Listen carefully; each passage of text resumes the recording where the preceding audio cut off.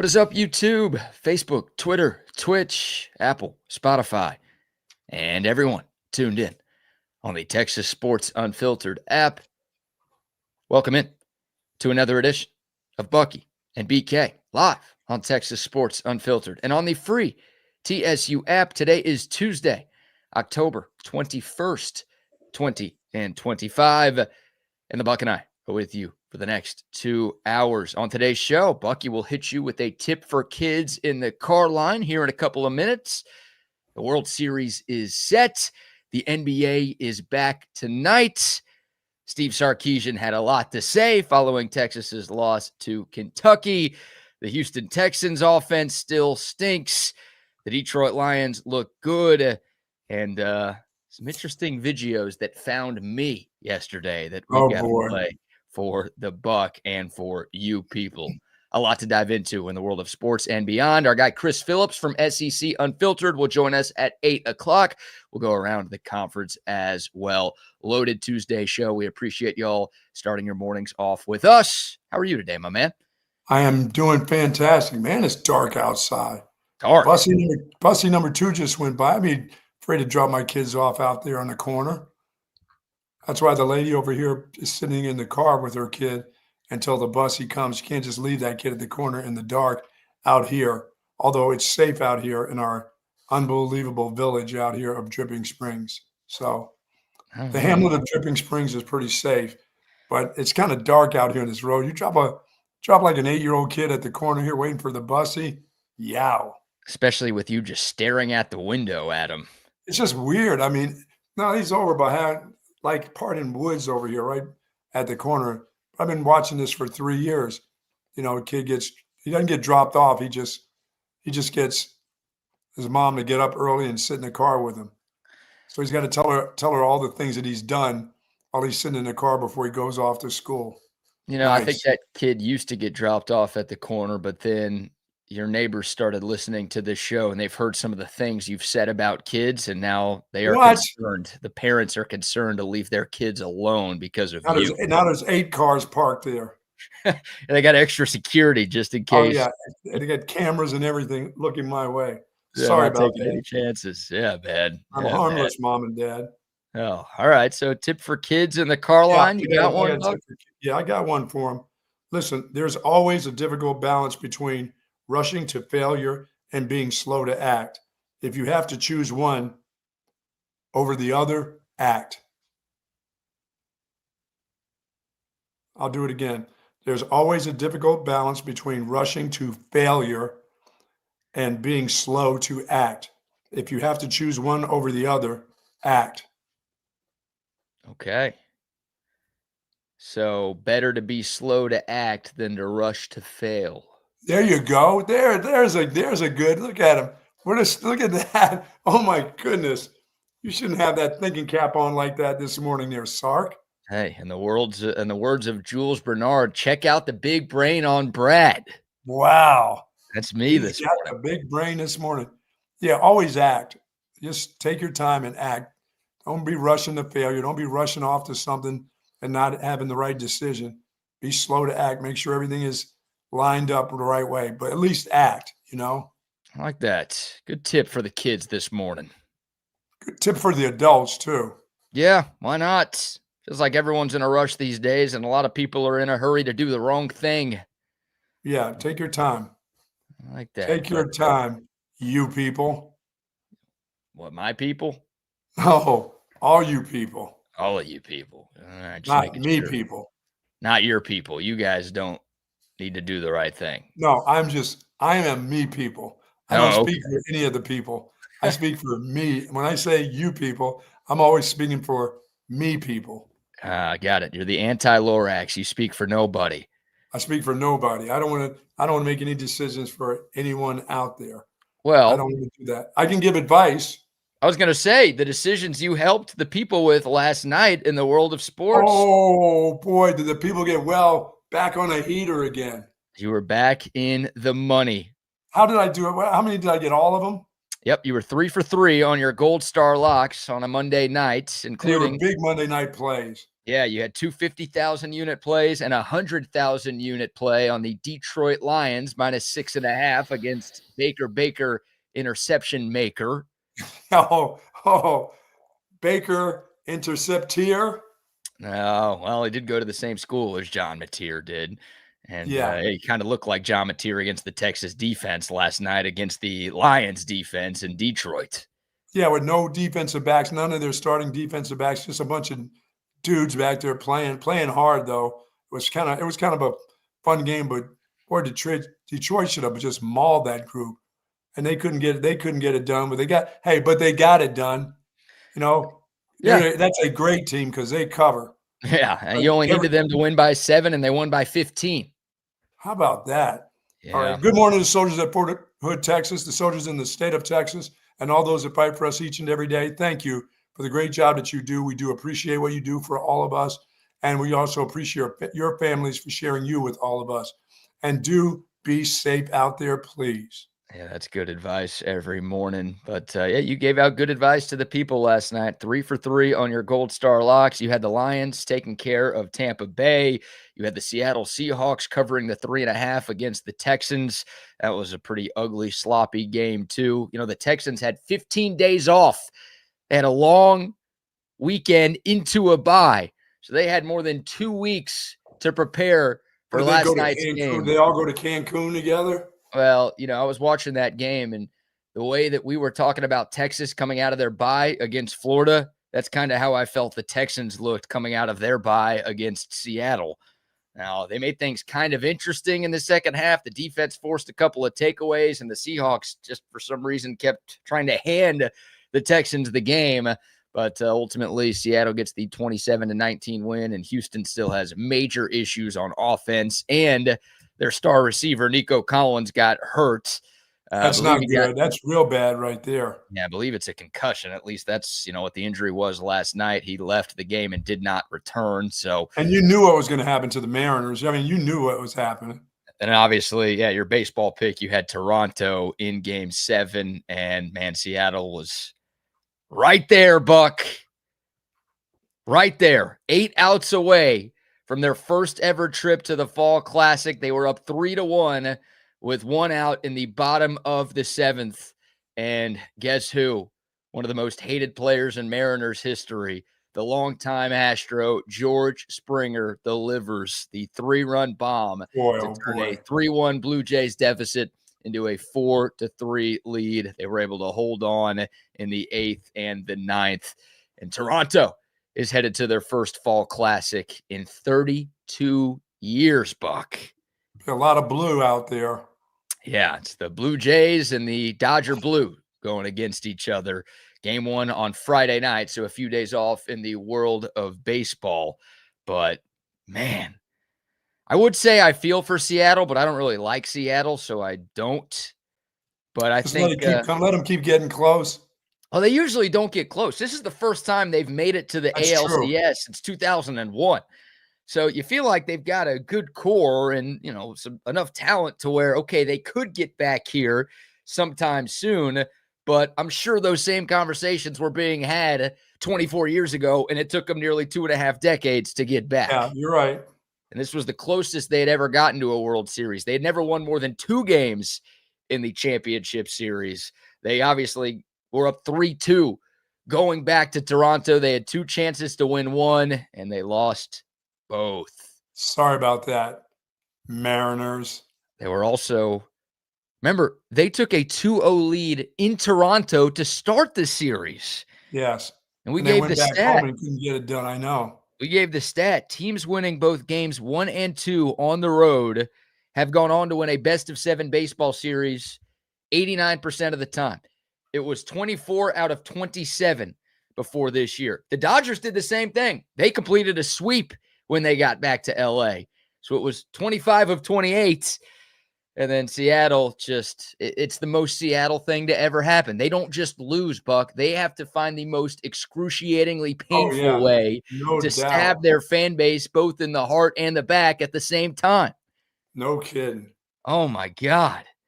Almost like the double play last night when the guy jumped and the guy jumped up in the air. Oh, yeah, Naylor when he got clocked in the head. That dude clocked him right in the back of the head. Yeah, that was a pretty weird play. I mean, both teams had so many chances last night. There were a bunch of double plays on both sides, and yeah, I mean, obviously, George Springer coming through. The Mariners' bullpen management will be questioned. Now, they had an opportunity to go to their best reliever, their closer, Andres Munoz, in that 7th inning to face Springer. Instead, they brought in Bizardo, who had been very good for Seattle, but it felt like he had pitched about 800 innings so far in the playoffs. And, you know, they tried to save their best pitcher for the 8th and the 9th, right? It's like, all right, let's take a lead to the 8th and the 9th inning. We'll bring in our stud reliever. We'll let him get this 6-out save. But you got to have a lead going into the 8th and the 9th inning to get a 6-out save. And they did. Yes, they brought in somebody else. He gave up the big bomb. Mariners fans are obviously pissed. And Buck, Seattle, still the only team in Major League Baseball that has never reached the World Series.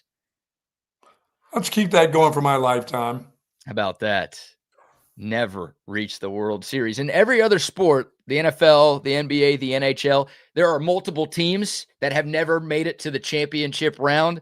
In baseball, there's only one that hasn't gotten there, and it's Seattle, and it continues to be Seattle. They got a pretty good core. They got some good players. They do. Yeah, I mean, obviously Cal Raleigh's a stud. He's a superstar. Julio Rodriguez is really good. I mean, they've got some talent, but they went all in. I mean, they made a lot of moves at the trade deadline. They really felt like this was their year. And again, almost was feeling like destiny was on their side. They win that 15-inning game to beat Detroit in the division series. They go up 2-0 in Toronto. Felt like, all right, finally they were going to get that monkey off their back, but no. That monkey's implanted into their spine right now. It is pretty terrible for Seattle. We'll let you hear from George Springer real quick, and then we'll give some quick thoughts on the World Series before we dive into some more football conversation this morning. But here is the former Astro. Buck, George Springer is now 3rd all-time in postseason home runs with 23. Obviously played in a number of big playoff games in Houston. Now he's doing it in Toronto, and he continues to be Captain Clutch. Here's George Springer on the field after the game, the back and forth with Tom Verducci. George, you've hit some big postseason home runs in your career, 23 in all. What will you remember about this one? They have bats before me. I mean, if it's not for those guys, that moment doesn't happen. Just, I'm so happy for our team, our fans, our city, our country. I'm so happy right now. George, as you circle the bases, how would you describe the noise, the atmosphere in this ballpark? Exactly why we love playing here. Unbelievably electric. We love every single one of these fans. This is such an unbelievable moment. You had to leave Game 5 when you got hit in the knee. How much discomfort have you been in these last 2 games? Well, it doesn't matter. It doesn't matter. I owe it to these fans, this city, this country to give it my all. It doesn't matter, so I'll take it. What is he, Canadian? Yeah, our country. Yeah, is he Canadian? He's not a Canadian, is he? No, he's not a Canadian by birth. He's from New Britain, Connecticut. Way to go there, Yukon. But he's been with the Blue Jays since 2021. So is 5 years enough time to make you Canadian? Not really. That's not enough time. Or are we calling him Benedict Springer in this country? He is good. Yeah, that's what I told you. They were the Yankees were supposed to be in that spot anyway. Yeah, you're still bitter about the Blue Jays knocking out your Yankees, and here they go. That should have been forfeited. That team's not from this country. They shouldn't be in the Major League Baseball playoffs. No, they're knocking out teams from the Northeast and the Northwest now. They're destroying our country up there in Toronto. Wow, Springer, our city and our country. Thanks a lot there, Georgie. Yeah, he's no longer invited back to the U.S. of A. No. Because of that. He's already got probably 5 houses there anyway. Yeah, I think so. Yep, George Springer, the former Yukon Husky, coming through in the biggest spot. What a moment for him. What a moment for Toronto. What a moment for Canada. But, I mean, they haven't been to the World Series since Joe Carter's walk-off in 93. Boy, I've never rooted harder for the Dodgers than what's about to happen now. Really? And I don't like the Dodgers. I was about to say, I don't know if anybody likes the Dodgers, but you're pulling for them. You hate Canada that much that you're going for LA? After what Springer said, I'm definitely going USA now. Oh, we're turning this into the Ryder Cup. Yeah, here we go. Ryder Cup Part 2. You know, the Olympics start in a few months. This is now a U.S. versus Canada gold medal match. Plus, we have our All-American boy, Shohei. Hey, we got our guy.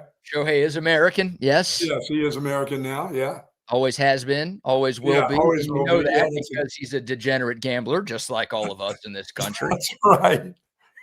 So, you know, he fits right in with us. Absolutely. He's one of us. Yeah, all of our Americans on the LA Dodgers, like Shohei Ohtani and Roki Sasaki and Yoshi Yamamoto and You got that right. Oscar Hernandez. Might as well throw him in there for good measure. Bunch of Americans. Valenzuela when he was pitching. Consuela? Fernando Valenzuela. Yeah, of course. We have all our wonderful Americans on that team. I thought you were just saying like random Latin names now, and you went with Consuela. I'm like, what are you talking about, like the janitor or something? What are you doing? My God! Yes, I'm going to be rooting for the Dodgers, and it's not going to be easy. You and Greg Way. There's no sweep here. Yeah, we'll obviously talk more about the series the closer we get to Friday. But early thoughts on Dodgers Blue Jays. I will say this, Buck. Toronto does have home field advantage.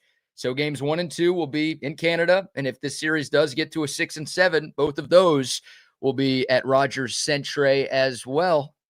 Shohei had 7 home runs in that bandbox. You're going 7 homers for Shohei? Yeah, I'm taking them in 6. Dodgers in 6? Yeah. Okay. Yeah, they are the pretty heavy favorite early on here. We'll see if there's any sort of line movement throughout the week. But the Dodgers, they have looked like the best team in baseball since the playoffs started. Obviously know what they did a season ago. Since the last 5 years. Yeah, well, they're loaded. They spend a lot of money. They've got all. Well, I can't say that because your team has a World Series. Let's not forget the Rangers. You know, for all you lifetime Ranger fans, it's not like it wasn't just last year or it was the year before. Oh, it was the year before the year. Yeah.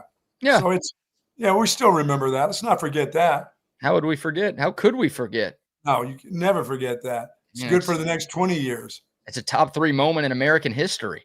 Oh, my God. Behind the signing of the Declaration of Independence and the Gettysburg Address, the Rangers winning the 2023 World Series is right there. It is. It is. Absolutely. And that's, the Rangers were kind of in that conversation with Seattle for a while for biggest chokers in baseball. But they got hot at the right time. They got over the hump. They got the monkey off their back. And now it's just Seattle alone. Sorry about that, Seattle. See you later, Mariners. God, what a choke job by them. It's incredible. Too bad they took it out on the Texans last night. Yeah, they did. Oh, man, they showed some clips of Seahawks fans at Lumen Field, like as they found out about the George Springer homer and obviously learned about the 8th and the 9th innings. They were pretty upset. So at least for their sake, the Seahawks won, but I don't think a mid-October NFL win is going to quite erase the sting of a late October postseason loss. No. Brutal. Yeah, but they're used to it. It only lasts for that night. It goes away this morning. It'll be gone. It doesn't get easier. Almost makes it harder. You should. Well, I was going to say you should know, but you're a world champ. What am I talking about? You don't know. You don't understand that. I am. You only know the feeling of victory. How big of a choker are the Seattle Mariners? Vladimir Guerrero Jr., Buck, showed up to the stadium last night wearing a Toronto Maple Leafs jersey. No. The Leafs are some of the biggest postseason chokers in the world, regardless of sport. If you're a hockey fan, you obviously know this very well. I was so confident that the Jays were going to win this series and win that Game 7. And then I saw this, and I'm like, oh, my God, the Mariners have a chance. And Vladdy Jr., even though he was the best player, he ended up winning MVP. Like, if he wears this and Toronto loses, everybody is blaming this fit. It's not the team, not what happened on the field. Everybody is saying You wore that to this game. That's the reason we lost. Yeah, no kidding. But we learned that the Seattle Mariners are bigger chokers than the Toronto Maple Leafs in your That's cross for sure. choke off, if that's a thing. Oh, my God. So there you go. World Series is set. Game 1 Friday in Toronto. That was epic. I mean, Game 7s are always fun. Playoff baseball is always fun, but you had some spectacular theater and some high drama north of the border last night. And congrats to you, Buck, for getting the pick right.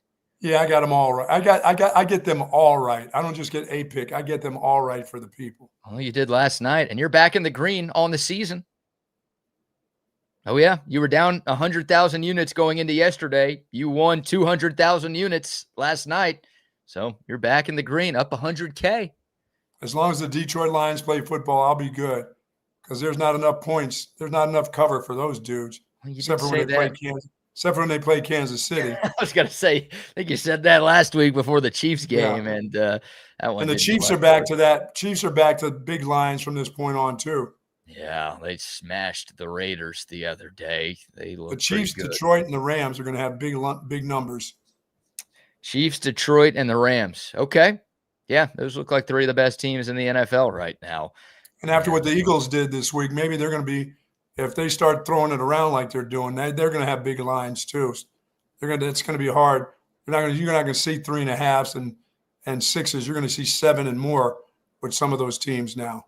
I would say betting on those teams and betting against the Jets and the Dolphins may be your best. Oh my God! Because those two teams. Yeah, betting against the Dolphins because that guy only needs one more loss to get fired. I don't know how he's not fired already. Yeah, what is that dude?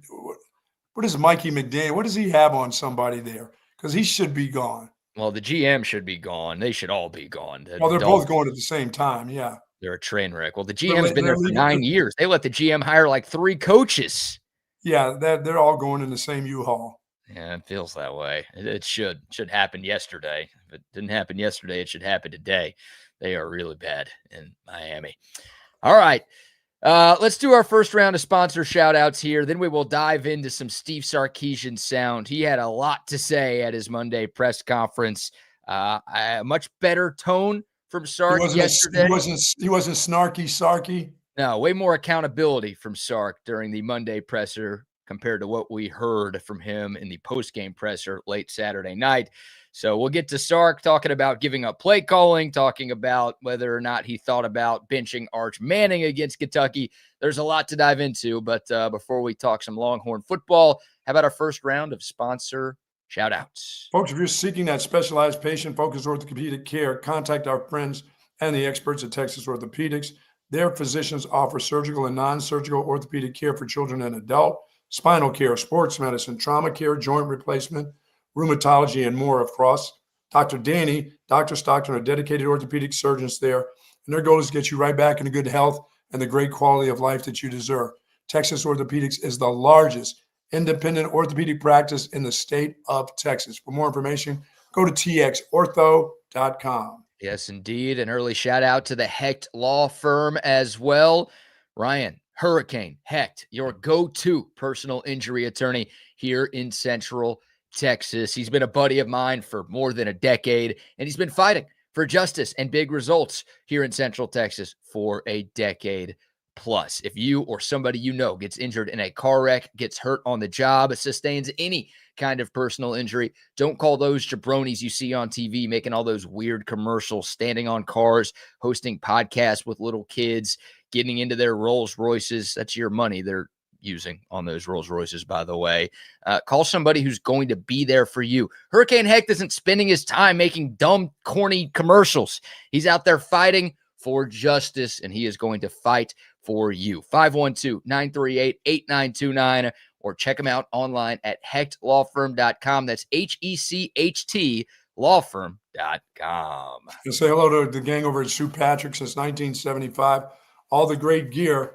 We're all wearing it right here. There's a couple of their hats right there at St. Patrick's. 5222 Burnett Road, folks. Free parking available, and they've got everything that you're looking for. They got all the polos that you need, all the golf shirts, all the gear for Texas Longhorn football, basketball, volleyball. they've got it, and tons of gear available for you in all sizes, men's and women's.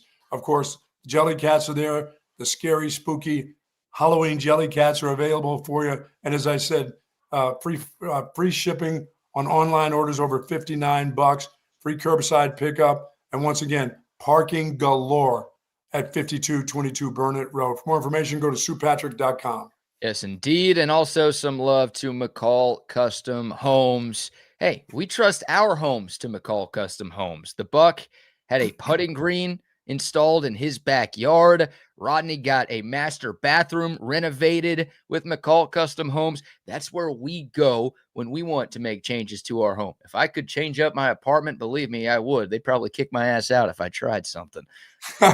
Call them over. Have them add another bedroom to the place. Not a bad idea right there. Hang on. We're on to something here. But love McCall Custom Homes. Look, when I do eventually buy a house, McCall, they're going to be the first people that I call. They're the best in the business, and they've been in business here in Central Texas for 4 decades. That's right. It's a father-son team with 40-plus years of experience. All of that has been right here in Central Texas, so they know what it takes to turn an Austin area home into something truly special. Kitchen, bathroom, you want to add on to your place, you want to add on to your backyard, whatever you want to do, McCall Custom Homes has your back. Just go to their website, McCallCustomHomesATX.com.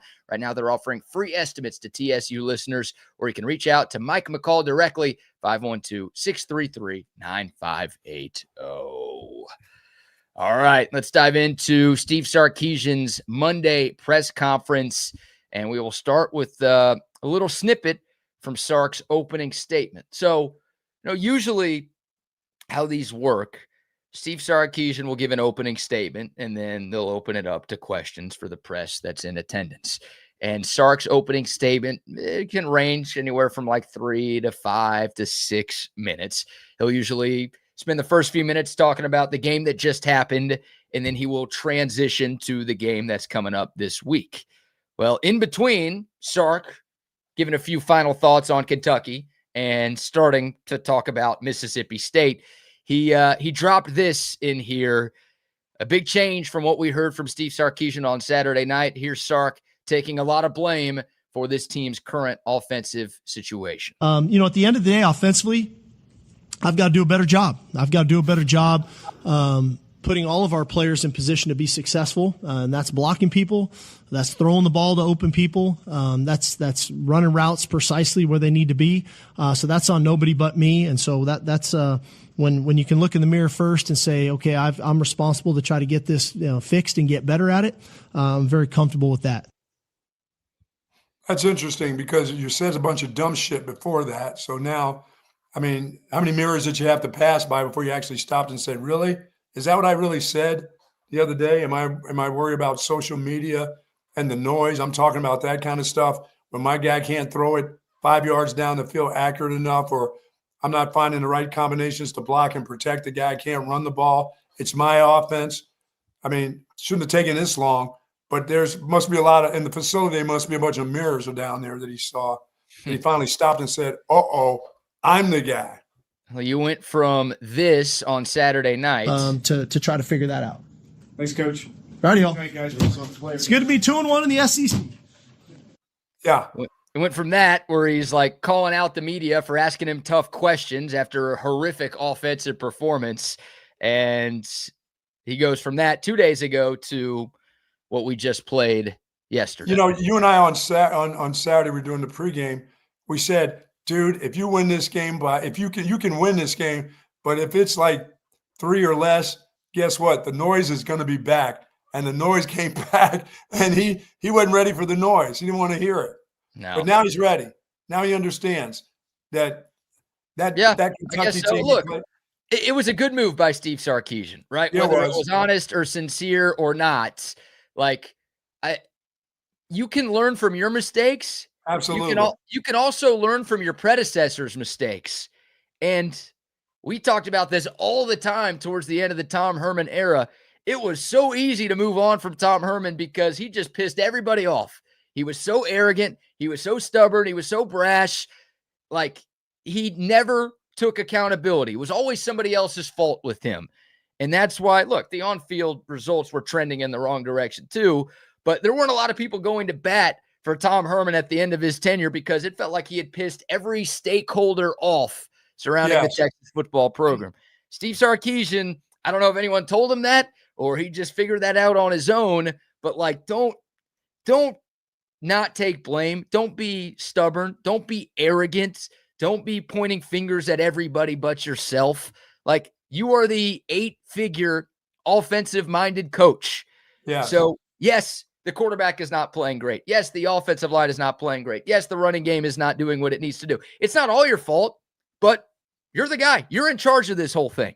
So there was way too much pointing of fingers on Saturday night, and I will credit Steve Sarkisian for at least changing his tone, Buck. Yeah, he had to change his tone, no doubt about it, because probably Cooper Manning's probably calling him up on Sunday and saying, you know what, my kid was a better quarterback when he was in 7th grade than he is now 3 years with you. That's what he's probably getting phone calls from the Manning family going, my God, the kid he was 7th and 8th grade. He was better than what he is now. What happened? I sent him to you. And what the hell's going on with him? All right. Yeah. That's an issue right now. I mean, Arch Manning has really struggled in games against power competition. This whole offense has, Buck. You know, Texas has played 4 games against Power 4 teams this year, the 3 in the SEC, and of course the opener against Ohio State. The Longhorns are averaging less than 17 points per game in those 4. If you take out the Ryan Niblett punt return touchdown against OU, it's down to 15 points per game. And I'll do one further. This may be me reaching a little bit to try to prove a point. No one in media has ever done that before. If you take out Ryan Niblett's big punt return against Kentucky that gave Texas the ball at the 5, which led to their only touchdown of the night in Lexington, Texas is averaging 13.2 points per game on offense. Yeah, we thought this team was going to be in the high 30s and 40 points. Yeah. I never thought they were going to be near 40. I just, talent-wise, it's not, there's just a lot. Eventually it's going to catch up, but it can't catch up to this point, BK, where you're averaging 13 points a game. I mean, really. Yeah. You know, the number for the season is higher than that, of course, because of what you did in your cupcake non-conference games. But yeah, in Power 4 conference play, they're averaging just shy of 17 points per game. But again, that includes your Ryan Niblett 75-yard punt return score against OU. So it's actually worse for the offense itself. You know, last year, throughout the year, postseason included, they were at 33 points per game, Buck. So yeah, they underestimated the strength of what we thought was an okay offensive line last year and didn't go out and do anything to solidify the help in the offensive line. They thought that, once again, they can do it through the high school ranks and they were going to get better. And if you follow behind that guy, you're going to be as good as that guy the following year. You can go out and get those killer dogs on defense, but those offensive linemen, that's a little bit tougher. You're going to have to go out and buy them. You're going to have to get them out of the portal. They're not coming from high school and then jumping right in. They don't have that many freshmen All-Americans that jump right in and do that. That's once every 5 or 6 or 7 years that may happen to you. But they're all not going to be like that. They all take time to develop. And if you can get some guys who have experience alone in the offensive line will be important. So, I mean, I know he's got to be kicking himself and wanting to kick, Coach Flood in the ass about that too. They want to kick each other. They just want to turn around and kick each other for that, not do anything about that, because that's where we are right now with this offense. That has a lot to do with it. Quarterback, running back, play, wide receiver. When you can't protect and you can't run, brother, it is awful hard. Hey, in the SEC or anywhere else. 100%. 100%. It's hard to call plays when you can't block anybody, too. Yeah, that's true. You're right. Again, this all is under the Steve Sarkisian umbrella. So when I say that, it's not like I'm not blaming Sark. He had the chance to go out and get some offensive linemen this offseason, and he didn't, right? They bet on themselves, and they've bet on themselves in the past, and it's worked. Yes. But this year, like when my dad goes to Vegas, he always does this. First thing my dad does when he goes to Vegas, he'll put 20 on a blackjack table and he'll just let it ride, right? If he wins, he'll keep the money. He'll keep all of it out there. He'll just keep going, keep going, keep going. If he wins 6 hands, that's when he'll take the money and run. And it's like, when it works, it's the greatest thing ever. You keep betting on yourself. You keep betting. And if it works, it feels great. But the one time you lose, you give all the money back and it's all gone.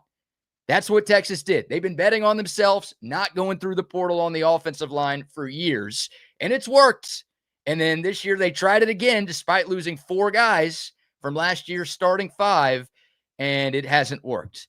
And like you said, it's so hard to do anything offensively. Run, pass, get receivers open, scheme guys open, anything if you cannot win up front. And Texas is just not winning. And you don't get to have wholesale changes on that now because you figured out, you know, that, you know what, it is about me. Now, I mean, you can't all of a sudden, and it's hard to change this part of the season, you know, because you got injuries, you have other things besides just the players themselves. You have the wear and tear on the players that you have and their backups. And now you're trying to, you know, exchange positions, do this, do that. So this is tough now. You got yourself in quite a situation right now. Yeah. But everything can't go awry. You can't have them all go awry. No matter what, the guy who's still underneath the center has to be able to make the plays in difficult situations because that's a difficult position. So when there is opportunities, that can't go bad. That can't be the next thing to go bad. It's already bad enough that your run game is just going to be, you know, hit or miss. You know, you got it going against Oklahoma. You don't get it going against Kentucky. Who knows what it's going to be like this week with the cowbells and the jitters and guys jumping and the noise. I see this as being a mess again this week, to tell the truth. In terms of how they're going to handle on the road at Mississippi State. I think it's going to be hectic. I think there's going to be a lot of confusion. I mean, obviously that's what they wanted.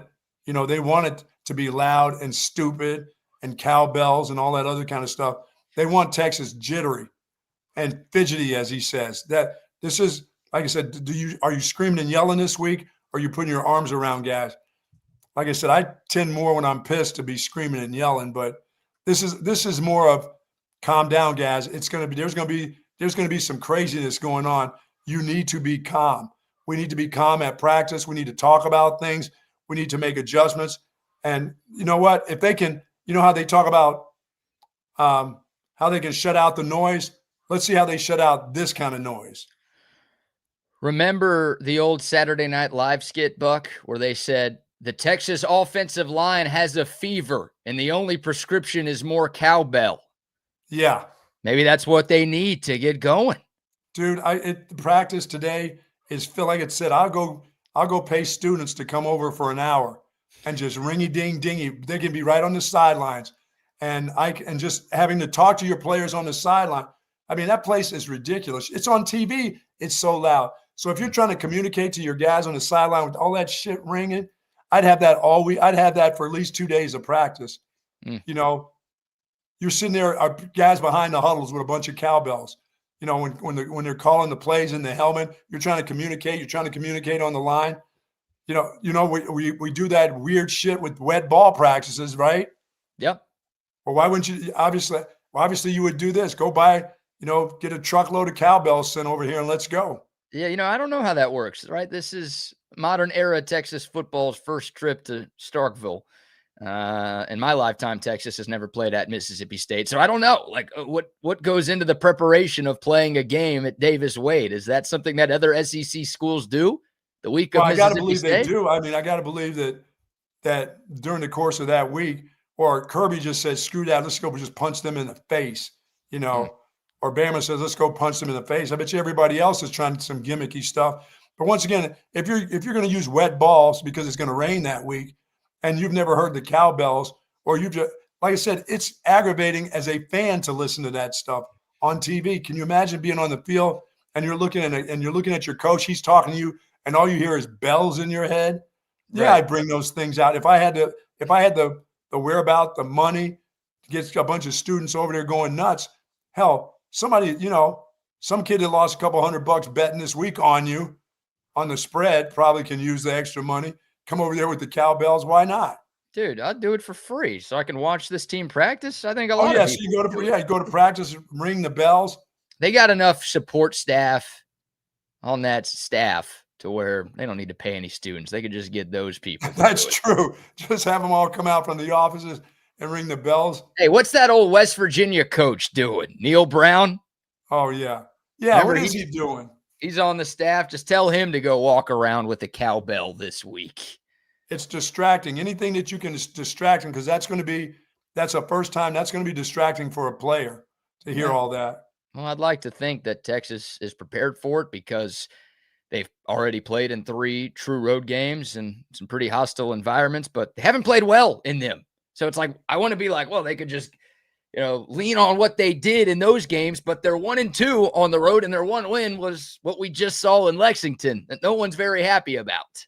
Well, I'm pretty sure they can blare that over the loudspeakers too. They can get a bunch of cowbell sounds and just ring that the whole practice. Boy, your head will be ringing. I mean, the next day when you're done, when that finally stops and you go home at night, that stuff will still be ringing in your ear. You're going to need it. Going to need it. Sure. Absolutely. All right.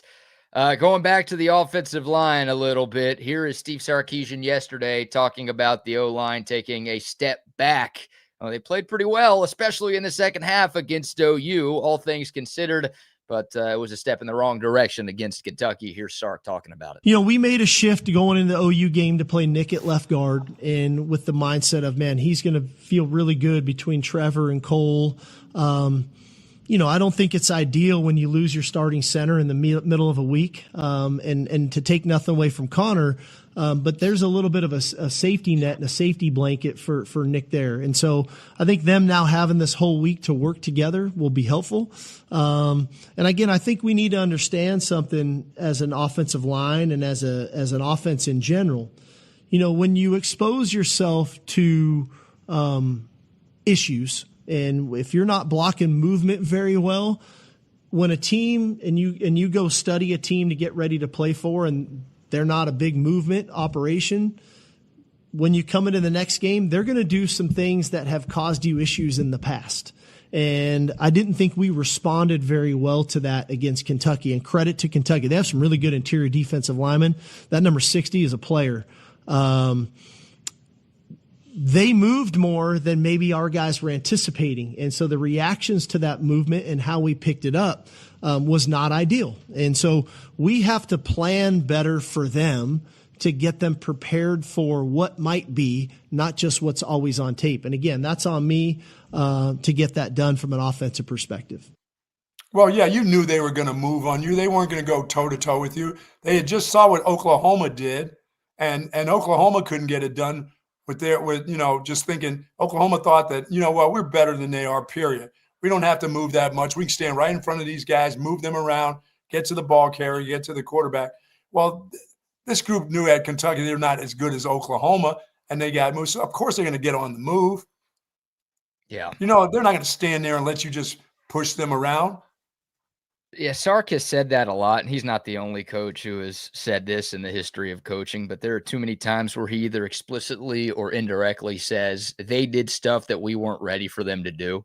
Yeah, that's definitely on you. And it's like when you're a really good team, which Texas has been the last couple of years, teams are going to break tendency. Like they're not going to do exactly what they put on film because they know you've probably been preparing for it all week. So, we might not be as talented as these guys. What can we do to win this game? Let's try to catch them off guard by doing stuff that maybe they haven't seen before. And it's and they knew they weren't as talented. They knew they weren't as talented as Oklahoma to stand right in front of you. They saw what you just did to Oklahoma's guys who thought they were that talented. Right. You've got to be able to adjust a little bit more. And Kentucky did adjust in the middle of the game. It's not like they just started the game doing a bunch of different stuff. As the game went along, they started blitzing more. They brought that same linebacker. I think Rayner is his name. They just kept bringing him over and over again in different spots on the offensive line. And Texas couldn't figure out what to do. It's like, wait, is he yours? Is he yours? Is he mine? And he just kept. Was that the dude who was clean in the run game, just standing there every time?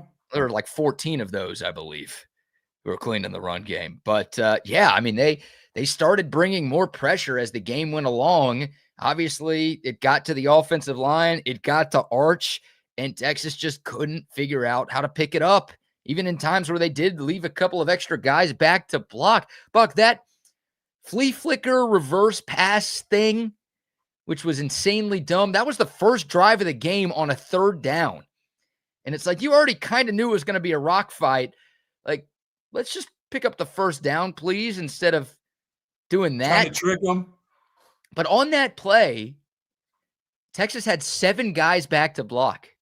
They only had 2 guys running routes, and Kentucky only ended up rushing 2. And dropping the rest of the world back there. They still got to Arch Manning and like rushed the throw. It was 2 on 7 and we couldn't block it. Wow. So like there's so much confusion up front. It's insane that this late into the year that they don't know their assignments. It's baffling. So and that's where it's, hey, you got to know your personnel a little bit more, Sark. All right, I get that you want to call that play, but that was in your opening script. That wasn't like fourth quarter. Again, that was the first drive of the game for Texas. So that was something. Do we know who we have? Your offensive line can't block when just one guy touches the ball. You're going to hand it to one guy, pitch it to another guy, pitch it back to your quarterback, and you think your O-line's going to be able to hold up long enough for that? Come on, dude. Like that, you have to know. We've played enough. You've said this 2 weeks ago that you didn't think Sark knew his players. You have to know at this stage in the year what you have and what you don't have, and you don't have an offensive line that can do that. No, and and if you don't know your starters, you definitely don't know your backups. You don't know those guys well enough. You don't see them enough. So It is. You better get some guys in there that you can trust to do certain plays. And here we go. And if you have to run that play over 5 or 6 times during the course of 2 or 3 series, then you got to do it, because you're going to have more success than that than try and double reverse pass back to the quarterback, because they're not going to hold them out. No, they didn't. And again, you had max protect on that play, and Kentucky didn't bring anybody, and you still couldn't hold them out. Oh, man. All right, one more here from Sark on the offensive line, but this is related to the quarterback. Steve Sarkisian yesterday was asked how much of Arch's struggles are on the offensive line just not being able to hold up. I think it's all a combination, right? I mean, it's easy to point to the offensive line. Sometimes we don't notice. It might not be the offensive line. It might be the running back who's not picking something up. It might be receivers not being at the right depth or drifting on a route. It might be his own, just error, whether it's mechanically or missing a read. And so it's all those things. And so for a quarterback, when you get those opportunities, when you have, like, as I refer to them as layups, I don't think you need to overthink it. You just need to take the layup, and that's challenging when you feel like you're working in a game, and he had to work Saturday night. And when you get those, now that's not the time for the sigh of relief. That's the time to make sure I drill this throw in here and let's get this first down. Let's keep it moving, or let's create this explosive play. But to your point, I do think things can add up on you to where you're like, oh my gosh, I got this guy open. I got to hit this. No, you just need to do what you do, and that's throw the ball and play catch. Oh, play catchy catch. He had like 6 of those. How many did he have of those? Have you gone back to see how many he's had? He had a bunch of catchy catches. Yeah, there were a lot of misses from Arch Manning there, and they still weren't well blocked. But once again, he's not a 5'8", 5'9" quarterback. He looks over the top and does his right mechanics. There's plenty of times to dump those balls because those guys are that open. It wasn't like guys were really close to him. They were that open. I think the stat is Arch Manning was pressured on 15 of his 32 dropbacks, which is way too high of a number, but it's still less than 50%. So it's not like he didn't have any clean pockets to work with. And the play to Jack injuries, that's the one that I think sticks with most. There were a few, but that was the most egregious miss. That was the most wide open miss that Arch had on Saturday night. Like, he had time on that play. He had a clean enough pocket. Injuries was wide open. And Arch, the wingo, and that they run so many of those crossing patterns. How many of those things do you think he's thrown in 3 years across the field that he still is having problems putting it behind the guy or way out in front? That one's so big when you have that player catching on the run.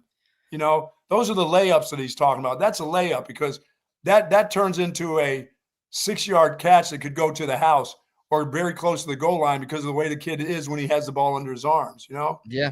And we're still talking about this. The very first offensive play of the year was Arch Manning missing a wide open DeAndre Moore. And I get it. Like, watch NFL on Sundays. Go watch Dak Prescott play. He has a couple of throws like that over a course of a game where he just misses a guy. but it's happening way too much with Arch Manning, and it's the same Arch Manning mistakes. looked like Baker Mayfield last night. Pretty close, probably worse, honestly. But yeah, I mean, you have to hit those layups because nothing is easy for this offense right now.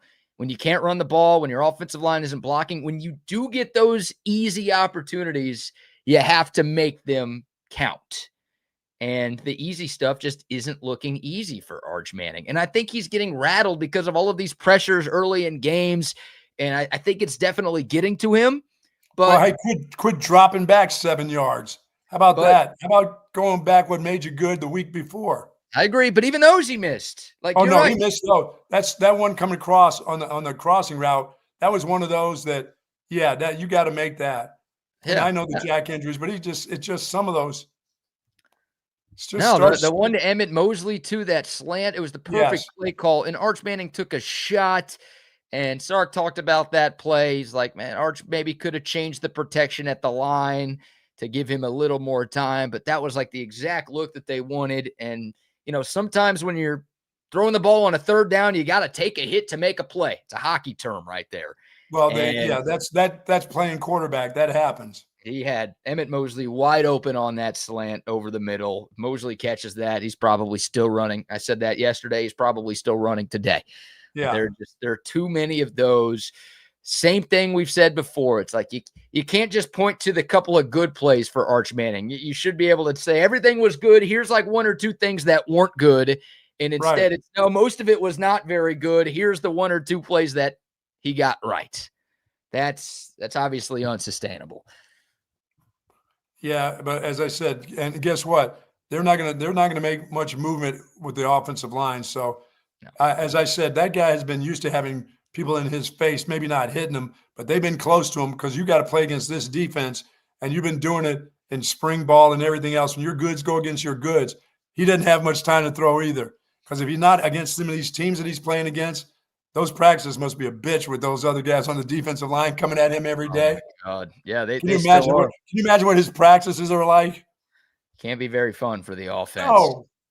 We heard a lot during fall camp that the defense was winning.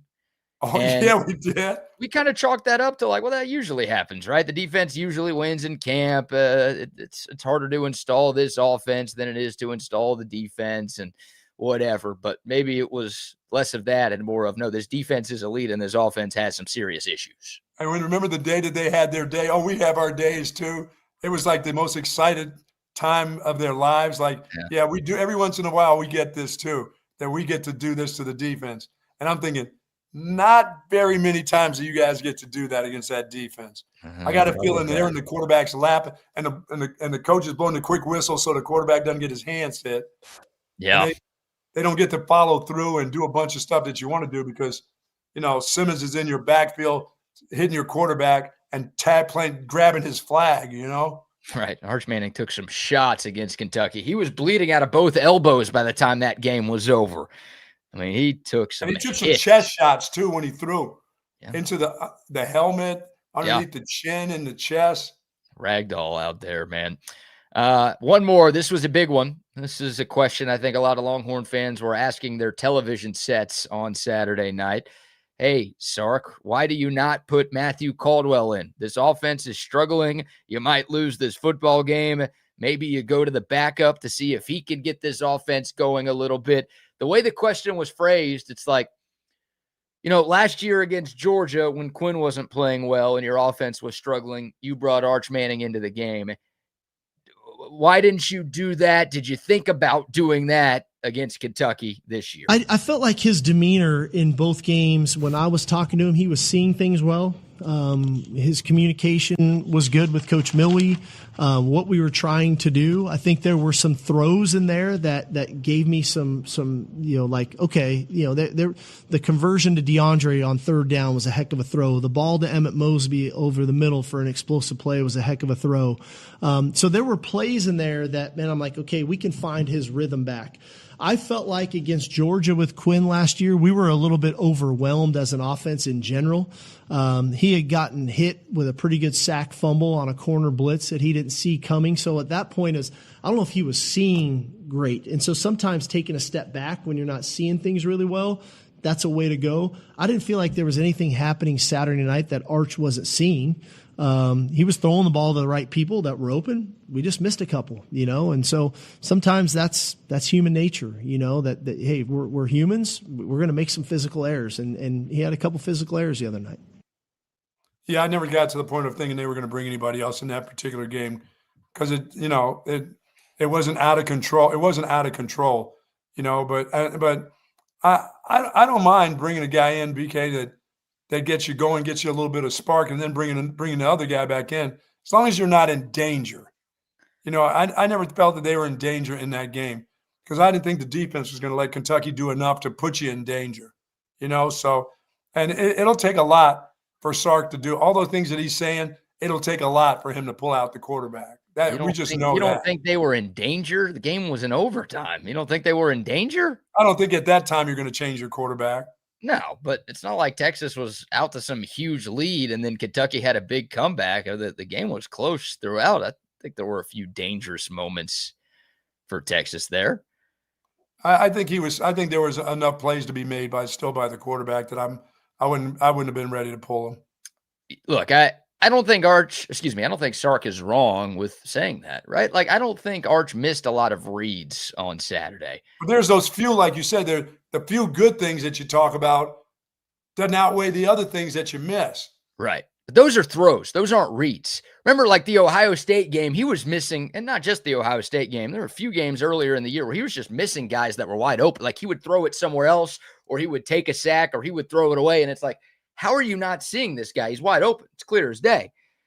In the Kentucky game, I don't think there were a lot of moments where Arch just threw the ball to the wrong guy. He just didn't throw the ball to the guy. Yeah, exactly. So I think that's what Sark's explanation was. He's like, Quinn wasn't seeing it great against Georgia. He wasn't looking where he was supposed to look. Arch against Kentucky was looking where he was supposed to look. He just wasn't throwing it right. And I know for a lot of fans, that's not a good enough excuse. It's like, okay, we'll bring in somebody who is going to throw it accurately where it needs to go. But I didn't think Sark was going to pull Arch. I go back to 2022, Quinn's first year, the Oklahoma State game, the TCU game. There were moments in that season where tons of Longhorn fans were clamoring for a QB change, both in game and then after the game, after Quinn Ewers struggled and Texas would lose. And Sark just wrote it out, stayed the course. He is loyal to his players. He is overly loyal to his quarterbacks. So, no doubt. Barring a 3-interception first half this Saturday, and Texas being down like 2 scores against Mississippi State, like Arch Manning's going to be your guy. He's going to give him every single chance in every single game to find a way to make it happen. No doubt. I believe that. You said that perfectly. It's going to take something catastrophic with this team in order to pull that quarterback. Yeah. And the time when that kid came in and threw a nice pass, I was, and then came right back out. I was like, yeah, I'll, let him play a couple downs, but I'm still bringing back my starter. It's just sometimes it's good to be sitting on that sideline watching another guy a little bit and then go back in. Maybe that works for you. You got to try something. You have to do something. You can't let it continue to go on because that guy, the way he's playing right now, can lose a game for you. Oh, for sure. And it's not just like lose a game. Buck, Texas has 3 top 10 opponents still on the schedule. Oh yeah, that dude can lose your game right now. Of course, you could lose those games, but you could lose this game against Mississippi State if you're offense like that. Forget Vanderbilt, forget Georgia, forget A&M. Those are all down the line. We'll get there when we get there. Dude, it's Tuesday. I don't even feel good about this one on a Tuesday. Yeah, I don't think you're alone. I mean, Texas a 6.5-point favorite. Let me double check that. That's what the line opened at on Sunday. I'm going to see what. Still 6.5, so no big changes there. But yeah, I mean, I can't ask the defense can stand on their head, but they got a better runner than what you just saw. They got a better run game than what you saw at Kentucky. They may trip into one. Your guys may run into each other, and somebody could go for 20 yards and a touchdown. Then they got a better chance of running the football for scores with this team. You know what I'm saying? Now I don't know if they can do it. I don't know if they can do it throwing, but they also, I think, have a better defense. Well, they got a better quarter. I think Blake Shapen's a better quarterback than Cutter Boley. Blake Shapen threw one of the worst interceptions you'll ever see that cost Mississippi State the Florida game this past Saturday. Right. Threw into like a 350-pound defensive lineman when they were in field goal range to win the game at the last second. That's when he went up and got to grab the ball. Yeah, disaster right there. But Shapen's been around the block. He's played a lot of college football. He's more experienced than Boley. Mississippi State, I think, is a better team than Kentucky. Not by much. I'm not here to tell you Mississippi State's very good. I think the point we're making is if Texas offense is like that, then they can make other teams look good. Yeah, and your team and your defense doesn't have just a stellar day. Everything can't always go right for them. They'll have a breakdown every once in a while. You can be in a real dogfight with this group. That's the Florida game. Defense didn't have its best day. The Texas offense wasn't good enough to pick them up. They lost. So, you need your defense. On a Tuesday, that 6.5 is not looming real good for me right now. All right, well, take your thoughts. The Dakota text line 512-222-9328. Our man Chris Phillips from SEC Unfiltered will join us momentarily before we get Chris's thoughts on Texas and go around the conference. How about another round of sponsor shout-outs? So our friends over at Relax the Back, for years my back has been a real problem. And I needed some comfort in a chair, really. Just a chair alone would help me out. And I did find that with Relax the Back, folks. They embrace a holistic approach for a healthier lifestyle. And as I said, my back couldn't be happier. And this is a great place to go over and find out about Tempur-Pedic mattresses, pillows, zero-gravity recliners, all the different kind of accessories that they have, the office chairs, of course, the desk, the accessories. It's all at Relax the Back, folks. If you need an adjustable bed, head on over to Relax the Back. Two great locations. One is at the Hill Country Galleria across from Whole Foods, and in North Austin at the Gateway Shopping Center across from the Container Store. Live pain-free like the buck, sometimes at Relax the Back. Well, most of the times. Most of the time. Most of the times, thanks to Relax the Back. Positive attitude right there. Well done. Absolutely. Well done. Shout out to our friends at AV Consultations. Here's a word from our man, Tom McKay. Hi, this is Tom McKay, owner of Audiovisual Consultations, and we'd like to take a moment to thank all of our clients for making the last 37 years both fun and fruitful. If you haven't yet, I'd like to invite you to give us a try for all your home electronics needs. There's no need to leave your home to find great pricing and incomparable service. No traffic, inexperienced sales geeks, or pushy showroom tactics. We come to you. So just relax, hug your kids, and smile. We handle all the work. Just give us a call at 255-8678 or online at avconsultations.com. Folks, it's 2 for Tuesday at Tony C's Pizza, too. You sell 2 pies for the price of 1. It's Austin's original coal-fired pizza, serving that New York-style pizza and a great Italian food straight from Ciola family's cookbook. Tony C's been part of the Bee Caves community for over 15 years. And the food is absolutely delicious. And the pizza, even better. Don't forget, on Wednesday is Unwine Wednesday, which means half-price bottles of wine, of course. They got locations at Highway 79 in Round Rock, the Del, right beside the Del Diamond there, Anderson Lane, and, of course, Bee Caves. It's Tony C's Pizza. Yes, indeed. Love Tony C's. Also love our friends at centextickets.com. Any sporting event, any concert, any festival, any comedy show, any events coming your way. If you want to be there in person, there's only one place to go to get your tickets. That is centextickets.com. Don't forget to use our promo code CENTEX10 when you check out. You're going to get 10% off of any ticket purchase. I get it. There's a lot of online ticket marketplaces out there, but nobody is better than Centex Tickets, and they are local as well. So support local Austin businesses here. If you want to buy tickets, if you want to sell tickets, the only name you need to know is centextickets.com. And a big hello to our friends at Hat Creek Burger. It's a Hat Creek Burger day for me before my golf round. Go up there and get myself a lettuce burger. No bun necessary. A couple pieces of big iceberg lettuce with a nice, I'm going to have a double with cheese and put everything in it. Onions, mayo, everything but pickles. Don't do the pickles. Don't try to surprise me with any pickles out there, okay? No matter where I go, don't put any pickles on my burger. Ask me about the pickles. I'll tell you I don't want any pickles. So when it comes, I don't get it. And at Hat Creek Burger, when I ask them, no pickles, please, I don't get any. I don't get any on the side. I get exactly what I asked for at Hat Creek Burger. 25 locations throughout the state of Texas, born and bred right here in Austin, Texas. And folks, there are some Hat Creek Burgers in your area that do breakfast starting at 7 a.m. Check them out. Great tacos there. pancakes, waffles, the whole works at some of your Hat Creek Burgers. And a bunch of them do, how about this, margaritas in the evening for mom and dad while the kids hit the playscape. Maybe you want to have a quick margarita before you go home. Give the kid a double with some cheese and have some fries and a milkshake. November is milkshake month for me. It is not still October. I shouldn't say November. I should say Thanksgiving, because that'll make me run November 1st and start slamming down Hat Creek Burger shakes. And they've got the great shakes at Hat Creek Burgers. For those who can have a shake, please head on over to our good friends at Hat Creek Burger. Yes, indeed. Yeah, get you one of those margaritas and tell the kids to drive home. You know, we're having fun tonight. Hey, you take the wheel. You got it, kid. Quick shout out to Gorgeous Greg from Georgetown. I don't know if that's a self-appointed nickname. I like that. Text in on the Coda text line this morning saying, Bucky and BK listening from Cancun, celebrating my birthday today. Nice. How about that? Happy birthday, Greg. Thanks for making us a part of your special day. And part of your celebration. Thank you very, very much. Appreciate that, man. It's the beauty of the Texas Sports Unfiltered app. You can pick us up wherever you are. All right. Chris Phillips will join us here in a moment. We will get to some more sound from Steve Sarkisian in a second. Buck, real quick, the NBA returns tonight. I'm only doing this because I know Chris is about to join us, so I don't want to dive into any big-time Texas football conversation that we have to cut off midway through. But the NBA is back tonight.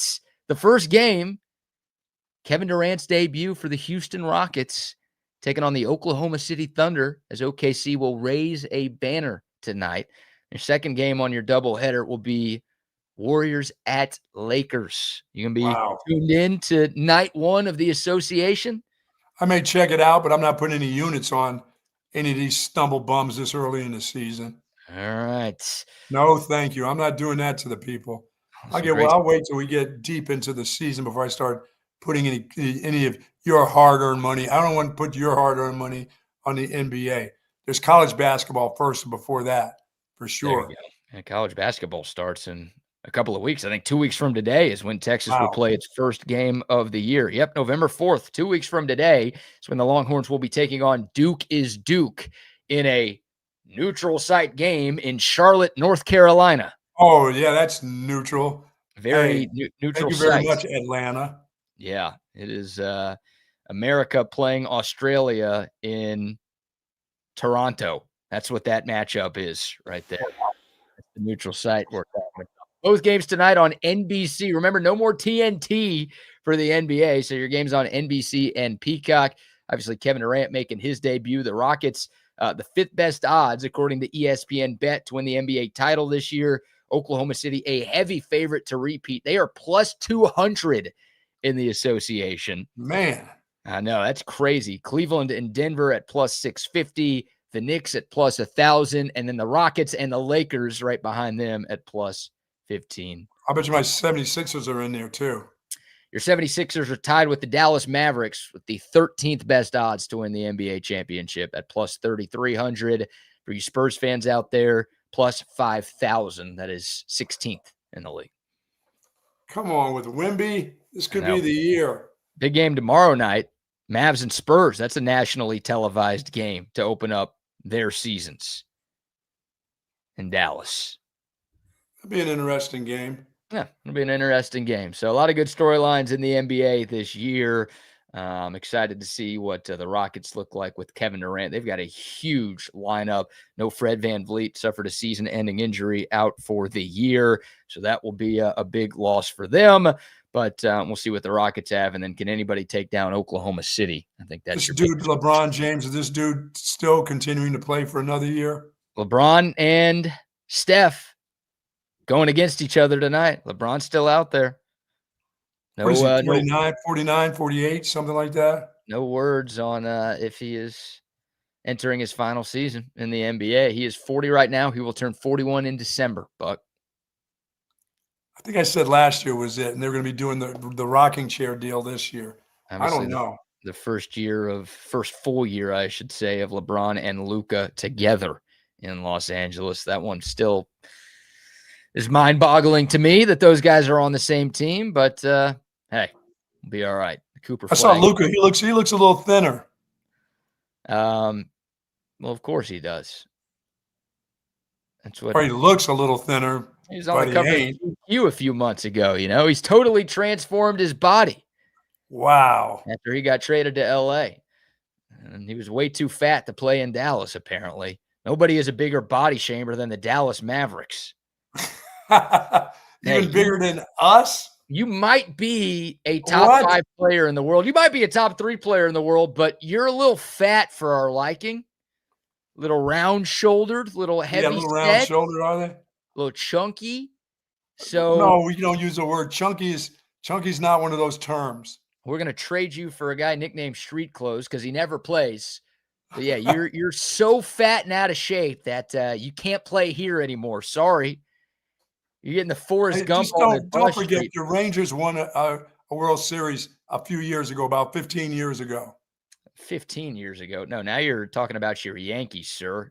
Oh. 16 years, by the way, for your Yankees, the last time y'all won anything. They still got the same managers. That guy's still there. Booney is still there, man. Booney is still there. Yeah. All right. See him in the waiting room every Tuesday around this time. We talk all things SEC football with our man Chris Phillips from SEC Unfiltered. CP was at the LSU Vandy game in Nashville this past weekend. Finally got to rush the field for the first time in 2025. CP, good morning. Oh, we've got a muted Chris Phillips this morning. Let's see if we can. Chris, can you hear us? You're muted. Still muted. You got me there. We go. There you go. Sorry about that. We had the wrong mic selected. No, so it wasn't technically a field rush. It was a field welcoming, I think they're calling it now, but I'm counting it as a field rush. So there you go. Yeah, they're letting people on the field once the visiting team has left the area of competition after the game is over. I don't know. That's like a new thing, I guess. But no, it was awesome, man. That game was incredible. Obviously having a home game, quote unquote, for me in Nashville, living here, got to sleep in my own bed for the first time in probably about 7 or 8 weeks. So that was fun. And no, it was incredible, man. There were a lot of people that were excited to have us in town, and certainly the game delivered. And yeah, we live in a world where Vandy Mizzou is getting college game day, and the Commodores are legitimate college football playoff contenders and maybe even favorites at this point. So it's it makes no sense, but we're having a blast with it. Yeah, he chose a good time to move to Nashville, sir. All right, before we go around the conference, want to get your thoughts on Texas, Kentucky, right? I mean, the Longhorns somehow, some way survive in overtime. You know the SEC better than we do. Texas ain't the first team to escape Lexington with a close win where you're wondering what the hell just happened. But your overarching takeaways from Texas's grinded out victory in Lexington. Yeah, I mean, listen, on one hand, a win's a win in the SEC, right? Especially on the road. I don't think there's anything such thing as a bad road win in the conference. On the other, I think it's just kind of more of the same what we've seen from Texas, right? It's just offensive struggles that define this group. The offensive line, you're not able to run for more than 1.7 yards per carry. Arch Manning's not very good in result of that, 12 of 27.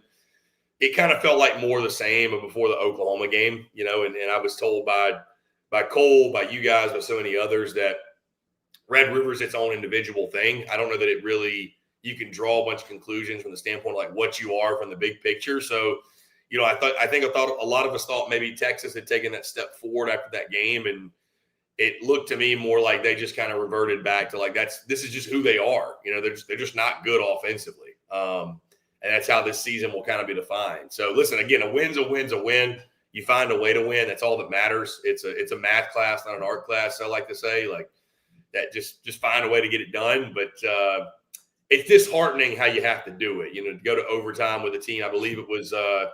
I saw somebody who covers Texas talking about that everybody else that had played Kentucky had exceeded their rushing yards per game total when they played them, except for Texas. So, it's disheartening the way it happened, obviously. But like you said, Texas is not the first team to go into Lexington and struggle for 4 quarters and then some to get a dub. Look at Georgia last year who, again, won the SEC. But I would argue that Kentucky team was a little bit better than this one obviously is. So, win's a win, obviously, but, tons to clean up. I tell you this, guys, if the offense doesn't get better, if that same offense shows up, Mississippi State will beat Texas. I have no questions about that. They will lose that game. So on a Tuesday, I feel the same way, Chris. I'm going to ask you this. You've seen enough of Arch Manning now from the first game to right now. And when you're saying, you know, are you looking at it in your mind? And I know it's hard to predict the future and how you go on and everything else, but in your mind, seeing enough of him right now just tells you he may end up just being a okay quarterback, just an okay quarterback. He very well could. I mean, I still think the talent is there, but you have to wonder if the confidence will ever kind of get the place it needs to be. Mm-hmm. I know there's obviously, I'd love to hear you guys' thoughts. I know there's a lot of Texas folks pushing back on the Steve Sarkisian play calling idea. Every year we get complaints about play calling in college football. This year feels like it's like at an all-time high. Like I feel like everyone is complaining about their offensive coordinator to some degree. Yeah, pretty much everyone. I'm trying to think who's maybe not. Maybe Ole Miss fans are pretty happy with Kiffin calling the shots. But outside of that, it's like everybody's got a gripe with their OC. Yeah, there's a chance he's just an average quarterback, which Texas could still probably win a lot of games with him just being an average quarterback. Yeah, because of their defense and athletes, yes. Right. But it would be, it'd be disappointing for all of the hype and the hoopla. And maybe as unfair as it was, the kid's last name is still Manning, and he was still a 5-star recruit. And, I still want to believe that Arch can be like an all-conference kind of player, but there'll have to be some major strides taken from this year to next year. And he's going to have an offensive line put together that's worth the darn, too. That's the other part of this that, he's kind of behind the 8 ball every single week. Yeah. And with that position, he's not a freshman. He's been here. He's been hit because their defense at practice must knock the crap out of him. If some of these teams are doing it to him, he must be thrown under pressure at practice against some of these players that Texas has. It's the ones that are there to be made. And he's not a 5'8", 5'9" quarterback. He's big enough. He throws over the top, but the accuracy and some of these things that we've seen from game one to now, I mean, it hadn't changed. Yeah, I mean, it's tough to watch. It's tough to watch for sure for Arch. You'd think there'd have been progression from the start of the season to this point. We just haven't seen it. Again, the lack of confidence is and that to me starts at the top. I mean, you got to put the kid in a better position to have success and build up confidence from early on to now. And they just haven't done it. And I don't know whether that's pieces missing around him or the offensive line just being what they are, but there's a lack of confidence by everybody on that offense right now. Yeah. One step forward, 2 steps back right now for Texas on that side of the football. Chris Phillips from SEC Unfiltered joining us now. It's funny. The old adage is the most popular player is the backup quarterback and most popular coach is the other play caller. Like that's just how it works in college football these days. Looking around the conference, Chris, how about that Ole Miss Georgia game? I mean, just sensational back and forth, haymaker after haymaker. Ole Miss has a lead in the 4th quarter, and it's like, oh my God, is Georgia going to lose 2 games at home in the same year after not losing at home since 2019? And then Georgia just turning it on, outscoring the Rebs 17-0 in the final frame. The defense finally gets some stops. Gunnar Stockton put on a show. Your biggest takeaways from Georgia handing Ole Miss its first loss of the year? Guys, it's October the 21st. We are going into week 9. Y'all know the Avengers movie where Thanos sits back and he's like, you couldn't live with your own failures. Where'd that bring you back to me? That's how I feel right now because I feel like we're all getting brought back to Alabama, Georgia in the SEC title game anyways. Like we're all kind of just with the more things change and crazy college football world, it's like Alabama's rocking and rolling and back to the form we thought they'd be, and Georgia just keeps finding ways to win games. And it doesn't matter how they got to win them, high scoring, low scoring, whatever. They just find ways to win. And I picked Georgia for that very reason. You're right. Ole Miss had them on the ropes. It is strange watching a Georgia defense struggle the way they are this season. But, yeah, this is another offensive play caller, by the way, Mike Bobo at Georgia, that like when I was up there and just talking to Dogs fans pretty consistently, he gets reamed out by the fan base constantly. There's a lot of folks that they hate Mike Bobo. They'll never not hate him. And you have the product you have right there. And he's obviously put out some really good Georgia offenses and offenses in general. And yeah, Gunnar Stockton balled out. Obviously the kid he's just a straight up ball player. I know that was a kid that maybe I question a little bit here and there. Like if the game was put on his back, could he go win it? I think he answered that question. Georgia's back to being physical, running the football, 221 rushing yards. I think that is the biggest difference for them. They added those guys, obviously, the wide receiver position in the offseason from the transfer portal. And, yeah, it was just a game, guys, watching. You knew Ole Miss was just going to have to score and score and score and score. And, the defense is the suspect part of their football team, and they just couldn't keep up. And, again, Georgia just proved they're still a tough team to beat between the hedges. So, yeah, I mean, that's the traits of a Kirby Smart group, man. It's whether it's a, 43-35 game or this game was 13-5. Like they're going to find a way to win, bottom line, especially when they're at home. And, yeah, just again, I keep thinking, guys, it feels like we're lining up to getting Georgia, Bama, and Atlanta for the SEC title after all that we thought and predicted and all the changes of college football. It feels like we're just kind of on the path to get that matchup all over again. What do you see A&M building right now, Chris, as you watch them? They look like a team that can get into a shootout. They can get into a dogfight with you. They're playing pretty good on defense. It's kind of a methodical offense at times, but boy, they make some big plays with those wide receivers and the running backs. They got tons of running backs. This is quite a game going to come up with LSU. Something better happen good for LSU this week, I believe. If A&M goes in there, and which they never do, but they go in there and they beat them by 10 or more points, I got to believe Brian Kelly, they are going to be some kind of pissed down there in Baton Rouge.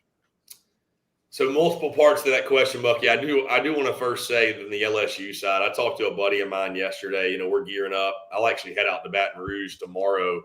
Got a big weekend planned down there, but I'm really excited to get there and kind of get a sense of what the vibe is around that place, because from what I've been told, it is pretty toxic. Those people are pissed. Those people are pissed, to say the very least. And you're right. I mean, if A&M goes in there, and especially if A&M handles them, and they could. I mean, A&M very well could. If A&M goes in there and does that, buy out be damned, boys. Like, the combos are going to be happening. It's funny. We all talk about, like, oh, they couldn't do that because the buyout. I think almost every SEC school, if things got bad enough, they will find the money. Like, yes. They'll be looking under mattresses, and like, I don't know if y'all know a whole lot about Louisiana and the mafia and all that, and I won't say much more than that, but there's money down there. I promise you, they can find it. Or they'll get it from somebody. You know what I mean? Yeah. So, you better show up and you better play well. A&M's a complete team, I think. Top to bottom. We've talked about that before. Does it mean they're going to go unscathed? Does it mean A&M's going to win the national championship? Does it mean they're going to win the SEC title? Not necessarily, but they have very, very few weaknesses. Very few weaknesses just across the board. I mean, it's hard to pinpoint one thing. I mean, I guess you could look at the fact that Arkansas, did have their way offensively. They rushed for 268 yards in the ball game. So I still think there's some things with Mike Elko and company that they got to clean up defensively. But you mentioned Bucky offensively, and I thought Marcel Reed looked really good, almost 300 yards passing, 3 touchdowns. That was a big game for him. And like you said, they can run the football. I mean, they got so many different guys that contribute with Owens, with Amari Daniels, with with what Marcel Reed does in the rushing attack. So I like this A&M team a lot, but I tell you guys, and listen, it is what it is. There's not a whole lot of logical reasons why I think A&M will beat LSU, but the SEC Unfiltered Tour is not about logic. If you've been keeping up at all, it's not about logic. Logically, Texas, I didn't think was going to beat Oklahoma, but they did. So, logic aside, I do think LSU can win this game against A&M. Night game at Death Valley. This kind of to me feels like your last real hurrah if you're LSU. Like, if you're going to have any chance to anything of the season, you got to win this one. And even if you're not, even if the Brian Kelly era goes down in flames, which I very well think it could. If you're an LSU fan, you're thinking to yourself, the last team we want it to happen against is the Aggies. Yes. I mean, you're talking about recruiting base. Wow. So, but I mean, either way, like I said, there's some things at LSU, their manhood will be tested this weekend. There's some things that have to flip really, really quickly. I think they can, but yeah, going to be a fascinating Saturday night down in the Bayou for sure. God, yeah. LSU fans almost hate A&M as much as Texas fans do. They're getting closer seemingly by the day. So that'd be a brutal loss for them. Chris Phillips of SEC Unfiltered joining us here on Bucky and BK. Chris, 2 down. How many more to go? Sam Pittman gets fired a couple of weeks ago. Billy Napier gets the axe on Sunday, despite winning against Mississippi State, but the writing had kind of been on the wall for him for a while. Mark Stoops, Hugh Freeze, Shane Beamer, maybe a couple more. You just talked about Brian Kellner. Who's next? How many more are coming before this season even ends, CP? Yeah, it's, after last year, guys, when all 16 coaches returned, I'm not surprised by what's taking place. I think we all knew there was going to be bloodshed across the league after everybody kind of got their checks and balances all figured out. And, the revenue sharing stuff is no longer a key factor. Everybody's like, okay, we know exactly how much money we've got to spend or not to spend on a buyout. I think making the move on Billy Napier was the right move. You can question the timing, but, going into a bye week, final stretch of the season, it gets them out ahead of things when it comes to looking for a new coach. I think it made sense. In the Billy Napier era, it needed to be over. It was after the South Florida game, I knew he's toast. He shouldn't be there. So you mentioned Arkansas, mentioned Florida. Hugh Freeze at Auburn's got to be gone. There's no way he's back. Dude, he was begging for his job on Paul Feinbaum yesterday. He's showing highlights. That guy was at his press conference begging that I can get this done. And I'm like, dude, they're going to pay you. You're going to be fine. Nothing. You're not going to be sleeping under a bridge. He sounded like he was going to be sleeping under the bridge. He wanted to keep that job so bad. Yeah, he's a dead man walking, guys. I don't care what lobbying he's doing. He's finished in my mind. So that'll make it 3. Apparently there are some real conversations in Lexington, Kentucky about, Kentucky potentially moving off of Mark Stoops, which, it's all about the buyout for them. But apparently what I've been told is they saved a lot of money they collected a buyout to get John Calipari out of there. He left on his own accord. So there's just this lump sum of money that potentially they could use for that. So I think Stoops very well could get the can, guys. A name we haven't mentioned, and I'm not saying it's going to happen, but what if Oklahoma goes cold? Brent Venables is not safe. I mean, he's far from safe at this point, right? I know they just won. Maybe this is a little bit more of a long shot, but, Brent Venables potentially, Brian Kelly certainly. If they lose to A&M, if they go 8-4 again, guys, I don't know how they bring him back. I don't know how for another entire offseason you're going to be able to look people in the face and say, yeah, we genuinely in our heart of hearts believe the program's headed in the right direction. I think Shane Beamer's back at South Carolina next year.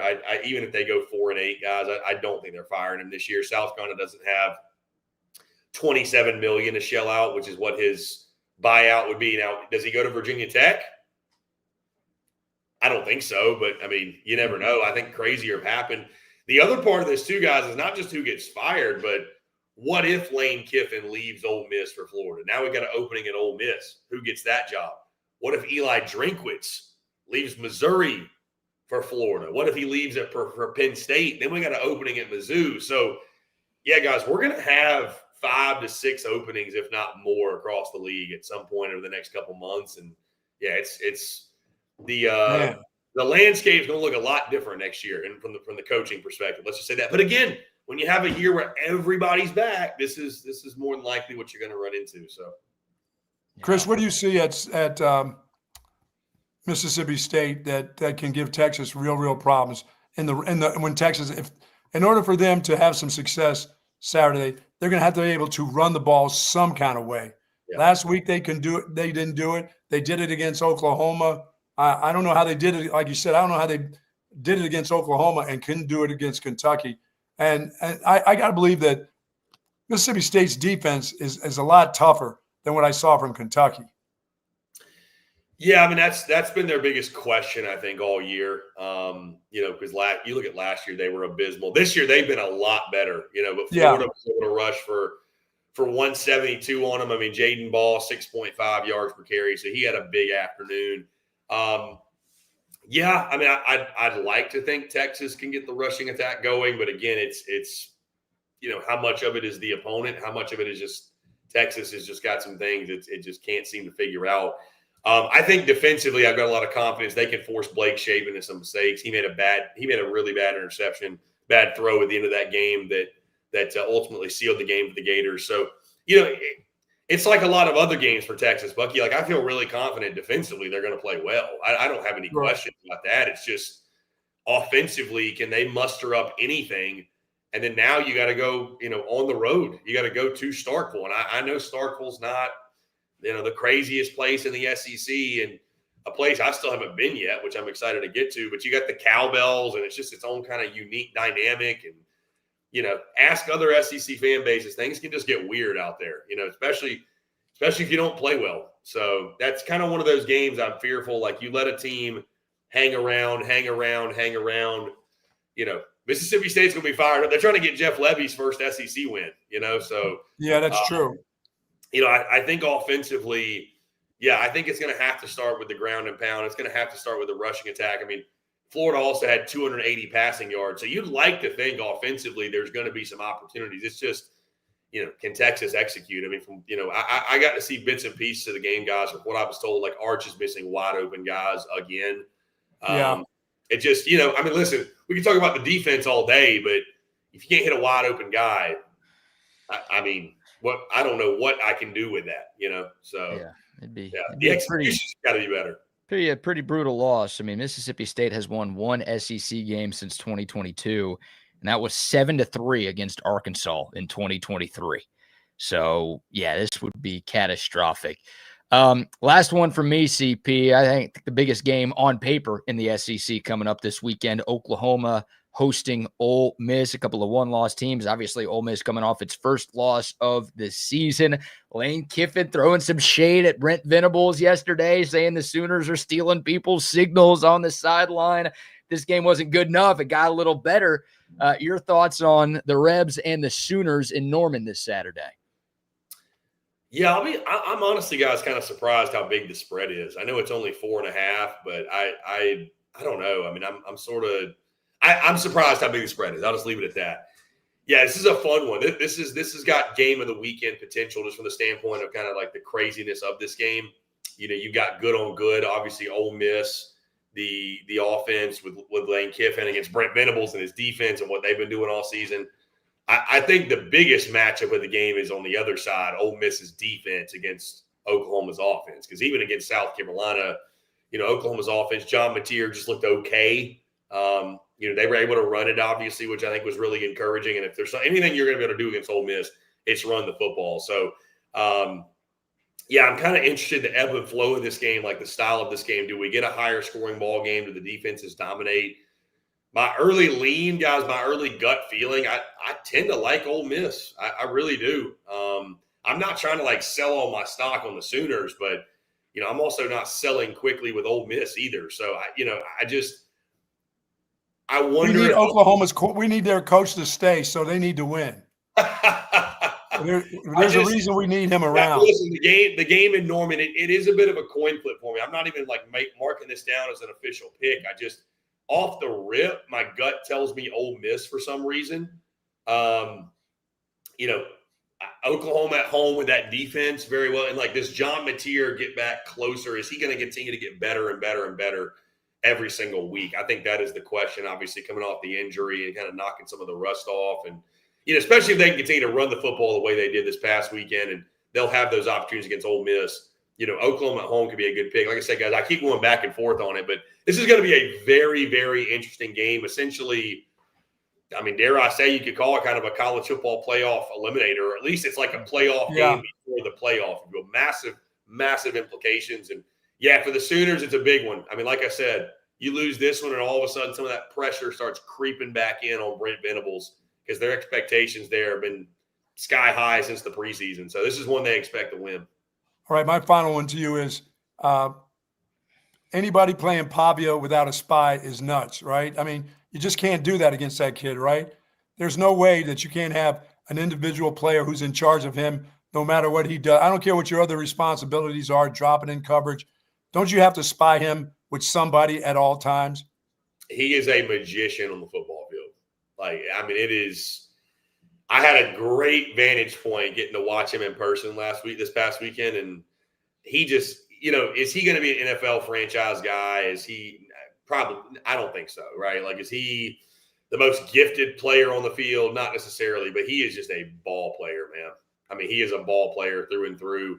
But yeah, you're right. I mean, Bucky, if you're taking on Vandy, you'd be crazy not to have someone, committed to. But even with that, it's still difficult when you're doing that because he's so good at escaping the pressure of he's got enough wiggle to get around guys and make big plays with his legs, and he'll make throws on the run. And he made some plays on Saturday where he's just making something out of nothing. And I know we all want to damn LSU's defense for it, but sometimes you just got to tip the cap, man. I mean, he was special, and they needed him to be special on Saturday. So he's come as close to Doug Flutie as I've seen. He's just a little bit, stockier than Flutie, a little bit more round shouldered, but he does all those Flutie things when there's nothing there.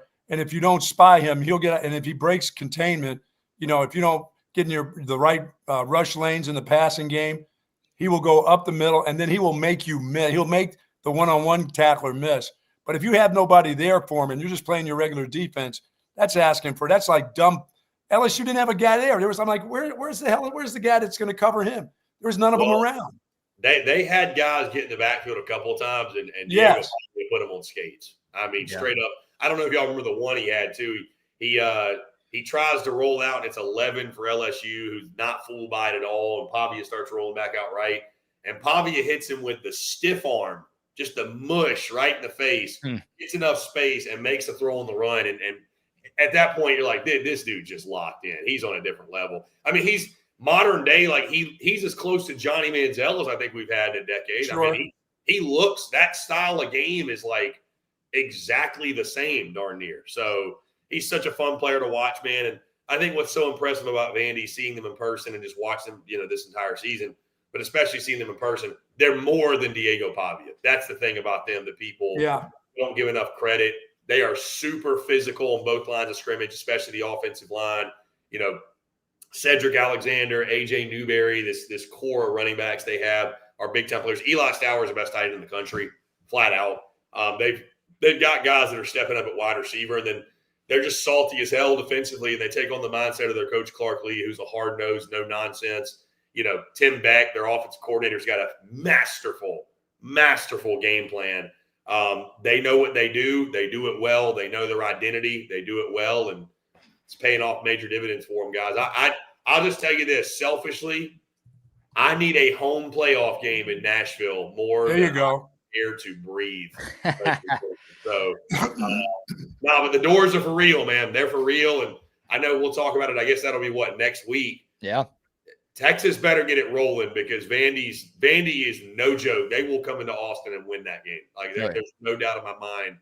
Texas has got to find something. It's got to start this weekend, right? You got to build some momentum. Yes. Yeah, I'm pretty glad that game is not this weekend. Hopefully the Horns can get their heads out of their rear ends a little bit by the time top 10 Vandy comes to town. That is weird to say. I like the Doug Flutie comp, Buck. That means Diego Pavia has a future of selling testosterone pills on TV. We can get to him, yes. Sure, that's what you meant. Chris, you're the man. Safe travels to Baton Rouge, brother. Thanks for the time. We'll talk next week. Thanks, Chris. Appreciate y'all. Y'all the best. Y'all make sure to follow SEC Unfiltered, social media, YouTube, podcast. They're talking all things SEC 24/7, 360. I am so looking forward to that little round-shouldered dude coming here. Yeah, you just gave him a compliment comparing him to Doug Flutie, and then as soon as he leaves, he's a fat ass again. I didn't – no. He's coming, and Anthony Hill's going to be covering him every place he goes. Yeah. Everywhere. From the locker rooms. When he comes out of the locker room, he's going to go on the other side of the 50 and stand around him. And this is awesome. Yeah, Diego Pavia is a great athlete, and he can move, but so is Anthony Hill, right? Yeah, that is going to be – those collisions – when he thinks he escapes up the middle out of the pocket and he comes running there like he's going to run the ball, then that collision, that's not a good collision for Pavia. No. That's going to hurt. Yeah, that's this. They got to have this game this week, BK. You can't mess around and screw up at the Mississippi State with this group coming to town next week. I know. It's so annoying that we can't just chalk up Mississippi State as an easy win. Like before the year, you're playing the win-win-loss-win game as you're looking at Texas's schedule, and you're looking at Kentucky and Mississippi State back-to-back, and you're like, there we go. There's two easy ones. No problems there.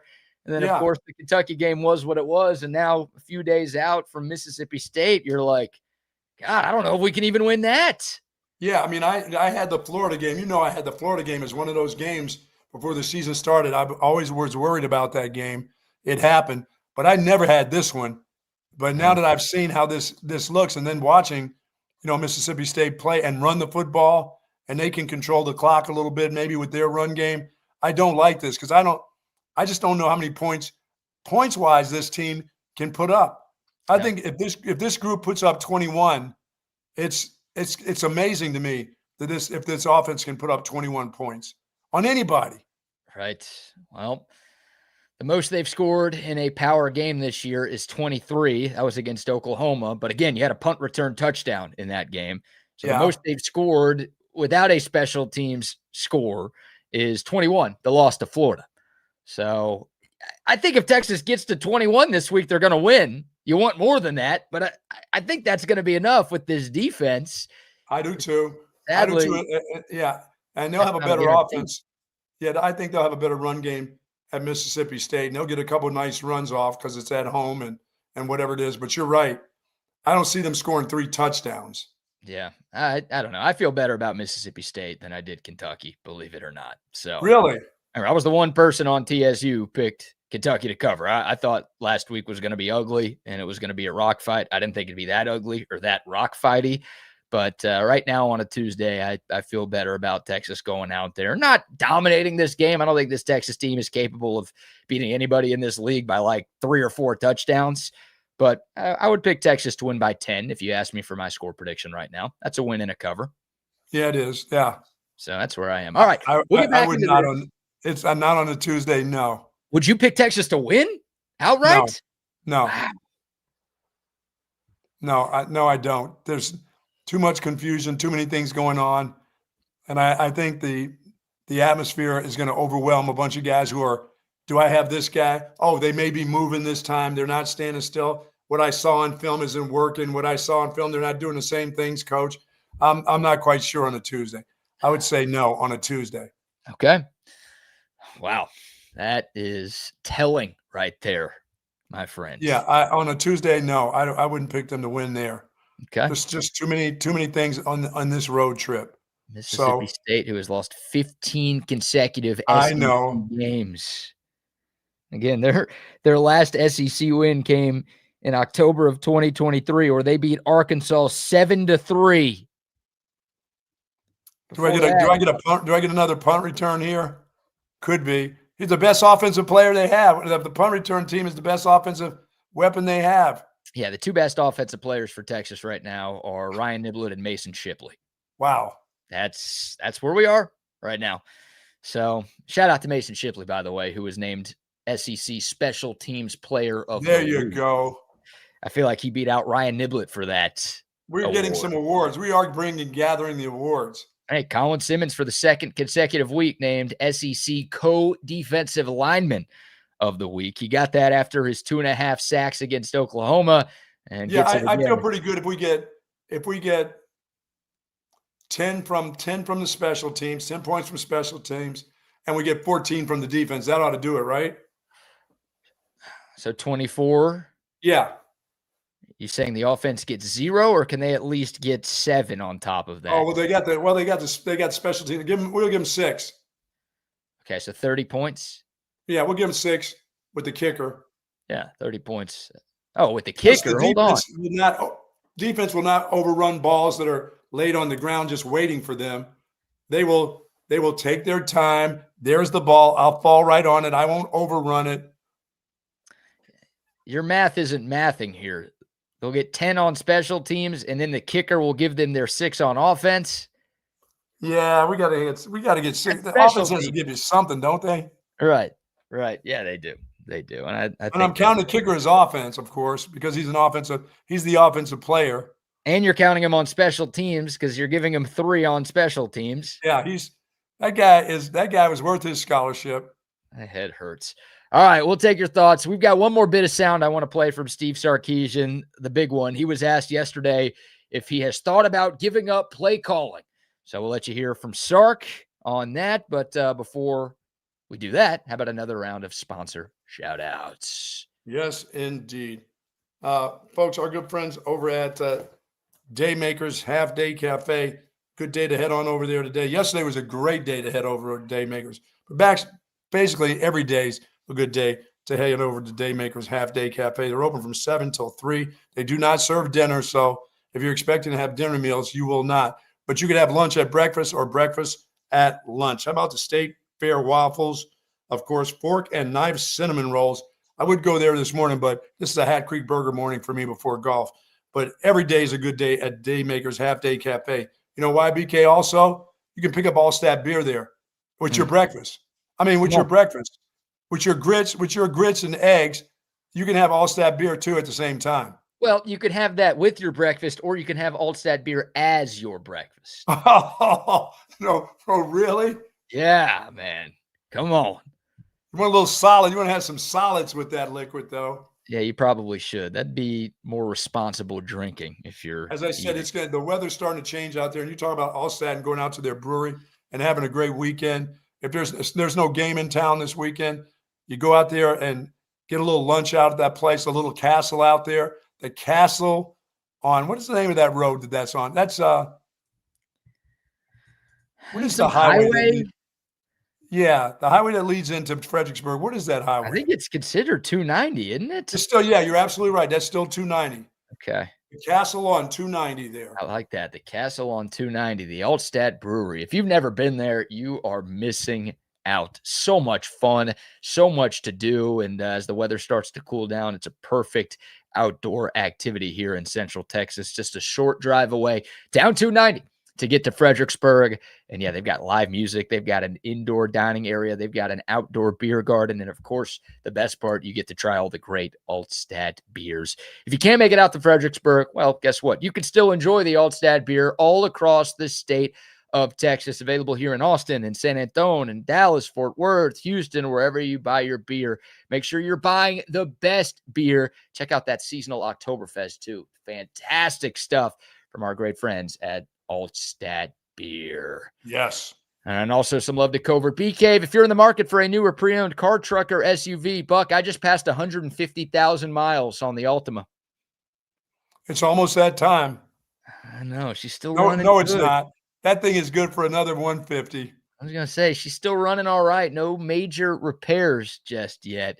But when it is time for me to get a new car, I'm going out to Covert Bee Cave. They're the best in the business. Part of the Covert Auto Group that has been around the Austin area for more than 100 years. Fantastic selection. About 7 brands, 3 dealerships on one lot out there on Highway 71 in Bee Cave. Of course, the people there are fantastic. Dan Covert, the man, Mike and Stacy and Jerome and Cameron and Gina at the front desk. She's awesome. The whole squad. Fantastic people. Ron, too. Go out and see them. And what do they say about those Covert prices, Buck? Nobody beats a Covert deal. Not now, not ever. CovertBeeCave.com for more. Now, you took the Ultima. The Ultima made the trip to Dallas, did it not? It did. That's a long ride for that baby right there. Oh, she's been on some road trips now. Now, what's the furthest road trip that baby's been? I know you've taken her down the coast before. You've taken her to Houston. It's not never been on the Atlanta trip, has it? No, we had a Covert car for the SEC title trip last year to Atlanta. Thankfully. You would not dare try to take that baby to Atlanta. Didn't take it to New Orleans for the Sugar Bowl a couple of years ago. I would say the longest road trip that thing has been on is Kansas City for a Chiefs playoff game. Well, you've done a Kansas City trip? In her younger days? In her younger days, yeah. Yes. Nowadays, I would still trust her to make it up to KC. Get out of here. I would, yeah. I would make sure I go to Paul's Motorworks right before just to be like, hey, do you guys trust her to get to Kansas City?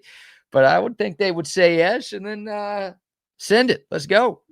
Wow. Yeah, no problems. No problems with the Alti these days. But yeah, Alti's got it going on, huh? Covert BK will be getting a call within the not too distant future. I can tell you that. All right, last one from Steve Sarkisian before we end with some interesting videos that found me yesterday. Teased it a moment ago. Sark was asked if he's thought about giving up play calling. It's a question a lot of Longhorn fans have wondered this year. And, well, here's Sark's response to that when he was asked yesterday. Because that's why I got hired. I was a really good offensive coordinator. So I believe in what we're able to do.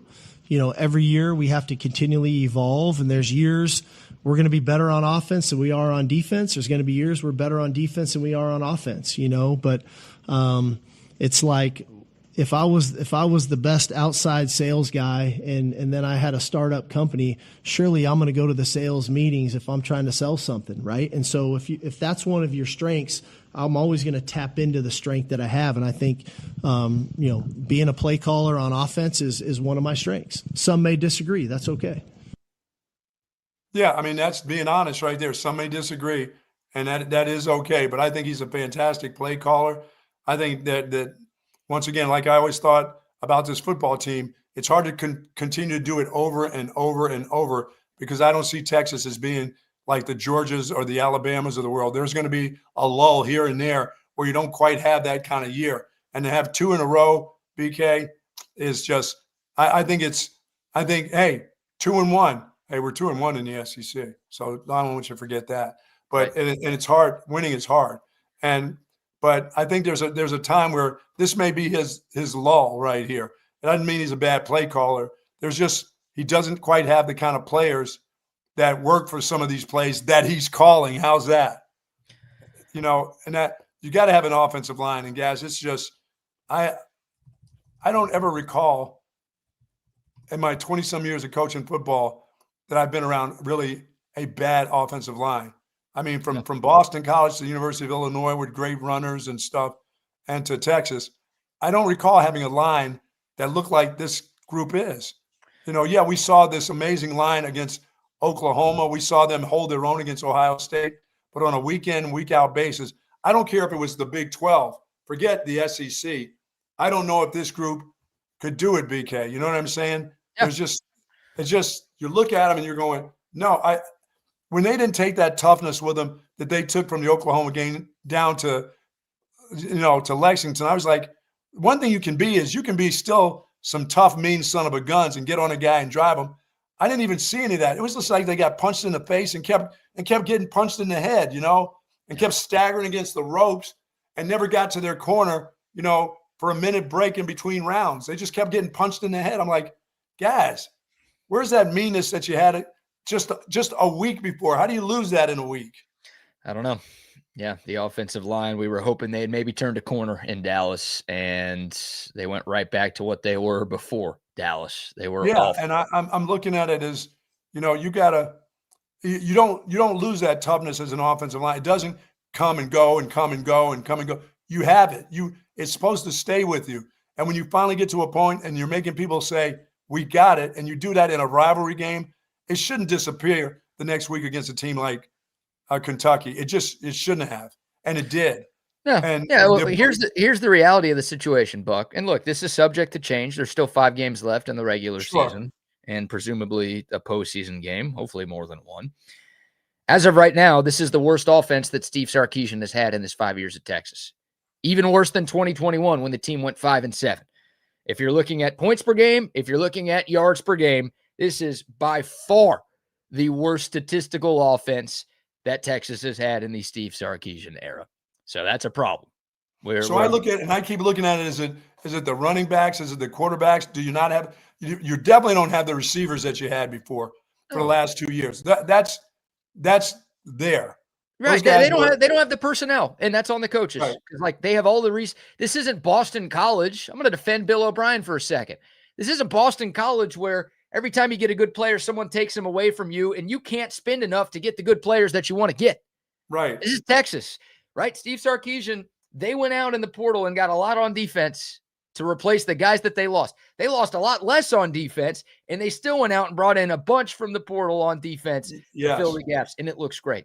But Sark bet on himself, and he's like, you know what? I don't care that we lost 8 starters. I feel good enough about the guys that we have here, the guys that we recruited and we developed. I feel like that's going to be enough, and it's not working. Yeah, so the outstanding wide receivers in the country that don't get on the field. Right. The personnel is not there, but that falls on the coach for not realizing that his personnel was not going to be up to snuff with this schedule in this league. Like that, he deserves the blame for that. So look, Sark's not going to give up play calling. He'd rather resign than give up play calling. Oh, I know that for sure. Oh, yeah. Sure as hell isn't going to happen mid-season, and it shouldn't happen in season. But we'll see. Again, it's you don't want to have these conversations too prematurely. What happens if Texas does go 4-1 down the stretch this year and the offense does turn the corner? It's a big if. It's a big if. But like, okay, then you don't make changes. But if Texas loses 2, 3 more, talking about 8-4, 7-5. Yeah, you have to make some changes somewhere. You don't not at this level. You don't just leave it. You don't come stay pat and say we'll be a little bit wiser the following year. That won't work. You're right. I don't know what the change is. I don't know if it's start giving up play calling, right? Doing what Ohio State did with Ryan Day. I don't know if it's, hey, sorry, Kyle Flood, I know we're boys, but I got to let you go because the O-line was so bad here. We got to bring somebody in to fix this.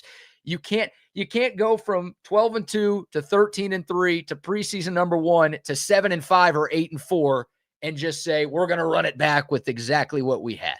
Right, I agree. That there's no disagreement whatsoever. It can't be. My guys will be a little bit older. They'll be a little bit wiser. They'll understand us a little bit more the following year.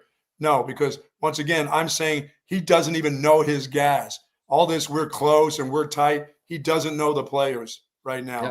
And Sark might try that. He might go into Chris Del Conte's offense after the year and be like, no, like, trust me, I can get – CDC is going to be like, no, dude, I can't. I'm sorry. We can't just run it back. I got too many people breathing down my neck. There are people who want you gone out of here. So, let's figure out how to turn this thing around and get back to what it was the 2 previous years. Yeah, that would be hard for me to believe. Going to the semifinals 2 years in a row and people breathing down his neck about the head coach himself. Right. I know one thing. You can't keep coming to the podium saying these dumb things like he's been doing and then having to come back and say, oh, excuse me, this is what I really meant. Right. Yeah, no, I'm still very much in on Sark. I'm a believer in him. Yes. But, yeah, I think everybody knows it, and I don't think he's too stubborn, and I don't think the University of Texas is too stubborn to where they won't be looking to make changes after an underwhelming season, if the underwhelming season happens. That's right. We got lots of games to go. A lot of games to go, and a lot of opportunities to get some big wins. You have 3 top 10 teams left in your final 5 games. So, starts with Mississippi State first. Don't lose that one. No. You got a chance to turn your season around, and you got a chance to pick up some big wins that can kind of change the narrative on the 2025 Texas. Oh, yeah, Longhorns. you get this one, and you got Uncle Rico coming to town. That's awesome. Vandy next weekend. Oh, my God. All right, we'll take your thoughts. Dakota text line 512-222-9328. We'll have more sound from Steve Sarkisian tomorrow talking about changing up the offense and potentially shrinking the playbook. So, definitely don't miss that. But we've got to I've got to show you some videos that found me on the internet, Buck. As we wrap things up here. These are real. I don't know how these were posted online. Have you ever been to a chiropractor before? Yes, I have. You've had some back issues, so it makes sense. Yeah, that's what started my back issues, honestly. So I feel like, I don't know the rules of HIPAA. HIPAA. I don't know the rules. Like, feels like you probably shouldn't be able to post footage of a chiropractor session. I know that's not like as serious or sensual as, some other sessions you could have, Deshaun Watson. But somehow, some way, I've been sent 3 videos from chiropractor sessions recently. Oh, my God, please. No, if it's going to do with somebody's back, I'm going to start cringing here. All involving old ladies. Oh. So, well, they're going to be screaming. I am stunned. We will start with this one here. I want to get your thoughts as someone who's been to a chiropractor before. I've never been to one, so I don't know what goes on at these places. So you let me know your thoughts on this and if this is normal. All right, Miss Cooper, just relax your shoulders for me. A little push, okay? If you say so, dear. Big breath in. And out. There it is. Sweet mercy. Oh my. Are you okay? I never had that done. That's what I went to one and I left the place after the guy said, let me put my fist behind your back, come down slowly. And I felt this little nudge. And when I left the building, BK, my steps weren't correct. My steps were off. A year later, I was having neck surgery, and a year after that, I was having total reconstruction of my thoracic back. That's what happened to me when I went. But I didn't get thrown through the door. I just had a guy with his fist in my back make something pop the wrong way.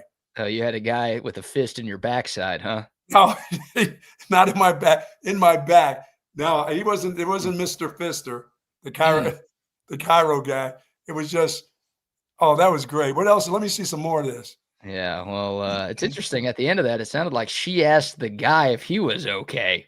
Just threw her through a door, and all of a sudden she's wondering if he's doing all right. If that would straighten out my back, I'd go through a door like that. Yes. All right, here's another one. Again, this is real footage. I'm not sure what office this happened at. Nice and easy. Just let your shoulders melt. There you go. Whoa! Oh my God. Are you all right? Let me get you up. Easy. You yanked me clear through I'm the so wall. sorry, man. You yanked me clear through the wall. Oh my God. She was a light one. She wasn't round shouldered. She flew pretty easy there. I'm telling you, man. Fabia. Yeah. Nice and easy. Just let your shoulders melt. There you go. Whoa! Oh my God. Are you all right? Are you all right? Oh my God. And then one more here. This is just stunning footage. Let's check this one out. Another old lady, she's getting some work done, trying to, get her neck or her back or her, I won't continue that line. Worked on. Here we go. Feel a thing. Hopefully this fixes my stiff neck. Here we go. Great adjustment. Come back next week for round 2. Jeez, Grandma. God. Now I'm afraid to go to the stretch zone and get my legs stretched out because I'm going to have my knee snapped off. Is that what happens to you when you go there? Yeah, they do some really nice stretches. I'm good. This is like a wrestling move right here. But I'm not going back to the chiropractor again. You don't have to worry about that. I mean, this is stunning, real You won't footage. feel a thing. Hopefully this fixes my stiff neck. Here we go. Great adjustment. Come back next week for round 2. My neck is hurt. My neck is hurt. Yeah, really. Oh my God. Wow. I mean, I don't know how those things find you. It's ridiculous. Yeah, it's crazy what happens these days in this world, huh? Wow. Oh my God. All right, we'll bring on Double R here for a little crosstalk with Chaos Theory. Any thoughts on what you've just witnessed? I used to go get acupuncture, and I don't recall it being quite that bad. I mean, you get stuck with needles and all these different things, but man, that's out of control, man. That's not Dr. Jellyfinger there. That's Dr. Suplex. No, I've done it all. I've gone the route of the acupuncture too. It felt good until the minute I got back to my car and my back was back to its normal self. Man. Dude, I do not see the appeal of acupuncture at all. That looks and sounds so painful. How and why do people do that? It helps. I mean, it really does help. And then I'll tell you what was weird, guys, is as you're laying there, I've always wondered, what does my ass look like? I mean, the needles aren't in my ass, but it's like, what do I look like with all these needles in me? And I told the young lady that did that for me, I'm like, take a picture when all that shit's in my back. And she sent me that, and I'm like, holy smoke. That's weird. Aren't there like hundreds? Yes. Oh, they use a few of them. They don't use 100 of them. Well, it's because I had shoulders, mid back, and then I had one calf and ankle that were jacked up and heel. So it's like you see all of this. It looks like a traffic map. Yeah, it looks really odd until you see that broom handle coming out of your ass, and then that's the one that sets you apart from everybody else getting acupuncture. Whoa! Oh, they shoved the broom up your ass. No wonder your back was hurting. I don't remember that part. I think Rodney, he just doesn't remember that part. BK. Yeah, he was so numb by the needles. Yeah, here, drink this before you get started, sir. Yeah. No, that's pretty ruthless right there. That's so that's a chiropractor. So Buck, I guess what you're saying, because I know a lot of people say that the chiropractor route is not the way to go. It's like one of those things where it's like, that's not a doctor. That's not a doctor. Well, it started the process of me having some degenerative stuff in my back. It was going to happen eventually, but it wasn't going to happen that day that I went there. I mean, it started it started a process for me for having neck surgery first, taking a bone from my hip, sticking it in my neck, and then a year later having total reconstruction of my thoracic back, and nothing has been the same since there. Just think of this, 24 years, I have not had one day where I've not had back pain in 24 years. Every day is some sort of pain. It's just to what degree. Boy, I don't wish that on anybody. And Rodney, you know that if you got a bad back, that involves everything that you do. Yeah. Well, it's that broomstick. That's what it was. Yeah, that broomstick. Yeah, if they told me a broomstick would help me relieve what I got, I would try. There's a lot of things I would try for one time if they told me really this is what's going to do it. This could be. But you know what they try to tell me? Another surgery, and I go, oh, I don't think so. This could be a Vigio opportunity right here to heal the buck. Yeah. Hey, I love that whole deal. They tell me, listen, or my wife says, you know what? They've come a long way in back surgeries now and putting things in your back and little batteries and stuff like that. I'm like, no, nobody's going back in there again. That didn't work out. I'm not having anybody perform that. I'd rather go to the voodoo doctor. Ooh. I'd rather go down to Louisiana and sit in a hot pot of grits and oil or whatever before I do that again. All right, easy, Aaron Rodgers. You want to be doing that kind of stuff? I'd rather go into a bathroom in Louisiana and lay on the bathroom floor and see what I get from that. Oh, some of that internal piss inside of your pores and all over my back. That'll fix you up. That'll fix you up. Guys, after listening to Sark yesterday, do y'all feel any more at ease that things are going to be going down the right path here moving forward as the schedule is about to get really, really, really bad? I thought he looked in a few mirrors there at their facility, saw some mirrors and decided to stop and look at himself and say, yeah, this could be about me right now. Yeah. And that was good. And that was good of him to do. I don't look, I'm glad he did that, right? Credit where it's due. He was very Tom Herman-like in the post game on Saturday, and then he realized that's probably not the path I should take. So he changed up his mindset and his tone on Monday. But I'd be lying if I said I really cared that much about what he says. I care about what the on-field product looks like. So yeah, we've kind of heard what he's said before. We've listened to that. Yeah. Ronnie, what are they going to do about the cowbells? What do you do? I mean, the band has a bunch of. Don't the band has some cowbells, right? Yeah, let me tell you something. I've got 2 cases of cowbells that my company gives out as prizes and stuff that I would take over there, and they could just give them out and have people ring them, because you are not. Buck, they can't stay on sides at DKR when it's quiet. I know that when people are sitting on their hands. I mean, people that don't understand, that haven't been on that offensive line or in that situation, don't understand how unbelievable that's going to be. And if they're jittery and fidgety and worrying about this is my guy and that's your guy, dude, it's going to be crazy. I would do that. That's an all week thing. That's at least 2 days of practice of that sound. And you can put it on your loudspeaker and do it and drive the neighborhood crazy or the campus crazy, but you probably got to do that. Yeah. They only had 2 offensive penalties in the game on Saturday. But sure, we have to come along with it. They're not quite the dumbest team, but the ones, on that punt team, the 2 in a row were just kind of, really? Yeah, they did have 3 on punts on Saturday, 7 total, but I believe only 2 accepted on offense. So there's progress there. Yeah, there was that. You're right. From 8 to 7 is a big deal, I thought. And I think what Sark got to do, if he's not going to give up play calling, I mean, okay, fine. Have some input in there, but have like I don't know, what do you call it? A consultant, a specialist or whatever, somebody that's going to help him with that, because I'm glad he owns it. I'm glad he owns it a little bit. I mean, that's what you have to do. You're the CEO, but get somebody in there that's going to, have some sort of input in there, because it's just not work. But you don't have personnel. That's the other problem. You can call the best play in the world, but if you don't have personnel and the guys up front, the hamburgers up front are mini burgers, you're not going to be very good. Right. No, and that's where they are right now. I'm bringing Wags on. I can't tell if he's ready or not. Wake up. Yeah. Sorry, guys. You're just good. Texas conversation, man. Hey, He's like, real quick here before we pass things off to you guys, and I wanted to make sure all 4 of us were in on this. Today is the 25th wedding anniversary of Tom and Ceci McKay. Nice. A happy anniversary to the 2s of yous. How she's done it, I don't know, but congratulations, congratulations to both of them.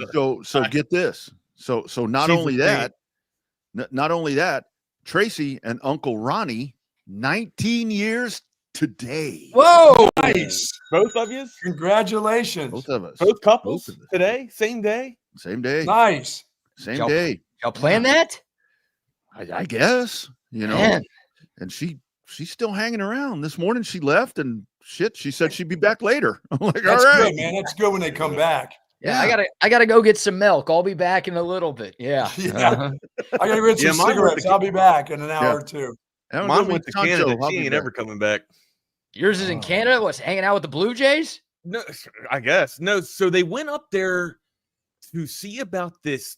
It's called Knowlton, it's Knowlton, Quebec, Canada. But it's where her it is a distant descendant of her, lineage, right? Like they founded the town, one of the first settlers in this, I guess, in that area or whatever. They founded the town over from where the hell, England. They were from England and shit like that. So it's weird, but yeah, they're all named, all of them. A lot of the guys named Thomas Knowlton, like Thomas Knowlton this, Thomas Knowlton that, like all going down in the lineage. And apparently, like they are princesses of this town and shit. Who is that? Tom McKay? No. Wags family. Sisters doing brothers and brothers doing sisters. I mean, is that what? Yeah, all types of that polygamy shit. Really? Wow. No, they're not. It's not but it's like it's Knowlton, Quebec, but apparently like they're famous there. They're in a museum and everything. So it's weird. I'm a little skeptical of that. Like Ancestry and me told me that my grandmother had an affair with Susan B. Anthony. I'm not quite sure that those things check out. You at least get a coin out of that. The dollar coin. You remember that? Cross-reference that stuff. Coin. Yeah, right. Yeah, I don't know. Maybe you're about to be rich, Wags. Maybe you've been sitting on a pile of money for. I doubt it. It's Canada. They're about to take our money. That's what's about to happen. They're about to take down the Dodgers. They're about to take down the Dodgers. They're not. No, we got to root USA. We're not rooting for the. That's why. Yeah, that's the only reason why I'm rooting for the Dodgers, Buck. Screw the George Springer now UConn to Canada. Now he's a Canadian. Yeah, our country, you traitor. USA with Ohtani on the hill. That's USA right, with Ohtani. That's out right. there, Absolutely the right. star of the game. Ohtani leading the way for the Americans. The great American fighter, right. Ohtani. Oh my God. All right, boys. Listen, have a great rest of the day. Y'all be safe. See y'all tomorrow. There they go. Here we are. Another edition of Chaos Theory on Texas Sports Unfiltered. Oh, what's up? I had to get it out this morning, man.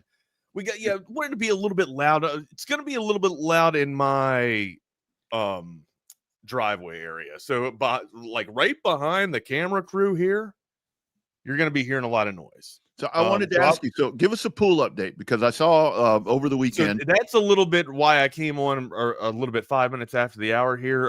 Had to move the cars. I thought everything was done. So they had to get the compressor in here yesterday for the concrete. All the concrete's been, I misspoke. They're laying the last portion of the concrete down today.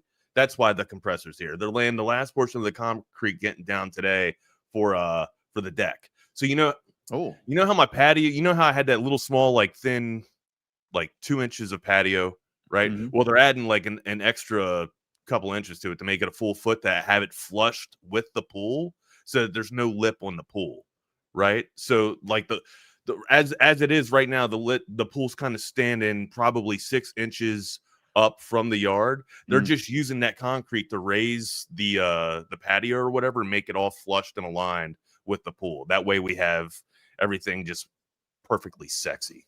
Nice. Yeah, man, it's gonna be great. It's fantastic. But the concrete's done. The deck / patio, that concrete's getting done today, and then the finishing gets done this week. And by the time Katie gets back from Canada, we should be swimming. Man, look at that. How about that, man? How about that, man? How about that? How And about perfect that? time. It's getting a little cooler, so you're not going to be out there sweating your so balls off. I wish it was done probably. To be completely honest, I wish it was done 2 months ago, right? Like not so much before summer, honestly. But once we went finalized with the decision and full-fledged in this thing, like I knew that midsummer wasn't going to be the mark, right? So I was hoping for September or like an October time frame. something before the weather would turn.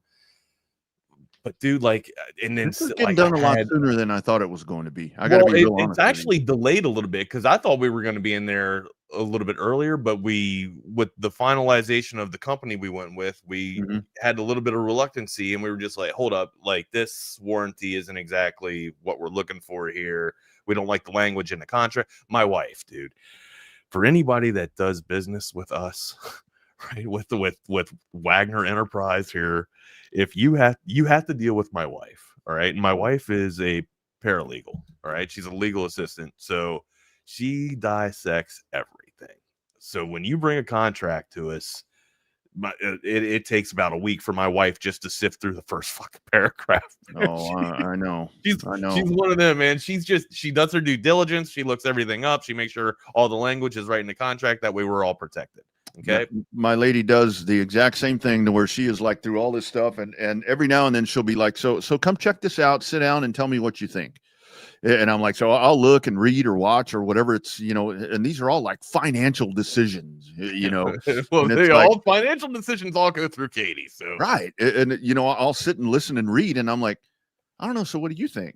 And she'll tell me, and I'm like, that's kind of what I was thinking, so yeah, I don't, nope.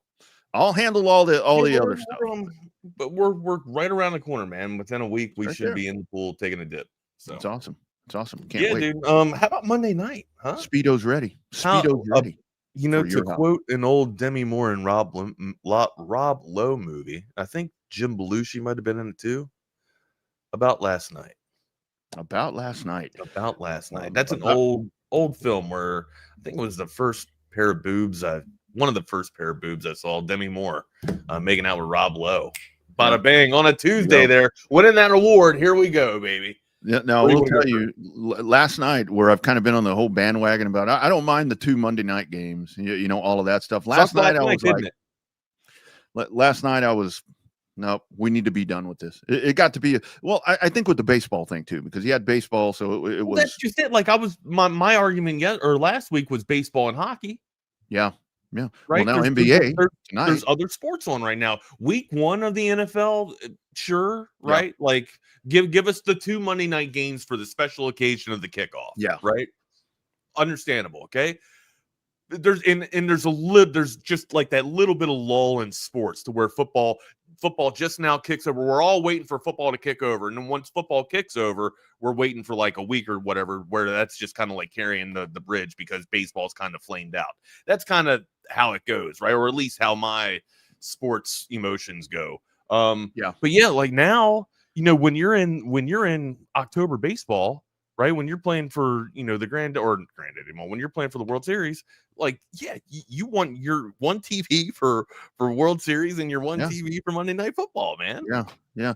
And can I just say that when it comes to playoff baseball, I mean, that is truly, and last night was great. There is truly nothing when you talk about playoff systems and all this. Baseball just beats them all, in my opinion. So you're Dr. Ronnie. You're big on the emotions, right? You're big. Yeah. You're the sports psychologist of the program here, Dr. Ronald. We got to come up with a different, prestigious Ronald McDonald. Ronald McDonald. Mick Gonzalez. There you go. We'll call you Mick Gonzalez. We'll throw some different ethnicity in there. It could be Ronald Hernandez Rodriguez Gonzalez. Throw it all in there. Yeah, throw it all in names, there. right? You're just like you 10 names. say that, but I actually had a Marine that had like 5 names. Like story, dude. Jesus Mendoza Cortez. Like he had like 5 different names, man. Yeah, I used to have a guy that worked for me. His name was Frank Cuellar, was his name. And we called him Forklift Frank because he drove the forklift. And it was like Frank Cuellar, but his name was actually Jesus Cardona. I'm like, how do you get Frank Cuellar out of that? And his mother's name, his mother's side, that's what my guy Ortiz told me. It was like, yeah, it's my mother's side of the name, so I just put them all on there. I was like, oh, wow, all right, what? Right on, dude. So it's the ID. That's the excuse that he gave me. That was the ID that he stole. I'm like, oh, okay. Okay, Frank. Right. Best worker I ever had, man. Hey, so did anybody steal Baker's ID last night? 24-9. The Lions over the Buccaneers, man. Lions improving to 5-2, 3-0 at home in Detroit Rock City. 3-1 are the Buccaneers away on the road there. They fall to 3-2 overall. Where are you at now? We had a little bit of a preview Monday night of some of the NFC powerhouses. You still feel that way, especially with, I mean, now there's news out there with the broken collarbone from Mike Evans. Yeah. I mean, I would say the turnaround's probably, to be safe, probably like 8 weeks, 6 to 8 weeks, right? I know when I broke my collarbone in second grade, and it took me about 2 months to about 8 weeks. So, I mean, I'm sure that he's going to try and come back. They'll probably put a little bit of a skeleton pad underneath there, trying to absorb a little bit of those hits. But yeah, broken collarbone from Mike Evans, out for, I would say, at least 2 months. Yeah, that's gonna be pretty tough there for Baker and the Buccaneers. And you already losing Bucky Irvin is not playing, and you only rushed for 41 yards last night. But when you look at what Detroit did, Jamar Gibbs, man, that dude was flaming flaming in a good way last night with what he did. I mean, and Jared Goff was solid. I mean, you have to put whoever the dumbass on this network was that pronounced Detroit dead after week 1. That dude needs to be fired. Oh, man, things. We all react a little bit weird after week 1, and that was your knee-jerk reaction. I know, right? I got to tell you, how do you not put Detroit in the hierarchy here of the NFC? I mean, when you look at Green Bay's kind of fallen off the map, what happened to them? And Philadelphia showed some signs of life. The Buccaneers defense ranked, good sir? The Buccaneers defense, I think they were in the top 10 of the NFL before last night. But I think that's really going to be the question for Tampa Bay is when do you get these guys back? Because they still play in that division that is perfectly winnable for them.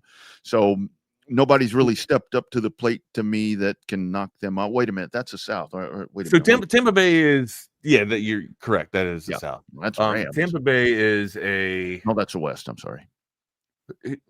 Tampa Bay's in the South. Yeah, no, I'm thinking of the Rams. I'm thinking of the Rams. Yeah, gotcha. So San Francisco, God, we're all over the place. Tampa Bay does have a top, I would say 15. They were flirting, probably the gatekeeper for top 10 defenses in terms of yards allowed. I think Detroit being in there and being able to go in there and knock around, a top 10 team, not to mention that, counterpoint, what's been Detroit's kind of, I guess, kryptonite, if you will, is been their, lack of defense. And they kind of shored that up too with themselves having a top 10 defense. Detroit does. So I would say that with their explosive playbook and their explosive offense too. And you saw that on display last night with Gibbs. This dummy, you can call yourself a dummy. This dummy had a chance to draft Gibbs in his dynasty league, but elected to take Quentin Johnston over Gibbs because I needed a wide receiver. I had already taken Bijan Robinson the year before, and I needed to, I guess, double up and get one more wide receiver. I thought QJ was going to be the guy. Seen flashes of that this year, but I'm kicking myself in the teeth for drafting QJ over Gibbs here. And you saw that speed. You saw that speed that Gibbs was known for, coming out of college on full display last night, right?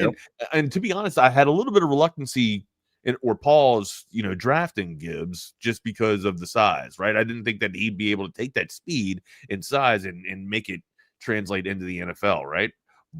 I was wrong, absolutely wrong. This dude runs on the edge, he runs inside the tackles, he finds daylight and gets to the pay dirt, man. Like, absolutely, speed definitely kills, and it was on display last night, and it killed him last night. Yeah, and you think about there with Detroit, I mean, you've still got David Montgomery. I mean, it was a quiet night for him, and he's kind of been beat up a little bit too. But I mean, you've got a pretty good tandem right there with those guys, and Jared Goff has just, developed himself into a top, I would say maybe mid-range quarterback. When did Jared Goff develop himself into a top? Like, I feel like Jared Goff has been a top 10 quarterback for a while now, right? Like, we keep saying like develop himself into that, but hasn't he been there, right?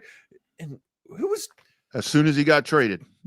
As soon as he got traded, right? No shit, right? Like, we saw flashes of it when he was with the Rams, with that offense and with the ingenuity of McVay there. But once he got to Detroit, it really did look like it did, just the the monkey was off his back, and he just was able to kind of find continuity and synergy with that. Yeah, and like CB mentions right here, and I mean, let's look at the struggles. Jeff Fisher got fired. Texas running back room. I mean, look at the Texas running back room struggling. Who's not there? Tashard Choice. Look at the Detroit running back room. They're thriving in the National Football League. So yeah, this is and that's where you like when you mention the NFC, and I saw it right there. I think Jason said, I mean, the Panthers are right on Tampa Bay's ass right now. Yeah, let's pull up the landscape here. Who'd have saw that coming? And the East, man, the Cowboys have put themselves in position, again, pumping the brakes on stuff. A lot of that because of the Eagles coming back to them have put themselves in position to, you said it yesterday, maybe contend here because Jaden Daniels, we don't know how long he's going to be out. But, yeah, the NFC is awful damn interesting right now. Let's pull this up here. So we're scrolling through who would have thought this, right? Like, I thought the Patriots would be competing, right? Yeah. And be like knocking on the door for the playoffs, but I did not have them leading the East at, damn near, I guess you can call it almost midway through the season, right? We're 8 games. We're going 8 games into this thing, or 8 weeks into this thing. Just a little bit off in the midway point here. And New England seems to feel like they have found just absolute, efficiency here with Drake May, dude. And I mean, what is there not to love about Drake May? Dude throws a sensational ball, right? Absolute ball. And he's just finding ways to win, dude. It seems like week in and week out when the Patriots feel like they're going to be out of the game, they just, hold on a second. Light bulb. May turns it on and they explode. Finds ways to win. Yeah, and that's where you look at like all of these quarterbacks when we talk about sophomore slumps and so forth. This is one dude where you see the progression of this guy. I mean, there's not steps backwards. And speaking of that, I mean, I know we're not on this topic, but we'll get to it because the AFC South is in this list right here. CJ Stroud to me last night, Wags, he just looked slow. Something's going on with CJ Stroud. They talk about that sophomore slump or whatever might have been, too much for him to come back from. They might be right. Dude's getting beat up a lot. Could be lack of weapons, lack of synergy. You name it. There's something going on with CJ Stroud, man, and it's daunting, dude. It sucks because it looks like it looked like the Texans figured out their quarterback for at least 5 to 7 years, or maybe I didn't want to call him a franchise quarterback, but after the first year, like this dude had a crazy rookie season, and now it's just been regression, man. Hopefully they can find a little bit of continuity there, get some running game going. I mean, 56 yards last night, dude. It's all and that's that to my point. Like without that, and we talked a lot about it with Texas yesterday, and just to piggyback off of it, if you can't run the ball, even in pro ball, man, if you can't run the ball like the Texans last night, like the Texans couldn't last night, you were going to struggle mightily. Hell, I don't know how they were in the game. I don't know how they stayed in the turnovers. Honestly, the takeaways. I don't know how they didn't win the game. You get four takeaways, you should be winning the damn game. Yeah, but they found a way to not win. It was because of their lack of, in my opinion, it's a lack of their ground and pound, man. And that's where you got to figure out, with the trade line, what trade deadline's like 13, 14 days away. I mean, you need to figure out there. I mean, Joe Mixon, I don't know what the timeline is. I truly don't know the timeline on that dude, but Nick Chubb is not going to be the guy that's going to tote the rock for you. And this is where, Wags, here we go again, broken record. When you don't control the line of scrimmage, you're not going to have an effective running game. And like I said, there was one play last night with Stroud where I watched that guy, and it's like, man, he looked – I mean, that dude looked like Johnny Unitas back there. He was moving around so slow, Johnny Unitas at the end of his career. But I don't know, man. Houston needs to be a buyer here because they're about to lose the South because, hey, where'd Indianapolis come from, man? That's where looking at these standings where everything is just so convoluted right now. But but Buffalo better get their shit in one sock here because it looks like New England's a real deal. Miami's not going to contend. Boy, that is a mess. We could talk about Miami in a second here. But yeah, Rob chimes in. Rob, the residential Boston fan here, coming in. I'm not surprised by the Pats. They won't win the division though.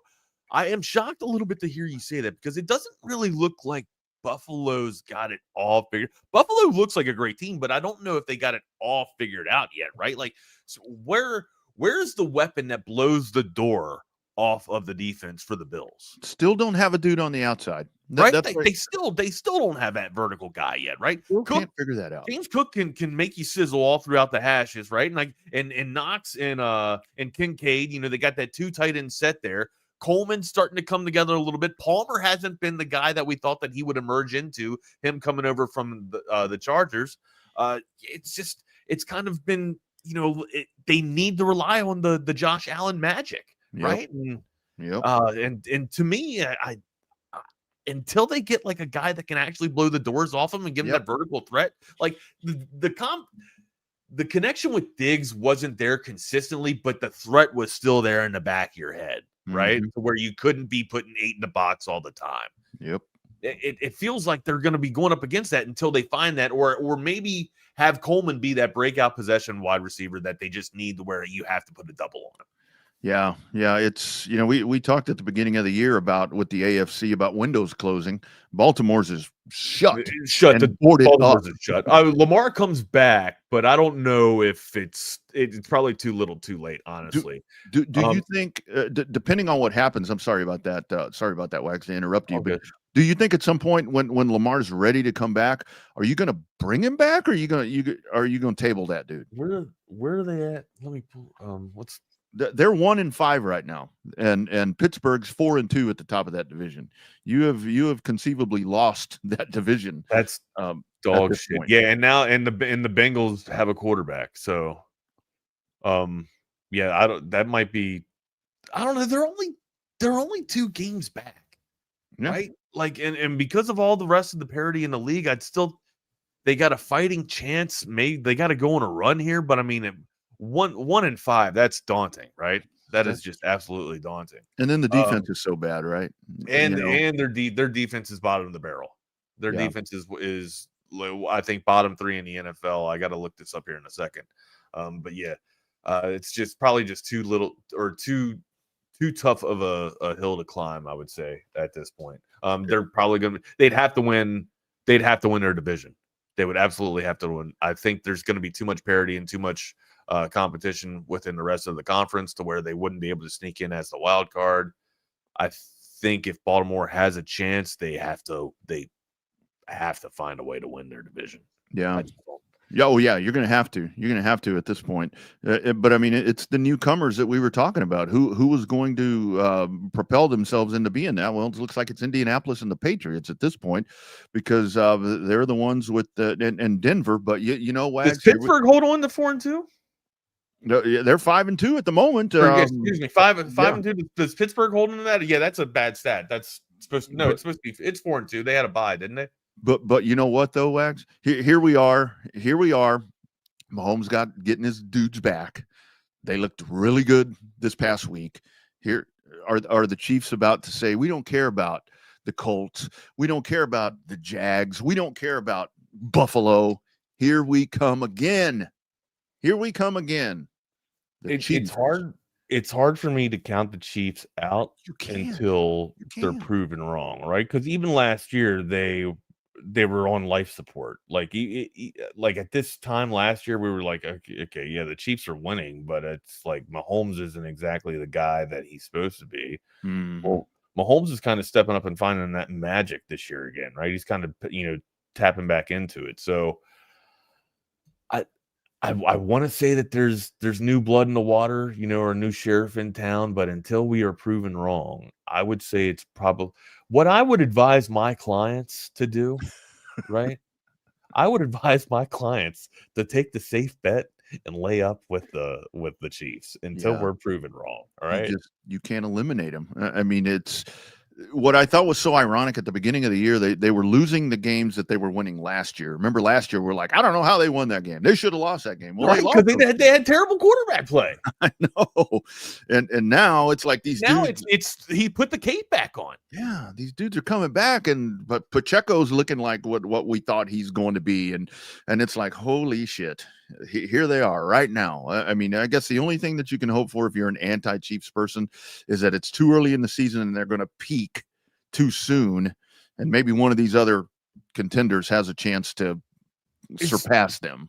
Did Pacheco struggle, or has Pacheco struggled to find the rhythm because there's more of a payload of Kareem Hunt this year? I think that's a very viable point right there, because you do have that guy that's a playmaker as well, right? And coming also in, no Rice too. Like we Rice. saw what this offense absolutely looks like with Rice in it, right? Yeah.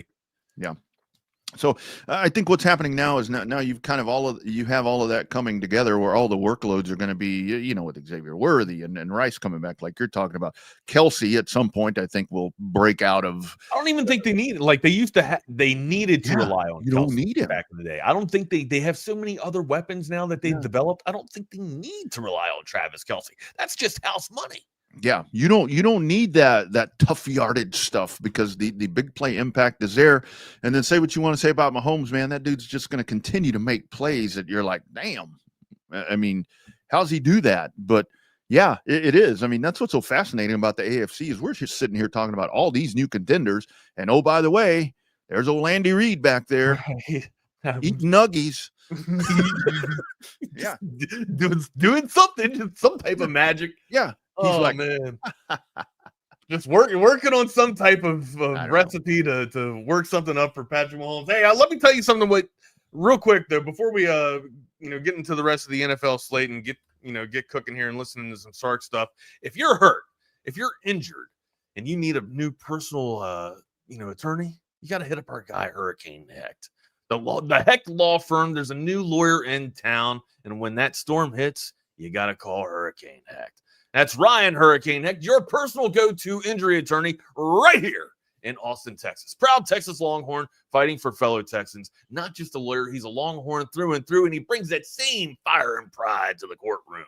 Injured in a car accident, you got your heart broken by a bad Longhorn game, or you hurt on the job, you got a dog bite, you got to give Ryan Hurricane Hecht a call. He's been fighting for justice, fighting for big results for over a decade now, and you don't pay unless you win. No fees unless the green is in your pocket. He's aggressive in the courtroom and compassionate with his clients. Ryan knows what you're going through, and he's going to fight like hell to make it right. Austin-based, Texas, proud, supporting local sports, local businesses, local families, and you. Friend of the show, went to school with BK. Not sure how much studying they've done, but he's a fighter of the people. Don't let insurance companies push you around. Let Hurricane Hecht blow that case wide open today. Call him 512-938-8929. Again, those lottery numbers, 512-938-8929. Email him at ryan@hechtlawfirm.com. That's ryan@hechtlawfirm.com, HECHT lawfirm.com, and tell him the crew from TSU sent you.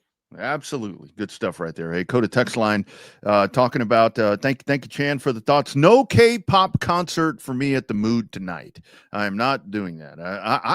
Wax, I actually made the plan tonight. Damn, I hope it works. I hope it works out. Are you going to this K-pop concert? Oh, hell no. No, I didn't know there was one. I did not know that there was one. Still trying to learn all that. I don't know what that. No, wait, that's not K-pop. That's Bop. My bad. That's Conjunto. That's Flaco Jimenez. Is what that sounded like when you went. I'm cultured. Tejano. You know I'm cultured, man. I've been down here in Austin for a while now, man. I got the Tejano in me. You gotta have it. You got the Tejano in you. Oh, chorizo. I got a lot more than that in me. I got a lot more chorizo. You want to tell them about Covert? Absolutely. Here's a word from our friends from Covert BK. You see Covert everywhere. It's that personal level of just feeling like it's a personal family interaction. The customer service, it's impeccable. It's unlike anything I've ever experienced buying a car. Over the 30 years that I've been buying cars from them, I feel like I know them and they know me. Covert's done an amazing job of making me feel valued. If you purchase a vehicle and you want to feel like you're part of a family, join the Covert family. Come and experience it for yourself. Covert, born and raised in Austin. All right, nobody beats a Covert deal. Not now, not ever. For a century, It has been the Covert family of dealerships taking care of all of you folks. And be sure to check them out at covertbcave.com. Also, McCall Custom Homes, McCallCustomHomesATX.com. Looking for that home renovation project, whether it's inside. I'll tell you the big three, as I always say all the time: living space, master bedroom, master bath. Those are the ones that you want to upgrade. Those are the ones that at whatever point down the road, if there is a selling option that you're looking to do, that's what's going to bring the appeal. Doing those in those areas of your property, as you update those, that's what's going to bring a lot of value to your home. And that's what McCall Custom Homes has been doing for 4 decades. A father-son team for 40 years, over 40 years, taking care of Central Texas, just like me, just like Bucky Godbolt, just like Wags, all of the folks. We trust our homes to McCall Custom Homes, and you should too. And I know that there's a lot of folks within our chats and on the Coda text line 222-9328 that have done that and have gone down that route. I mean, you just look at the 5-star ratings on Google, you look at the Better Business Bureau rankings, you look at all of that. It's Mike, it's the trades, it's Steve, it's those guys, everything that they do to make your dream a reality. Free estimates for Texas Sports Unfiltered listeners. 512-633-9580. Be sure and get that done today. Be sure and mention TSU when you talk to Mike. We build value into your home. Gallery of projects available at McCallCustomHomesATX.com. Be sure and check them out. And as I said, be sure and tell them that you heard about it right here on Texas Sports Unfiltered. Over on that Coda text line, just a couple catching up on some stuff here while Wags makes his way back. Dallas Stars live from Dallas. No better way for our man Tom McKay to spend his anniversary night. So, yeah, good stuff right there. Again, congratulations to Mr. and Mrs. McKay there on the anniversaries. Really cool stuff right there. And you do have the NBA tonight that is going to be underway. A couple of marquee matchups that hopefully when I'm done. So I guess the way it's going to work out for me tonight is probably not going to catch the Rockets and OKC because I'm not going to be that dude with the phone under the I don't want to give any detail. I'm not going to be the dude that has the phone going, during the anniversary thing. That's not the right thing to do. Won't be doing that. But then later you got the Warriors and the Lakers going at it tonight in the second game. I am looking forward to tomorrow. I'm looking forward to tomorrow, Wags. I guess it's 7:00. Dallas and San Antonio. That's Cooper Flag, huh? Cooper. The new. I don't care about Dallas. I'm talking about the Spurs, Jack. Oh, I thought you said. I thought you said Dallas there for a second. Yeah, they play the Spurs tomorrow. That's a great opener right there. The Spurs and the Mavericks. How about that? Battle for the South. Well, OKC might have something to say about that, I guess. Right? And I gotta find another team other than the Wizards. How about the Rockets right down the road in Houston? You got KD. Come on, man. When's this circus going to end? Right. I'm like ready to be done with that. Right. It's like, I think he wants to play for every team. It's like, I'm going to play for every. Like the jersey from every squad. Yeah. Yeah. I bet that dude has him on his wall somewhere. And he's got the one circled where he's going next. It's like, but he's smart because what he does, he sits and waits and they become a contender like Houston. I mean, what are they? You probably rank them, I don't know, top 10 in the league somewhere around 5 or 6. It's like, I'm going there. I'm going to go there now and make an impact when I play. When I play. Asterisk. When I play. Here's the thing. I say that I need another team to root for, except for, instead of the Wizards or what rather. I would be full-fledged back on the bandwagon with the Wizards, and I still root for the Wizards. It's not like I don't root for them, right? They're just it's tough to watch bad basketball, right? It's very frustrating, and it's been very bad basketball for the Wizards for almost 5 years now. Unwatchable basketball. So that's kind of, I guess, why I've naturally migrated and I guess infused myself with the Dallas fan base, and Dallas makes it easy to love, right? Like Dallas basketball, and I'm sure like Jake's probably going to hit me for this because I don't know the true pain that Dallas has felt as Mavericks fans, right? Just the anguish that they go through with this team. I get it. But for me, I guess I can empathize a little bit as a Washington Wizards fan. Like, but the Wizards are just never even in the conversation, right? Like maybe a couple of years ago when they were making some noise in the Eastern playoffs or whatever. But after the John Wall days and Bradley Beal experiment, there's been nothing. There's no hope. There's been nothing. So I don't know. Like it's just been. That's why I think Dallas just to me looks like fun basketball. It is fun basketball for me to watch. It's a breath of fresh air. But I can understand like when you're this close and you have a superstar like Luka and just start to feel like it's crumbling and falling apart. Yeah, nightmares are happening, right? But then you get a rookie sensation in like Cooper Flag, and it's, again the hype's back up. Yeah, and experiment with the big three work. My goodness, Dallas looking at a chip. I think it's a really good time. Not to pump your expectations up, but man, that's where I'm at. I think it's a really good time to get back into the NBA. If you've and I know that everything has changed, where everything changes. I listen to people bitch and moan about NASCAR changing and all these different things all the time. That's called evolution. I used to have a full head of hair, and I don't anymore. That's called evolution. It's called natural progression, right? Natural progression. But I think the NBA, and we started to see this last year. Well, we've been seeing this, but now where you've got you've got this new crop of badass players and you still have Steph Curry. I guess you throw KD in there because KD is KD. Steph, I would say Steph is still relevant. He's not absolutely as he used to be, but he's still that gnat at a picnic or that fly at a picnic, just bugging you, right? That dude will rip your nuts off given the chance, and he still has the ability to do that. But now I think you see with these new guys that are coming in. Wemby's one. You talk about Cooper Flag. Obviously, Oklahoma City is loaded. SGA. Like SGA is the guy for me, right? Luka, SGA, like those are the guys for me. Yeah. So you've got this new crop with some of the old still to where the transition is really good. And I think that this year, again, the West is just going to be so freaking fun to watch. Is Ant-Man there? I think so. I think so. I think you have to mention his name when you talk about NBA superstars. Giannis, of course, is like Ant-Man's the next Ant-Man, SGA, Luka, like that's the next turn, right? And Wemby, like that's the next turn. We'll see how Cooper Flag comes into this, comes in with this crop here. But yeah, they're just. I see, like, why would you pick them? They're, we have a weak bitch ass GM. I get it. So ultimately, I think too, what kind of enticed me to be a Mavericks fan is my son, right? Like my son fell in love with Luka, or the play style of Luka.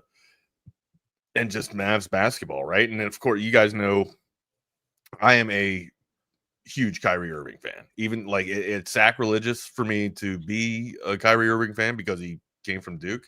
But yeah, it's just his flow, just the way that he can orchestrate, the offense and the way that he can flow with the basketball and just cut up and dice people inside of paint. And he's got new life, Wags.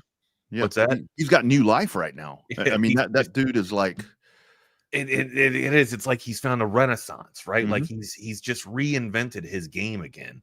And he's found a great home to do it in Dallas. And it's just real easy for me to root for the Dallas Mavericks with Kyrie Irving on the squad. And that's where you look at you bring in Cooper Flag, talking about with Kyrie, he lost his wingman right there, but boom, here's this generational guy. And they might ask. So I saw some news where they might ask Cooper Flag to bring the ball up too. So yeah.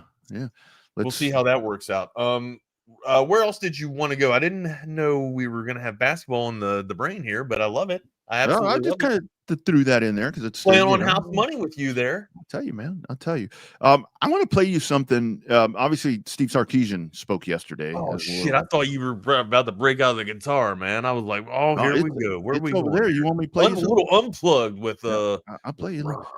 Uncle Ronnie. No, we got what's your band name be, right? Dr. Ronnie, Dr. Ronald, right? Well, but I would be like George Strait. I would hold the guitar and I ain't moving. By the way, you folks that want George Strait, and again, we're not getting into sit on the stool and just go. We're not going to get into who's playing at the Super Bowl. I don't care about all that. But George Strait playing at the Super Bowl, would it really be? I love George Strait. Would it really be entertaining for that dude to just sit on the stool and play for 30 minutes or however long? If your voice is that good, yeah, I guess it is. And that's a handsome man for being, It's like I saw this meme the other day, right? Only Phil Collins could sing, play the guitar, or play the drums, and dress like an IT guy and sell out Wembley Stadium, right? Like while dressed as an IT guy. Right? I know. Oh, so get this. Dude. So get this. My wife and one of her best friends when Texas plays Vanderbilt, Vandy. When Texas plays Vandy, they're going to New York to see Sir Paul McCartney. How about that? Would that? I thought about that. Would that still be a good tour? Like, what is he's got? What is he? 80? I don't know, but he's apparently still. Would that be a good show? Right? Like, and like him singing "Hey Jude" at this age, like, are you getting the full "Hey Jude" like when he was with Wings? Yeah. Well, maybe at this point he's like, how about that Wings pool, huh? How about the Wings pool? People thought I was going to say the Beatles, but he did it with Wings. Nice. Boom. The Beatles. You like the Beatles? I was okay. Big Beatles influenced by my mom. I've got some friends that are like Beatles, big whoop. Big the Beatles. No, I mean the good music. Again, like most people, I think the Beatles were better when they discovered drugs. Yeah, who isn't? Right. It unlocks us. It unlocks our game. Our radio careers went crazy when we did. It allows you to see. It allows you to see the world from different perspectives. You and I went from the weekend hell. Here's your PSA. Nothing's good outside of moderation. That's right. So, yeah, we went from weekend guys to everyday dudes on the TV and radio when we discovered them a couple of years ago. Right? Like Eleanor Rigby, like that's a great dun dun dun dun, like with the boom boom boom boom boom boom boom boom boom boom boom boom. Nobody cares. All right, you're gonna get me. You're gonna get me down to those dudes. And I mean, it's amazing these talents that we've watched over the years. Should we put the Beatles? Should we put top 5 Beatles on the damn? That probably would be good. Beatles songs on the wheel here. That probably would be good to put. It would be good to put. And I like Let It Be, but I've been to too many funerals of people that I know and they play that, and I'm like, oh shit, I'm kind of losing interest in that song because it's the association. Yeah, with it, right? Like, the association with it. Let it be. Where do we go next, amigo? You said you got some Sarks down. You were going to play me something. I thought you were going to play me the guitar, but that's tomorrow. We'll play. Oh, are we doing the top 5? Guitar. Is the top 5 tomorrow, or do we want top 5s tomorrow? We're going to have Satish Kodakula on tomorrow to talk about some new betting analytics. Make sure you guys stay tuned with that. Bring your wallets. No, I think this is going to pad your wallets. Ooh. So yeah, it gives you the edge, amigo. It's I don't know if it's as right as Tom's algorithm going on for hockey, and he's Thursday, so we got Tom on Thursday. So yeah, we got a lot to do here this week. Cavalcade of stars right here on Chaos Theory. We've heard all the Sark sound this morning. For Bucky and BK were playing some of what Sarkisian had to talk about yesterday. There was some sound from Colin Simmons yesterday that I found very interesting. To where when you want a team player, when you want a guy that has your back, when you want a dude that's going to battle with you, this is the kind of teammate that you want right here. This is Colin Simmons. Sark was saying the identity of this team right now is defense and special teams. Say that again? Sark is saying the identity of y'all's team is defense and special teams. And offense. Sark didn't say that. So when he says defense, what does that mean to you when he says that's the identity of this team? I think he meant to say defense, special teams, and offense. We're a team. We're a whole team. So, I mean, it ain't just defense and special teams. It's defense, special teams, and offense. We got the offensive back. We got offense back. Offense got our back. Special teams got both our backs. I know what he's actually wrong. Like Sarkisian did say, our identity is the special teams and defense, and we got to build our offense and get our offense better. But I love this out of Simmons. Like, right. He's and he knows what Sark said. Like, he absolutely knows what Sark said, right? But he's putting the cape on. He's being a leader. Now, I hope he does this on the field too, which is his play, as critical as I was of him in the first quarter of this season, and rightfully so, right? The tape don't lie. He has turned it on. He has come on, right? Something has clicked. he's beating double teams now, right? And he's finding a way to get to the quarterback. I feel like maybe at times he was using the frustration as an excuse, and that's just me pulling shit out of my ass here. I'm trying to relate to a 20-year-old or a 21, however old Colin Simmons is, right? I'm sure that there's a whole bunch of shit that gets inside of your mind when you're that age and you're trying to play on a level like Texas football. Him coming on this strong is a good sign, but here's a little bit of concerns that I've also seen, right? There's certain plays where I've seen him take plays off, or not so much take plays off, but he'll give you a strong rush, and then he'll almost like wait because he feels like someone else is going to make that play that's right there. But then, to his credit, he turns it right back on and he'll make the play, right? Yeah. But like, he does need some support. He needs a Robin out there somewhere. He absolutely does. Hill's flying around too, looking ferocious, and they all play down. I've said this. I stand by this, right? They all play downhill. They all know how to come up and hit, right? It's the inconsistency that we've seen from a pass rush time in and time out. But now, over the past 2 weeks, it's come on pretty damn strong. Mm-hmm. I hope that's a good sign and a tale to come, because Florida was not there. It was non-existent. And then, it started to dial up a little bit against Oklahoma, and they got after it against Kentucky. Thankfully, they got after it against Kentucky because the Longhorns absolutely needed the defense. I think one of the bigger things with this is kind of looking big picture. Obviously, our focus right now is what's going to happen with this team. What's the progression, or what happens here in the final phase of the season. But I think if you're an NFL executive and you hear that cut from Colin Simmons, you're like, damn, that's a guy I'd like to draft. Yeah, that's a draft. That's a Sunday ball player, right? Yep. That's somebody that's in your locker room. That's somebody that's going to have your, not just the quarterback's back, but the coach's back, the entire franchise. That's somebody that you want wearing the cape for you, or in this case, donning the shield and protecting everybody from it, man. And Jake, to your point, I gave him his roses, right? Like, I crowned him. I was very critical of his play, but yeah, absolutely. In conference play, he's absolutely dominated 100%. 13 tackles, 5.5 sacks, 6.5 tackles for a loss, and a forced fumble. I'm with you, man. I agree with you. And there's still a lot of people talking about here as we're almost to the midweek portion here going into the game that's coming up, and we're still kind of focusing on what we saw on Saturday. But it's like, play calling changes with the offense, and do you have a different play caller and all these different things. It's really hard to go in there and tweak your offense. I think the real question is, you have a small amount of plays that you can run right now because you can't win the line of scrimmage.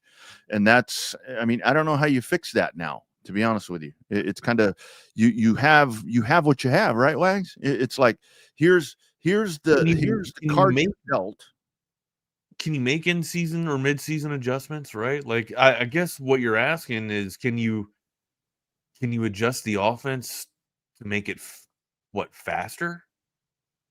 Yeah, right. Like, that, seriously, that's my question. Like, the only way that I think that you can fix the offense now, because of so many injuries or so many plug and plays up front with the offensive line, is how do you keep the same playbook but speed the plays up, right? Like, the slow developing plays, and honestly, it's the fact that we lack team speed. We lack top overall team speed on the offensive side of the ball, I would think, in my opinion. I really, outside of Niblett, I don't see a guy that can blow the doors off somebody. When LSU has 3 Olympic sprinters, right, seemingly on their, or no, they do. They have 3 Olympic sprinters. Yeah, it would be nice to have some type of speed like that. And right now, I don't see any type of speed like that from the Longhorns. They say that Wingo has blazing speed. I hadn't seen it. Yeah, and I was truly wrong to where I thought that once league play started that you would see the offense, because that was the thing with the 3 other than the Ohio State game, to where the offense looked slow, out of rhythm. And I remember saying I think that we see that ramp up, and it has not. We saw little spurts of it against Oklahoma, but now you're towing an anchor again this past week. So Sark was asked about shrinking the playbook, which I don't know how you shrink that. Here's Sark on that. You put it in cold water. Shrink. It can happen. There's games that can happen. Again, not divulging what we're going to do this week, but that's one avenue that you can go in. And let me just preface it with this: not necessarily shrink the playbook to where you're not doing as many schemes, but maybe you don't carry as much, and so you can practice those plays more times throughout the week. What? Yeah. Yeah. Yep. I don't have anything. I don't have anything for that one, Sark. Yeah, I don't know what that really means. No, yes, no. Right. Yeah.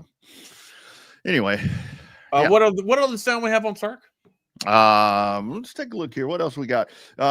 He was asked about the short or long term, these problems that we're watching right now. Which one is I it? would probably say they're both, right? Okay. At any time, I think any issue can be fixed short term. And one of the easiest ways to fix something, if you're not running a specific scheme very well, you don't have to call it.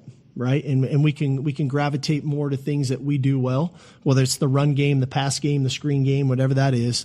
I think naturally, if you feel like, hey, we're not adequate enough at a certain position, well, you can protect that guy in that position right now and, monitor his development long term. Or you say, we would protect him now, but we may need to do something in the off season. Or, hey, you know what? We want to get better at a scheme. We need to go study specific coaches that are really good at it to say, hey, we can get better at that in the off season. But in the short term, maybe we just don't emphasize that as much.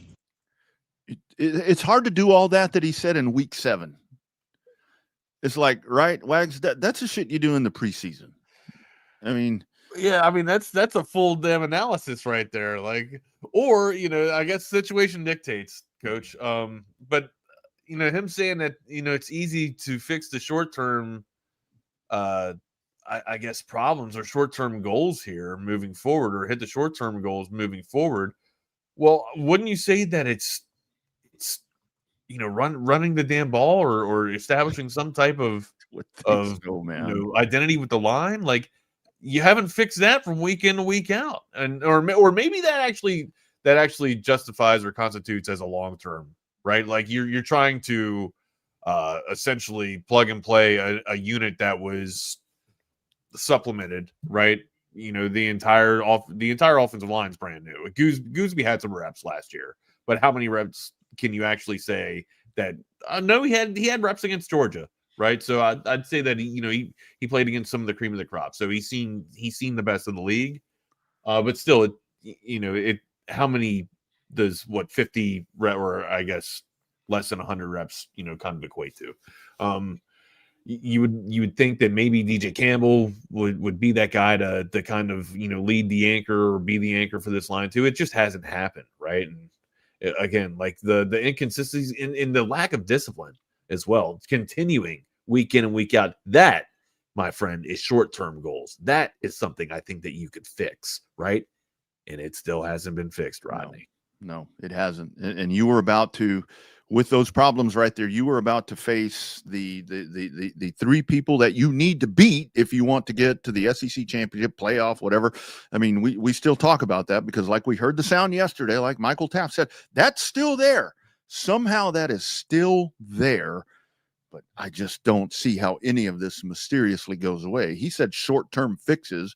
We saw a short-term fix for a half of football against Oklahoma, but that has gone away. Wag. So I like the idea of living week to week. Like, if you stay in that short-term mind frame and that short-term mindset, you can live week to week, right? And just fix the problems that you see, during that time frame, but still, like, identifying what's up front or your lack of blocking up front, like that has to be, the number one thing that you are fixing week in and week out, right? And still, there's been no progress. We saw the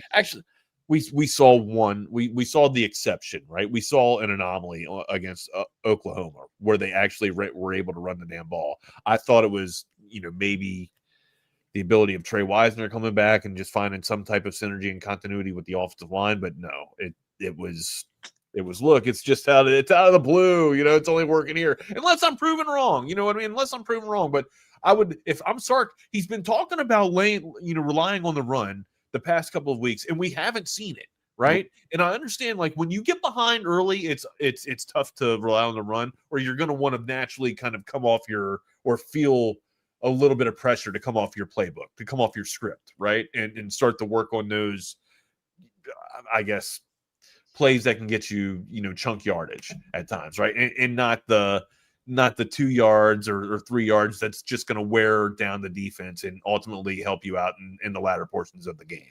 Yeah.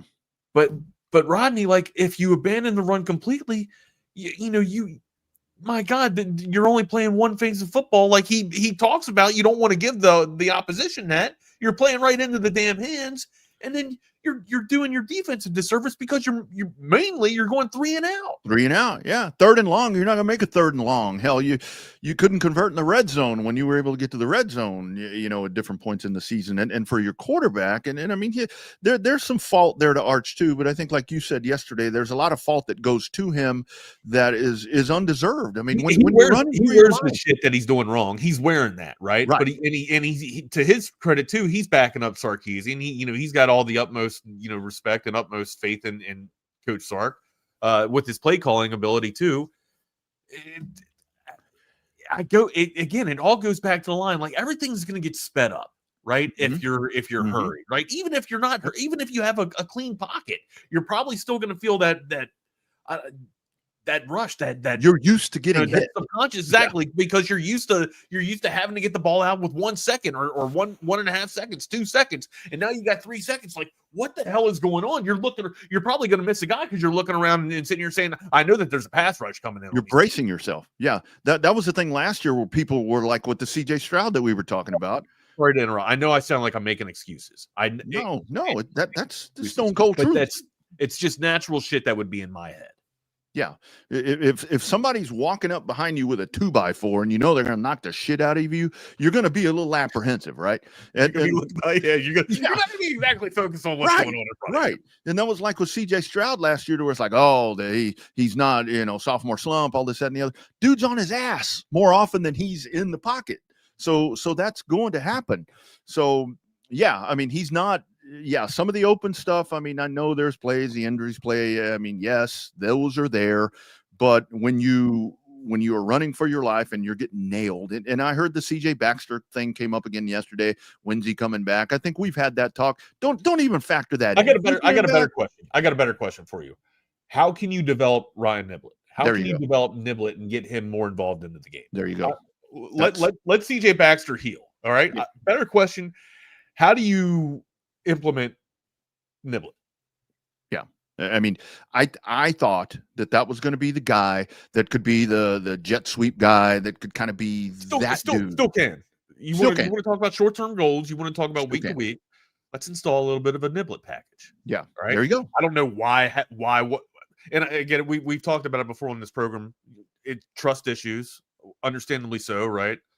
We've seen it in the past. If Sark and Flood don't feel like, a certain type of running back has, handles or solid, solid rock toting capabilities, they're probably not going to get carries, right? You have to secure the ball. You cannot put the ball on the deck. You just can't. That's an unforgivable sin. And before we bring Jordan on, I'll say the kid that you just moved to running back, where it's like, okay, this dude's going to be a running back. Use that dude to do that. Maybe. Don't prime him up to tote the rock and do all. Let that guy be the utility guy. That because he can do that. He can do that. But you got to develop him. You got to develop that guy. So I don't know, dude. Well, I can tell you one thing, and I'll leave you guys with this: is we're to that part of the season to where the bowl projections come out. What are you guys doing December 31st, New Year's Eve? What are y'all doing December 31st? Dreading the portal opening January 2nd. Y'all want to go to ReliaQuest Stadium and watch Texas play Iowa in the ReliaQuest Bowl? What do you think we're doing? We're good. Get some Tampa gear while we're there. We already get to see Texas cosplays Iowa every Saturday, so yeah. I don't know. Not I would absolutely hate that, having to play Iowa. I would almost rather them go to the Alamo Bowl and play throw Oklahoma State in there. I know they're not making a bowl, but I don't know. Yeah, I do not want to play Iowa. Somebody asked me, just random thought here, right? Somebody asked me in the gas station yesterday, dude said, I usually talk to the guys behind the counter. Were y'all at the urinal? I was going to ask you, is this the guy behind the counter? Yeah, I usually chop it up with I'm that guy, right? Somebody asked me a question, and dude, I kind of sell the show that way too. Hey man, you ain't doing nothing, put this on. Listen to Texas Sports Unfiltered. So shout out to Jordan. No coincidence there, but his name's Jordan. He works behind the counter at the K there. So thank you for listening. He's a longtime listener here, first time caller, and asked the question yesterday when I came in. He's just like, hey man, so what's your realistic expectations for this season? And I said, I think, or he's like, you think we're making the playoffs? And I said, honestly, dude, I think we need to be realistic and temper expectations. We're probably looking at 4 losses this year. Does that get you into the playoffs? No, it doesn't. We're probably going to lose to Georgia, and we're probably going to lose to A&M. That's just, and there's another loss that could sneak up on us if we continue to play this poorly. Boys, pulled up bowl projections. collegefootballnews.com has Texas playing in the Kinder's Texas Bowl versus TCU. TCU, the purple kryptonite finishes off your season. Holy smoke. If TCU wins that game, oh man. Hey, I know I'm sitting on for Jordan real quick, but I got to use the bathroom one more time. No worries. CBS Sports has Texas going to the Citrus Bowl to play Michigan on New Year's Eve at 3 p.m. Well, that'd be, the old Rose Bowl matchup of 2004, right? For a lot less on the line. Man, they're not making the playoffs. Is there a way to get something to the NCAA? Like, hey, we're opting out of this bowl game unless it's either the Bahamas Bowl or the Pop-Tarts Bowl. Because, the Bahamas Bowl, the logistics are a shit show. I mean, every year, I don't know if do you know anything about the Bahamas Bowl? No. It's a bowl game played at what is essentially a high school stadium in Nassau. How do you say it? Okay, yeah. Bahamas, is it Nassau? Yeah, Nassau. Yeah. It's played at a high school stadium there. Okay. There's a track around the field. Oh, so the Dragon camera Stadium. Nice. is way the hell away from the field. Yeah. And there's also 10 people there because it's a college football bowl game played at a high school stadium in the Bahamas. Nice. And I mean, yeah, I remember last year there was a guy who was there on Twitter. I mean, he prefaced the top of the thread by saying he'd had a bunch of drinks, but it was basically just updates from him about all the random shit that was going on. The scoreboard was out half the game. There was animals walking around on the playing field. I'm all for that. I'd love the chaos, and I get the expensive trip to the Bahamas. Boo hoo. There you go. So Bahamas Bowl would be awesome. The Pop-Tarts Bowl would be awesome. I don't think I need to explain much about the Pop-Tarts Bowl. It is what it is. It needs to be like turning down an NIT invitation. We're good. I also think it'd be funny. Right now, is there a PlayStation Bowl anywhere? The PlayStation Bowl is the Fiesta Bowl. I would go to the Fiesta Bowl. Yeah, that might be a playoff game this year, though. I don't know. I do know in the past, though, both teams that would play in the Fiesta Bowl would get every player would get a PlayStation and a bunch of free gear and shit. So, yeah, that's awesome. Hey, I don't know. I'd do it. I'd do it. All right, boys, I'm going to get out of here. I got to take my car to the repair shop, get an oil change. Wags, I'll see you tomorrow. Jordan, I'll see you tomorrow. Go get your oil changed, buddy. There it is. All right, boys, take care. All right, man, plug it up. Yeah. ESPN has Texas playing. Where are they on here? Does ESPN not have Texas in a bowl game? No. It has one guy from ESPN has Texas playing Notre Dame in the Tax Slayer Gator Bowl in Jacksonville. Barf. Total barf. Another analyst has Texas playing Michigan in the Citrus Bowl, like CBS did. Sports Illustrated has, oh boy, Michigan would beat us. I don't know about that. Sports Illustrated has Texas playing Baylor in the Texas Bowl. You guys, excuse me. I've been really pessimistic, man. The sky is falling, bro. So, man, I'm just trying to set myself up, right? So if we do win, I'm trying to set myself up for I guess a survivable Thanksgiving, honestly. Yeah, man, what I'm kind of scared of, I've been thinking about, I shouldn't say scared, concerned. The Kendra Scott Bowl. Do you get ice? Do you get diamonds for Kendra Scott? It's not a real thing. What I'm concerned about. It's not a real bowl? Yeah, what I'm concerned about is that I took the last 2 years for granted. That's what I'm concerned about. Because is this Texas team going to get into the Final Four this year? That ain't happening. Next year? Going to have to go crazy in the portal for me to feel good about saying that, so I don't know. It's an interesting time. Like, where did it go wrong? Like what went wrong this year, or what's gone wrong this year? All signs point to the line. Like, and I get you want to grow your crops. I understand that, man. But how do you not address, or how do you not evaluate properly the most important unit? Right? Like, if you can't get that right, you can't do dog shit. It's just mind blowing. You can have all the toys, you can have all the pieces, man. But if you don't have a way to protect them, if you don't have something to put them in, man, they're gonna get ruined.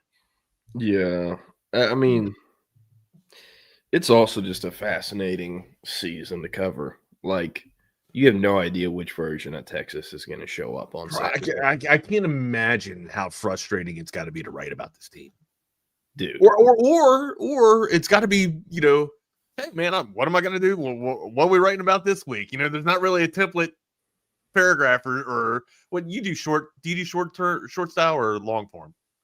Man, I cover recruiting. It's like the most informal type of journalism. Okay, so you're doing short form writing. Yeah, I mean, so. For me right now, like, I cover recruiting. Texas, they have 21 commitments in their 2026 class. They'll maybe get 3 or 4 more tops before signing day. And because I need to be careful here.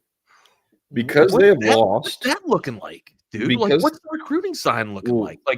Well, listen. Because they have lost, because the Texas market has been pretty critical.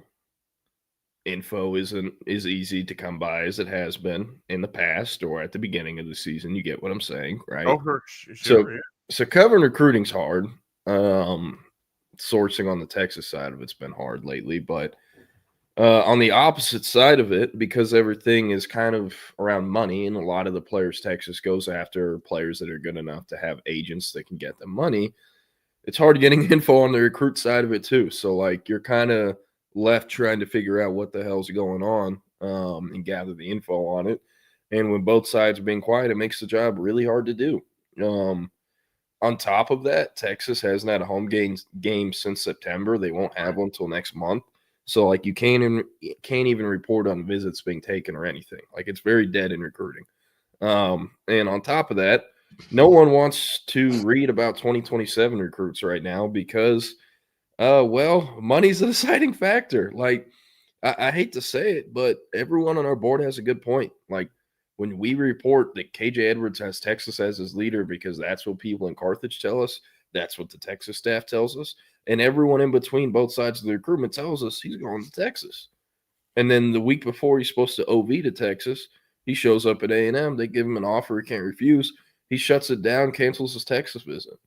And the board's like, you fucking idiots. How did you not see this coming? And it's like, well, what do you want us to do? Like, sources at Texas tell us this, but we don't know about that. I'm not going to report it that way. It's not how it works. So because of that, where it's like, this guy was trending in Texas for a year and then he ends up elsewhere right at the altar. Why would I care about a junior recruit if they're just going to screw us a year from now, So I get the thought process. I think the way recruiting has been covered has changed so much. Like, there's so little it used to be you cover the whole recruitment from start to finish when Texas offers the kid as a sophomore, all the way up until, he's taking visits, committing, and then after he commits. Nowadays, it's enough, like, man, right? That should be enough. Yeah, well, nowadays it's like, man, like if you're not a top 50, top 100 prospect, like I might be wasting my time going out of my way to write about a kid just because it's not going to get read. People don't care. So in a weird spot, weird part of the calendar. I'm not excited for the portal to open. It sucks covering it because it's everything I just said times 10. But I don't know. Excited for home games to come about so they can start getting some guys on campus and job becomes a little more active, easier to do. But I don't know.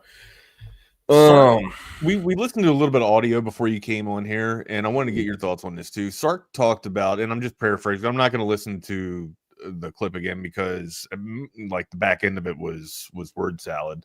But he kind of talked about, short-term goals or fixing short-term problems, or if most of the things that we see on the team are long-term issues or short-term issues.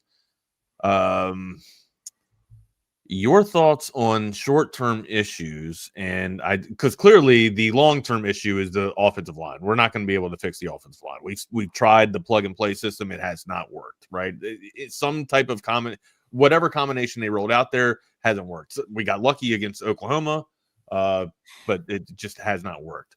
What are some short-term goals that you feel like we could fix? One, I feel like, is getting Niblet involved into the game and installing a package. How would you go about doing that? Brother, I've been begging for Niblet to get offensive touches the entire season. I say it like it feels like every show. Keelan Robinson, they had the specific play for him that they ran however many years he was at Texas. It's an orbit motion. He goes in the backfield. He basically would run to his right, the ball snapped, and then he runs like basically a half moon behind the quarterback and is catching the ball in full speed behind 2 or 3 blockers. A&M does that. Yeah, and it's, you get a guy who can make you miss in the open field and let him do what he does. That's what Ryan Niblet does. All of his highlights this year have come in the open field on returns. That is what he does best. Maybe the highlight of the season. Yeah, maybe there was a block in the back. There was no maybe. It was a block in the back. They missed it. That's what happened. There's a block in the back every play. In the SEC, refs will screw things up. Sometimes it goes against you. Sometimes it, is with you. So with Niblet, he needs to touch the ball more. But if he's touching the ball, it has to be something that is schemed up like that. He is not a traditional running back. You cannot run in between the tackles. He's not really an outside zone runner. He is really not a running back. I mean, I need to make that clear as day. You can use him out of the backfield, but it has to be schemed up passing plays or reverses or something. I don't know. What I would love to see happen, they run that Ryan Wingo end-around play like every other game. Wrong personnel, buddy. Throw some, or not even that. Like, I would have Niblet run the other way and throw him a reverse. And the next time Why can't Niblet take the ball around the end, though? How many times have we seen Ryan Niblet go around the end? Yeah. No, I mean, yeah. So, I don't know. I just get him the ball in space. He needs to touch it more. But as far as short-term fixes for the season, there isn't much. I think they need to get the hell out of 12 personnel. Stop running it so much. Spread it out. Your tight ends have struggled to block edge rushers, overhang defenders, and linebackers the entire season, unless you're playing a G5 team. Like, they have to spread it out. Jack Endries. Is it because of necessity? Right? I mean, Sark is always. Are they running 12 personnel because of necessity? Sark has always been heavy on 12 personnel. Or likes to run it. It helps you get more, guys to block in the box. And also, like, if you have good enough tight ends like Texas has that are good enough in the pass game and good enough blocking as well, like they have been up to this point during Sark's tenure, you could say, it helps. They run a lot of play action out of it. You can run the ball. You can pass out of it. Obviously, play action, like, it helps. But all that shit, like the benefits of running 12 personnel go out the window when you cannot run the ball because your tight ends cannot block. And on top of that, your O-line is very below average. Thank you. You beat me to my point. So they need to spread it out. And I mean, yeah. So I don't know, but there's really not much they can do, I think, to fix or change things. They have to go in the portal. Now, what will it look like long term? This is what I would do to fix the biggest problem, which is the O-line. Pay Trevor Gooseby whatever it takes to come back. He needs to come back next year. Left tackle, I understand he could be drafted. I don't think he'll go day 1 at this point, but probably a day 2 guy. Maybe day 3, but I think day 2. But with him, you are not going to find a offensive tackle in the portal that is just as good or better than him for the price that you won't have to pay to get him to come back. So I think paying Gooseby to come back has to be priority number 1. DJ Campbell's out of eligibility. If he wasn't, I would say pay him, but you can't. At center, Cole Hudson is out of eligibility after this year, I believe. Almost positive he's appeared in 5 or more games all 4 years he's been at Texas. Connor Robertson is in the same class. He can come back for his 5th year. However, unless he's cool with being a backup center, he should not come back. He should not be starting next year. He has shown he cannot start at the level needed. Cole Hudson, the actual starter, can't even start at the level needed either. So try Daniel Cruz. They love him. They thought when they were recruiting him, he's the center of their future. He'll be in year 3 next year. They need to work with him in December and early January to figure out, is he going to be ready? Because if not, you have to go get a center out of the portal. At guard, DJ Campbell's gone next year. If you paid any attention to Texas this year, their guards are even worse than their tackles. You have to go in the portal for at least 1 guard, no question. If Nato Umeozulu isn't ready in year 4, he probably ain't going to be ready in year 5. That's just what it is. Connor Stroh, I don't know how much longer he'll be in Austin. If he looks like this in year 3, how much better is he getting in year 4? Right. Nick Brooks, you're asking a 6'7", 18-year-old to get out of his stance and block grown-ass men, 22, 23, 24. And not just that, you're asking him to do that shit like pulling and going, 3 yards and 5 yards outside of the box and trying to hit guys on screen plays. He can't even get out there. He can't even Weisner or whoever's got to wait for him just to get out there. And that's on Huddy too. Hudson can't get out there either. None of them can. Yeah. And none of them can get out there. And even when they get out there, they're just running past people and they're not making any contact with anyone. It's tough to watch. It is. Yeah. And look, people are on Nick Brooks' ass. He's not played well. I get that part of it, but what needs to be brought up, it's not his fault. He should not be playing. He should not be playing. A true freshman, 18-year-old, 6'7", 300-plus pounder. 6'7". He's 6'7". Yeah. Shouldn't. Okay. I was like, where did y'all even get this from? He should never be playing as a true freshman in the SEC unless it's on kicker field goal units. There's no reason for him to be playing unless you have fucked up building the room so bad that he's the best option you have, which is where Texas is at right now. Is he the long-term answer at left guard? I don't know. I would love to see him get tried at right tackle and move Brandon Baker to guard, because if Baker plays in the NFL, it will be a guard. But if Baker comes back at right tackle, I think that's okay. I don't know how much better you're going to find than Brandon Baker in the portal, unfortunately. And you probably have to overpay for whatever that level of talent is, kind of like Texas is right now for Baker. So, I don't know. I think at least a center, if Daniel Cruz isn't ready, they have to get a center, because Connor Robertson isn't the answer short or long term. You have to at least get 1 guard, if not 2, in one dude who can actually compete to start, not just be a Tia Savea that comes in to be a body on the bench and provide depth. They need a difference maker, someone who can contribute at guard. I'd love to see them bring in at least 1 tackle for depth at minimum. Hopefully someone that could push Brandon Baker at right tackle, because no one will if Gooseby comes back.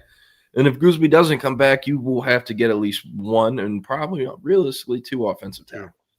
So it's going to be interesting. Every year in college football, your roster gets more and more expensive. That's just part of it. The market has gone, exponentially up. The number that 5-star number 1 edge rusher in the country, Colin Simmons, committed to in August 2023 is now like a third of what negotiations start at for 5-star edge rushers 3 years later, 2.5 years later.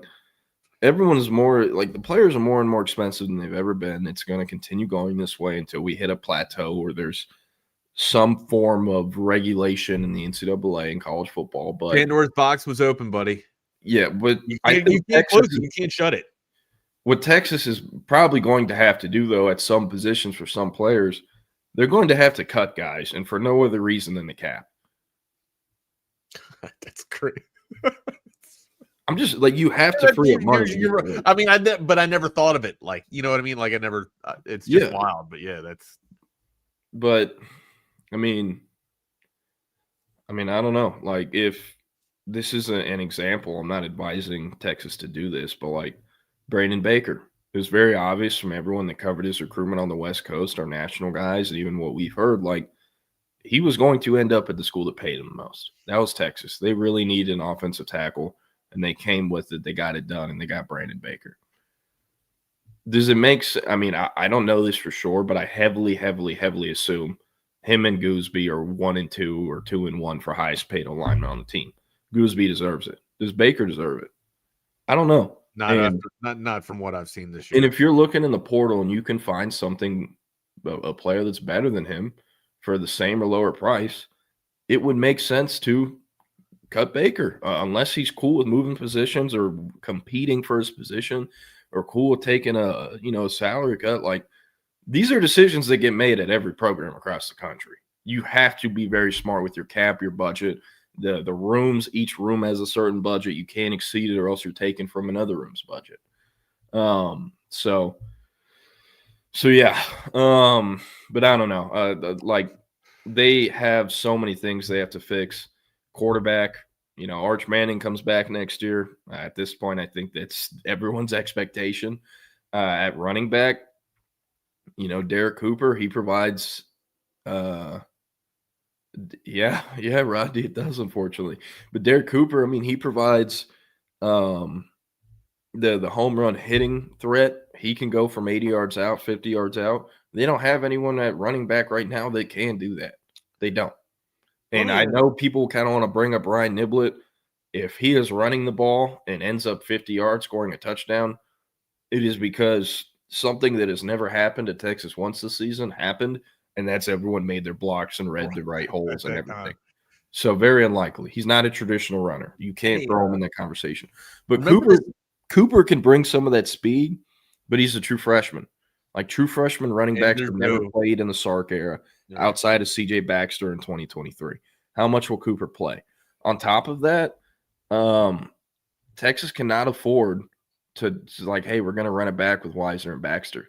Baxter has played in 3 games in Texas's last 23 games. In one of those games, he only played 1 snap. You cannot put all your eggs in the Baxter basket again. I love him. I think he's a phenomenal player when healthy. You only ever hear great things about him, whether on or off record, in the locker room. He's a great teammate. But you cannot roll it back. You can't run it back where he's the only guy you're depending on. You have to go get someone who can true SEC power back. You think of the Braylon Russells at Arkansas, big number 0. He's like 6'2", 240. Like, you need a big runner who can, run through a motherfucker's face. No, 100%. Not somebody that's going to break when they fall on the ground. I think Baxter provides that when he's healthy, but he hasn't been healthy. So you cannot take the risk that he will be for the entire 2026 season. Weisner should come back. I don't think he's ever going to be a draft pick as great as he is as a college player. I think both of those guys do come back, by the way. Sorry? I think both of them do come back. Oh, yeah. And then at the same time, like, it's going to be up to Texas, but how much are they going to let Derek Cooper play as a freshman? Because if Derek Cooper isn't playing as a freshman, it's because Texas has screwed this up again, or it's because they went and paid a running back in the portal that has the make you miss open field ability that they lack in the home run threat ability, because they don't have that. So they need running backs, or a running back at least. They have to take at least one. If they don't, it'll be a big mistake. They need O linemen. Tight end, I think they'll be okay whether Andrews does or doesn't come back. At this point, I don't know how he can get drafted. He's getting like 1 or 2 targets a game, and he does have a year of eligibility left. Nick Townsend and Imari Winston will be in year 2. Jordan Washington will be in year 3. Spencer Shane in year 4, and then Will Randall's still there, but he's never going to play. And then on defense, they're going to have to go get a backer. They are only going to be returning 4 scholarship linebackers to next year's team if you count Brad Spence as an edge. And one of those 4 is Jonathan Cunningham, who has spent more time in practice with safeties and nickels than he has as linebacker. So you really only have 3 returning scholarship backers. Texas runs a 4-2-5. It's not like they need 10 of them, but like they're going to have to go get a depth guy at least for backer. And it's also worth bringing up. You have 2 guys coming in, Kosiak Pala. He cannot play year 1 unless it's special teams. He needs to be taught the linebacking part of the game because he's an edge rusher in high school. And then Tyler Atkinson, he can play year 1. He can provide impact snaps year 1. He's the most ready to play linebacker in the entire 2026 recruiting class. So they should be all right. I could see them also not getting a linebacker. I don't think it's, it's far from the biggest need in the portal. On the interior D-line, Cole Brevard, Travis Shaw, which has been a surprise this year, in my opinion. That it's been good? Yeah, that it's been because I had question marks, right? Like especially after I thought that the edge would be there, but I still had question marks after last year or after losing studs to studs to the NFL. It's like how do you stuff the run, or how do you stuff a quarterback from being able to step up into the pass? And sure as shit, here we go. This season, we're able to do that. So yeah, it's kind of like house money for me with the defensive interior line. Yeah, I mean they went and paid 5 portal players to transfer in. Travis Shaw, Cole Brevard, Murad Watson, Hero Canoe, and Levon Johnson are all transfers. All those guys combined, I would say, probably add up to over $2.5 million for this year. Yeah. Because hey, Texas, they only returned 2 scholarship D linemen from last year's team. They have 3 true freshmen. They had to go get guys who can actually play impact snaps and also $2.3 million. It's 5 of them. Interior D linemen are expensive, and Murad Watson was a freshman All-American last year. So, hey man, it's justified. It's you got to remember, like you're not just paying the actual market value, you're paying over it because Ohio State, Miami, they need them just as bad as Texas. No, you're right. God, that's great. What man did we miss the boat, buddy? Did we miss the boat? Yeah. Well, so on the interior D line, though, Cole Brevard, Travis Shaw, they're out of eligibility. Hero Canoe can come back in 2026. Could be a draft pick, maybe not. He'll have a decision to make. Levon Johnson, Murad Watson will be back next year. You have the 3 true freshmen this year, Justice Terry, Myron Charles, and Josiah Sharma. They'll be back. And then you have 4 incoming true freshmen, possibly 5. They flip Kendall Gerville. So I don't think getting a D lineman, again, is like far from the biggest priority. That's going to be on offense. But if Hero Canoe is leaving, I think, they should go get a veteran D lineman, a guy who can at least be in the first or second rotation. At corner, sources really like Grayson Littleton, Cade Phillips. In fall camp, I heard from a source that they think Cade Phillips is starting at corner next year. And with that, they said it's a really big, upcoming season and off season worth of practices for the for the quarterbacks in the room that aren't named Grayson Littleton or Cade Phillips. Malik Muhammad will leave. He'll be a draft pick. Jalen Gilbo's out of eligibility. He's gone. So Cade Phillips likely to start at one of the corner spots. Grayson Littleton, he can either start at nickel or get moved to traditional corner like Gilbo did last year, which would then Wardell Mack would probably start at nickel, or Wardell Mack would be the other corner. You also have Kobe Black, Warren Rogerson, those guys fighting for playing time in there. And then at safety, Michael Taft's done out of eligibility. I think Jelani McDonald is playing himself into being a day 2 pick. Maybe they try to get him come back. They'd retain him, man. Kind of the Jade Barron pitch, perhaps. But if Jelani leaves, then the safety room next year, the returners are Derek Williams Jr., Jonah Williams, Jordan Johnson-Rubel, Xavier Philsme, and Zealous Hicks. Zealous Hicks still probably not ready to play. You got to remember he skipped a year of high school, so year 2 of next year is really his freshman year. So I wouldn't mind them getting a safety. At the same time, you're paying Jonah Williams a lot. Derek Williams has not played a ton this year, so if he's coming back next year, he probably has some guaranteed playing time in there, and you are paying, Jonah Williams a lot. Phil Smee will be in year 3. Same with Jordan Johnson-Rubel.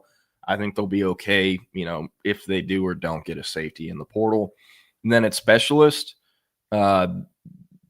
they're losing their long snapper. He's been a 4-year starter. Their next scholarship long snapper is coming in. He'll be a true freshman. He can long snap as a true freshman. Not worried about that. But they're also losing their punter and kicker. They have 2 scholarship punter. They have a scholarship punter and a scholarship kicker committed. They'll move in January. But with how Texas has treated true freshman kickers in the past, I think they're going to go to the portal for that. And with how bad the freshman punter was last year, Michael Kern, I think they will go to the portal for that as well. So if you've been following, that is 1 to 2 portal running backs. Ugh. I could say 2 to 4 linemen. I don't think they'll go tight end. I think they will get at least 1 receiver. 0 to 1 interior D lineman. I think they'll be just fine at edge. I don't see them going in for an edge unless it's a depth guy, so I won't say edge. Go 1 backer, 1 safety, and then a punter and a kicker. So around 10, maybe 15 portal players. Going to be a active 15 days in January. Get that purse out. Get that pocketbook out, man. Start writing that checkbook. Hey, I will say too, look, this is a situation. Sark isn't getting fired after this year. Oh, yeah. They could lose out. I don't think anybody's calling for Sark to get fired. Yeah. Either. Yeah, I'm getting there. They could lose out. He's not getting fired, right? That being said, years and seasons like these cause for people to open the checkbooks. I know they're already open. That's, how a lot of these players are already at Texas, but they open even more when they're losing. And I brought this up yesterday. If A&M and or Tech are in the playoffs and they go past the first round or are actually competing, not only does that open up checkbooks at Texas, it gets them to have conversations. What are we doing wrong? How can we be better? How are they achieving success in a different way? Or how are they achieving success while we're not, while they're using a different strategy? What strategy are they using? Like, those conversations happen when Texas is not in the playoffs and Texas Tech and A&M are, if that were to happen. So I'm very curious to see how the other schools in the state of Texas are going to affect Texas's offseason, because they will. I'm just going to go scroll through some comments, and then I do want to get Can I ask you a question real quick while you're looking at these? Go ahead. Do you remember this guy named Silas Bolden? Yeah. Right? Yeah. Nah, he wasn't really that much of an impact player, but he made some crazy ass plays, right? And when he was on the field, he demanded attention because of his speed, right? What if we kind of installed a package, kind of like a Silas Bolden for a Ryan Niblett? Yeah, they should. What if? I mean, he only had 27 receptions on the year, right? But still, it's a nice little outlet. It's a nice, again, it's eyes on him. It's eyes on a speed threat that could open pockets for people that are maybe lacking the ability to get separation like Wingo's had, right? Yeah. And Ryan Wingo too. I mean, I don't know. I know I'm being overly critical. I understand it. I'm just. We both are. We both are. But with Ryan Wingo, I've kind of said this for a few weeks now. I don't know if he's a 1. They very obviously are trying to make him be receiver 1, but I don't know if he's a 1. I think Parker Livingstone is talented. I think his skill set is best suited as a 2. Don't know if he can be a 1. And I can tell you right now, DeAndre Moore is not a 1. He is a slot or, an extra benefit. And that is only going to continue to be the case because he ran out of bounds and could have ended the game in regulation. I can't believe I didn't even bring that up yesterday. That was one of the dumbest fucking things I've seen out of a Texas football player in my lifetime. And you got to remember, I grew up in the late stages of Mac Brown, Charlie Strong, and Tom Herman. And that is up there with one of the biggest mistakes you've seen from a Texas football player in the Sark era. Because if they lose the game, can you imagine what DeAndre Moore, the stuff that'd be getting sent his way right now? Yeah, look, I mean, we all hit on DeAndre Moore yesterday about that. It's just bad football, and Sark even had a comment about it too. Like they owned up to it, so he's got to figure out what they're doing or what they're not communicating is what he said. Like, I'm paraphrasing, right? But he's got to figure out what they're not communicating for doing plays like that or that are inexcusable. So he took accountability for that and owned up to all that shit. But yeah, Jordan, I mean, everybody has beaten beating Moore up for that. It's because you're a leader too, right? You can't be doing that shit. You just can't, like, in situational awareness, like game. And then Sark also mentioned the holding calls and the false start as well. It's inexcusable. It's man, plays that lose you games instead of plays that win you games. In overtime, I'm watching this game with my girlfriend, and I explained the overtime rules to her. I'm like, Kentucky already went. All Texas needs is a field goal. They win this game. And she's like, well, why aren't they just kicking the field goal right now? And I'm like, well, you can get a little closer, have your percentages go up. First play is a flag, and I'm just like, oh. Did she look at you? Shit up. They had negative yardage in overtime. I know.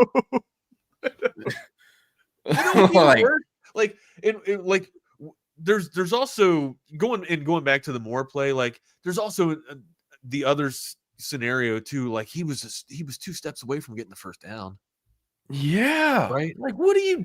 And the thing with DeAndre Moore too, it's like, man, your entire career, you have never been the fastest, biggest, or even best player on the field. Not even at receiver. But you consistently go 110% each snap. You are consistently in the right place, and you're the most consistent blocker on the team and have been. You're the most consistent game to game, snap to snap, series to series receiver in the Texas program. It has been for the last 2 years. One of the most uncharacteristic things you'll ever see from DeAndre Moore. And I think that's why so many people got upset and pissed about him, and rightfully so. They could have lost the game because of that. But, it was just weird.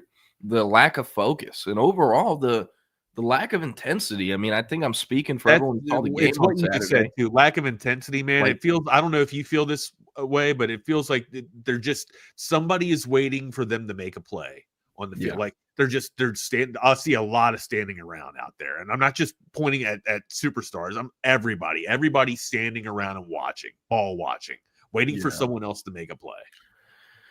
Yeah, it's not great, but I don't know.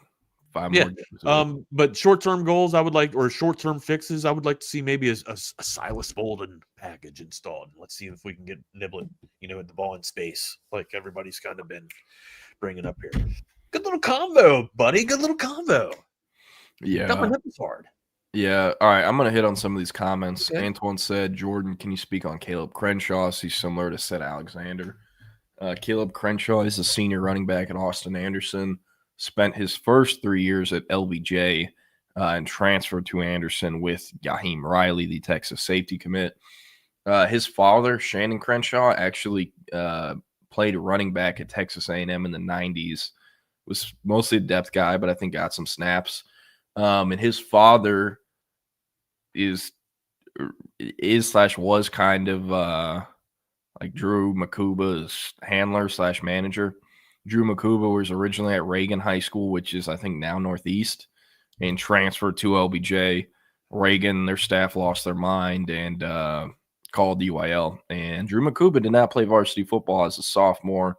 He didn't want to play JV because it was unfair, so he just practiced as a sophomore and didn't play. But Shannon Crenshaw was, a guy that helped Drew coming up, helped get him to practice, take him to visits, navigate the recruiting process. He was at his draft parties on the sideline for Eagles games. Like, they're very close. And, I mean, the East Austin football community is very close, especially with Jamal Fenner and all those parents that kind of grew up, went to school together, and never really left the city. As far as Caleb Crenshaw, a tremendous high school player, tremendous player.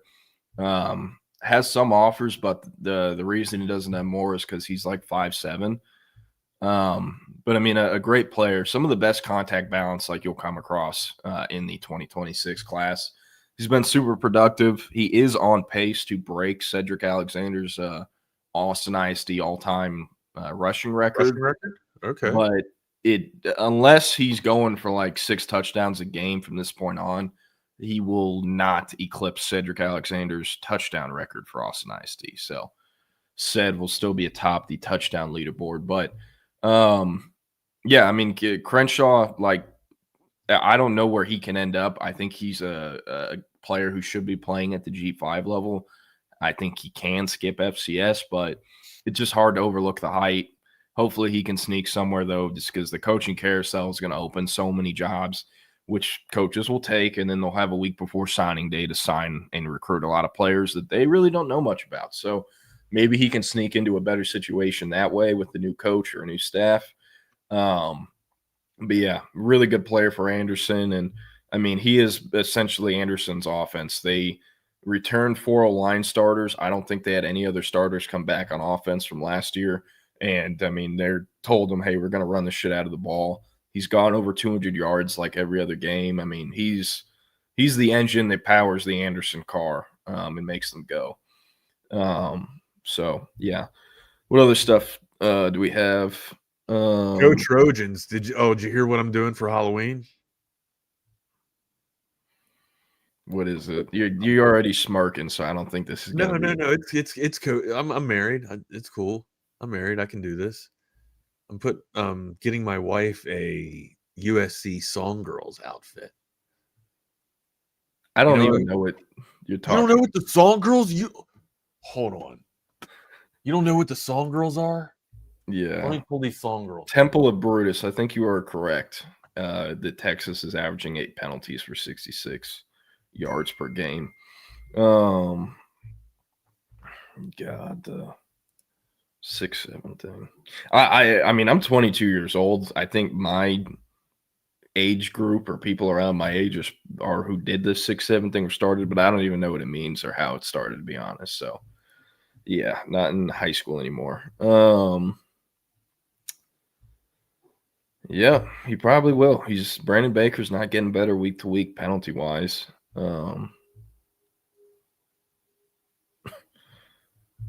What other stuff do we have? But do players stay and complete their coursework, turn in semester paper, science project, take finals? I think Bevo Lynch Jason is asking about like the Jarrett Gibson and Will Stone guys, the guys who quit the team or are off the team, but the portal won't open until January. So it's like, well, what are they doing? Are they just hanging out at home? To my understanding, those players still have class. A lot of Texas players and just football players at the Power 4 level don't even go to class. It's all online class. So maybe Jared Gibson can go back to Florida and do his classwork from at home because he's online. I'm not sure, but I mean, the thing everyone forgets, these guys have to go to class, even though they're still being paid hundreds of thousands and some millions. You still got to go to class or at least be checked in that you attended class as a football player, So they have to do those things and get the credits and have everything, in order to be able to transfer and get into a different university and the credits that transfer, all that. So Jared Gibson and Will Stone are either still on campus going to class or they're doing it online on their computer. Or they are just going to quit playing football and not do school so that they can't transfer in 2 months. So yeah, man, Jet Walker, I've not seen how he's done as a senior. Texas had his teammate and senior offensive tackle. He's a Stanford commit, Caden Scherer, on campus. That was really weird. It's like they did not want that to get out and they were sneaking him on. But I was on the field and saw him, so it did not get past me. He did not really comment, though, when asked what Texas has told him in regards to getting an offer, being a late, offer candidate, anything like that. So kind of a weird situation, but something I'm tracking. Johnny 6YY said, what I don't understand, or John 6YY said, what I don't understand is why Sark does not trust his running back room. It's unfathomable. How does he throw it completely out of the game plan? Versus Kentucky, what I think happened is Trey Wisner's banged up. He was not 100%. That's not sourced intel, but I mean, you just watch him. I watched the Oklahoma game in person. He was hurt. He's banged up at the end of it, but he kept playing because they needed him. They had to do that to win the game. Versus Kentucky, though, with Baxter not playing, like he had to get rolled out there again. And he was never going to have a high snap count or a high carry count, and he didn't. So I think the reason that they abandoned the run versus Kentucky was, all right, Wisner's the only guy we trust. We don't trust Christian Clark, true freshman James Simon, Jarek left. And so our other option is Ryan Niblett, who really isn't a traditional runner that you shouldn't be handing the ball off to. You should be throwing it to. Or Michael Terry, who is a true freshman that played, pretty bad 5A competition in San Antonio and is kind of a positionless player that also is not really a traditional runner. So that is why I think the run game got thrown out the window, at least for Kentucky. I think him abandoning the run game can be excused if we were to hear from sources or hear from Sark himself. Hey, I didn't trust the non-Wisner runners. But at other times this year when they've abandoned it, I mean, I'm with you. It's like, what the hell is going on? Now, at some point, Sark and Texas, they're not going to continue banging their head and losing yards on first and second down runs and expect anything to change the next series. They still have the same O-line the next series. At some point, you have to throw the ball to get back in the game if you're down. And at some point, you have to understand your O-line isn't just magically going to block and, complete their assignments correctly when they haven't done it all season. But, yeah, I go back. Oklahoma was the anomaly, right? Yeah. And also, I think one thing I myself didn't realize or bring up enough, and I think a lot of the, the other people around the Texas program that cover it or fans would have, thought too, man, anything could happen in that Cotton Bowl stadium at any given second Saturday of October. Just because of the energy? Yeah, the energy. I mean, dude, Charlie Strong fucking beat Oklahoma. That's all you have to say, bro. And on top of it, the amount of emotions and physical stress and everything that just comes out of you in that game to get one win, it takes longer than a week to recover. Texas statistically is all over the place the week after they play Texas, or that's the week after. Good point. I mean, do you think that has anything to do with it? Do you think that the natural emotional letdown is why they played so porous against Kentucky? And also adding that they had to travel. Not that Lexington's that far of a haul, but I think the Texas OU thing is part of it. They probably were not 100%. We're a little gas going into Kentucky, but if you're Sark, you can't say this is the SEC championship game. This is a playoff game for us. You cannot say that every press conference you do, and you go out and they have lack of intensity for 4 quarters because they clearly were not hyped up enough, or the lack of intensity. So you're never going to see that out of a Texas team versus Oklahoma. They're going to come ready to play and ready to run through a wall for the burnt orange, but you don't get hyped up for Kentucky. You don't. I don't care if it's a night game in the SEC. If you're playing the Kentucky Wildcats in 2025, that is not a game you are getting up and excited for and ready to run through a brick wall for. It just isn't. So I think there's parts of it and everything, but regardless if Texas won or lost to Oklahoma 7 days prior, there's no excuse for only beating Kentucky by 3 points and needing overtime to do it and needing Ryan Niblett to put you on the 5-yard line for you to score your only touchdown. The Texas OU thing doesn't fucking matter. Regardless if that happened or not, it's unacceptable for Texas to only win that game by 3 in the way that they – and, part of me wants to stop being so negative and hard on them. It's hard not – it's hard. It is hard trying to make excuses just to make myself feel better because of how critical I've been. Yes, but the most frustrating thing and the reason the media is, I guess, as aggressive as they have been and Texas fans are upset as they have been is because we have all seen this team and program when it's operating at a high level and there's execution and players are playing up to the standard and they're not meeting that standard. And it has nothing to do – I mean, it does have some to do, at least me personally, it doesn't, with the preseason #1 and Arch Manning Heisman hype, all that. Yes, that's part of it. You can't ignore that because you thought all offseason.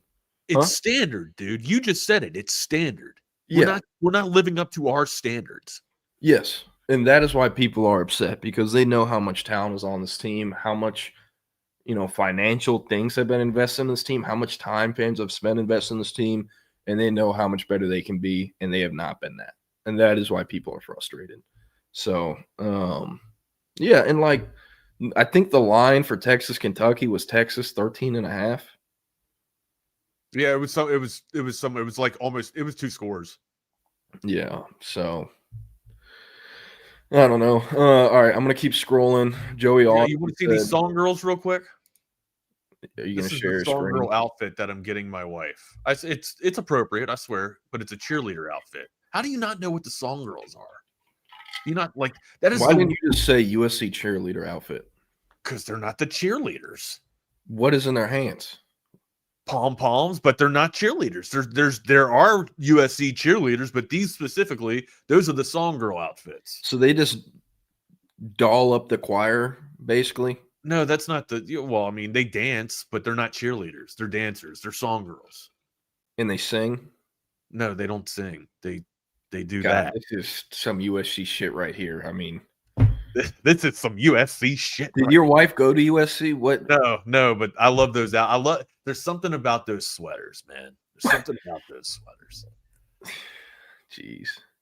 Yeah, I know I've made this joke like every other month, but man, the Cowboys roll out Dolly Parton for Thanksgiving again. I mean, you're gonna be drooling. Drooling. Man, come on. Who's my girl? What's her name? Kim Mulkey.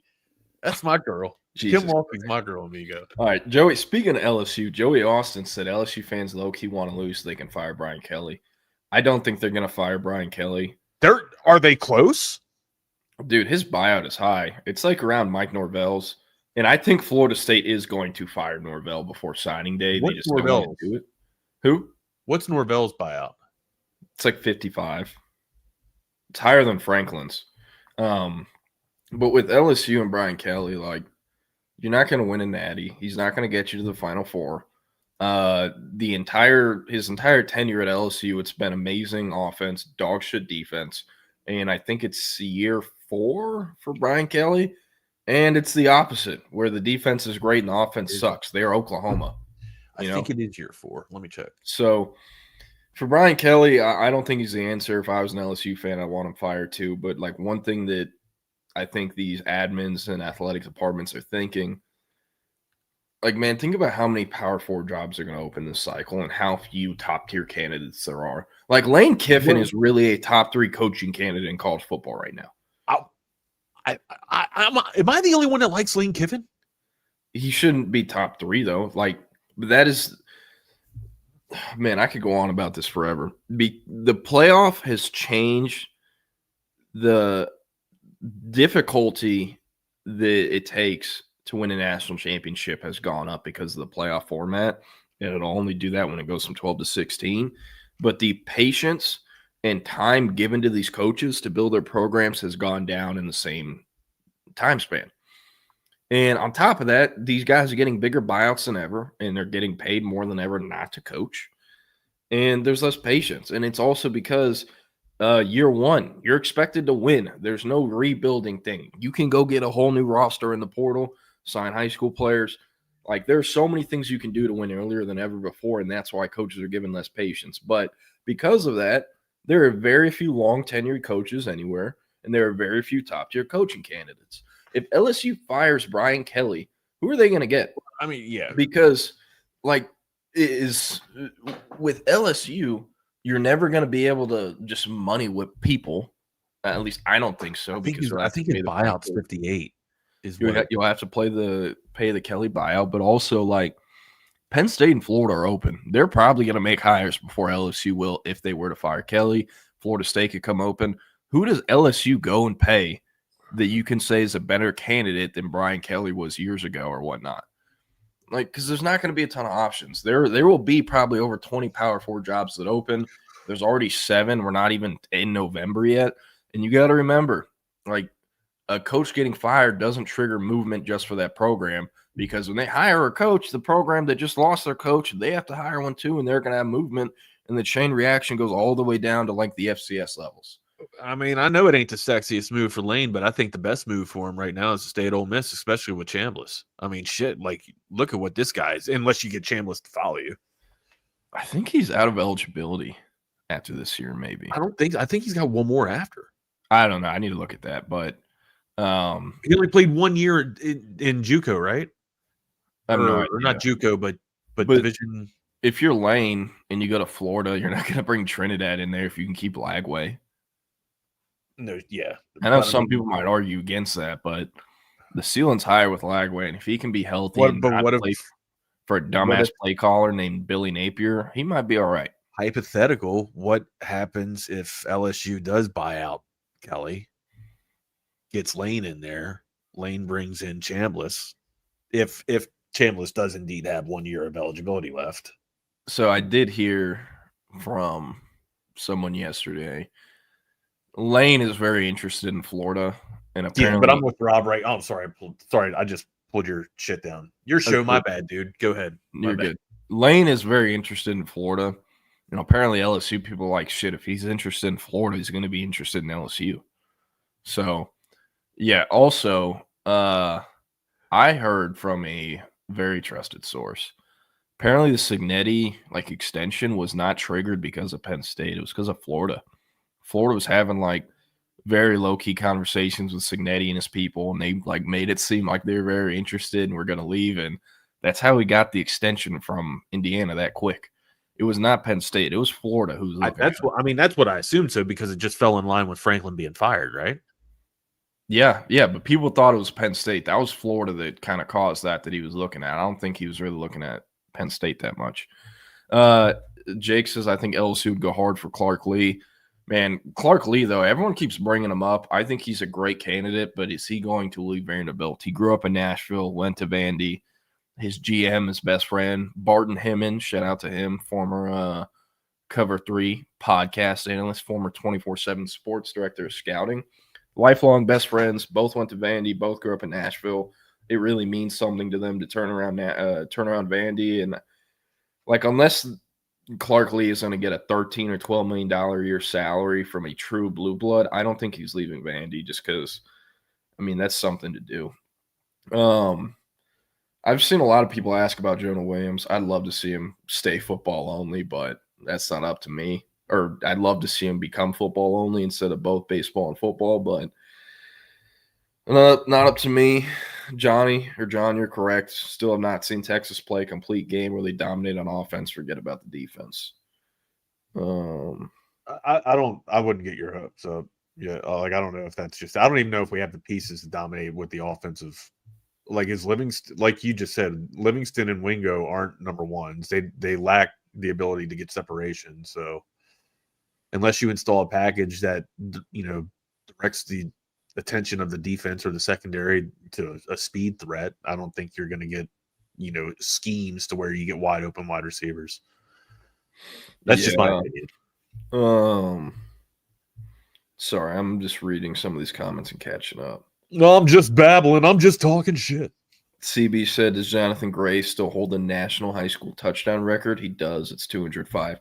And yes, Patrick, I'm happy you brought this up. I looked at him yesterday, sent him over to our scouting team, told him to get a grade on him.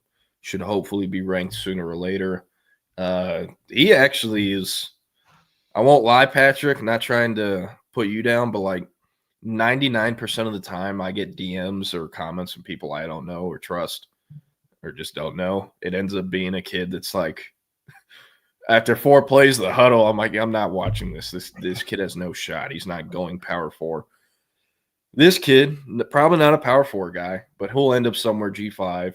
And I think it was half the running backs that were drafted in April actually started G5 and transferred up.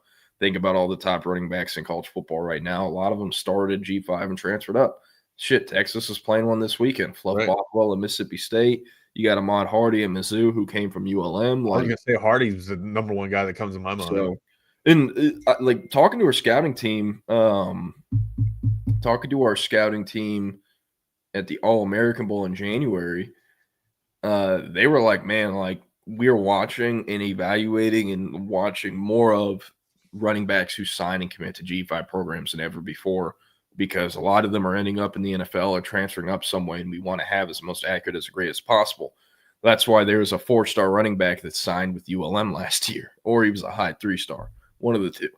But yeah, I like this Alvarado kid. He's gone sub-11. He ran 10.84. Has great production out of the backfield as a pass catcher, which is super important. And he's also decent 200 time, decent long jump, triple jump.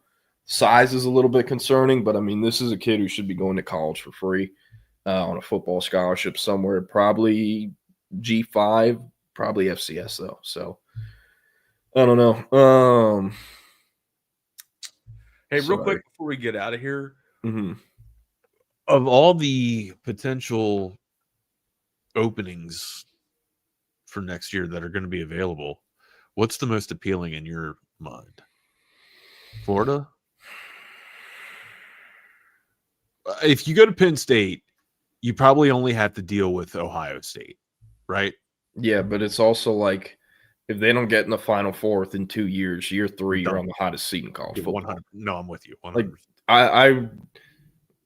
I would not say Penn State. And I was talking to Hudson Standish, who's on our scouting team, about this like last week. Like in my lifetime, unless it's a situation like Nick Saban and DeBoer at Bama, where a legend just retired, a guy who won a natty at that school, or it's a guy who, got them to the natty and just lost it and retired or left or quit or got fired. There has never been higher expectations on a Power 4 head football coach than there will be for whoever the Penn State coach is. You get what I'm saying? Like, No, there's never I been feel higher expectations in my lifetime of 22 years on a coach taking a new job outside of it being a scenario where the former coach won a natty, because James Franklin didn't win one. There's never been higher expectations there. Now, with Florida, I would say that job is the best job. That's what I'd aim to take if I was the top-tier coaching candidate. Like, you're in one of, if not the best recruiting hotbeds in the country. Yeah, you're in the SEC. You have a really good roster already there that have been very close to winning games. It's just their coach was a complete dumbass. And so, like, there's stuff there. You also like Dallas Wilson and Vernell Brown. Like, everyone keeps bringing up that their schools are tampered with them. Well, they're rep by Vernell Brown's dad, who played at Florida, and his father also played at Florida. All three Vernell Browns have played football at Florida. Those guys aren't leaving. So you have two of the best young receivers in college football. They were both true freshmen this year, and you'll have them at least 2 more years. You have Lagway, who I think can be convinced to stay, depending on who the hire is. A lot of young players on defense. They've not done a shitty job recruiting. They've just done a shitty job calling plays for these guys and kind of developing them. So I'd say Florida, no question. And especially when you bring up, but that's because LSU's not. That's because LSU. We're right now. We're thinking LSU is secure, right? Brian Kelly's not going anywhere. I don't think we'll get fired, but I think that is the move they should do, because you're just going to have to do it next year if you don't. 100%. Like, it's got to be done at some point. You might as well rip the Band-Aid off now. But even if Florida and LSU were still open, you would take Florida over LSU. Tough, right?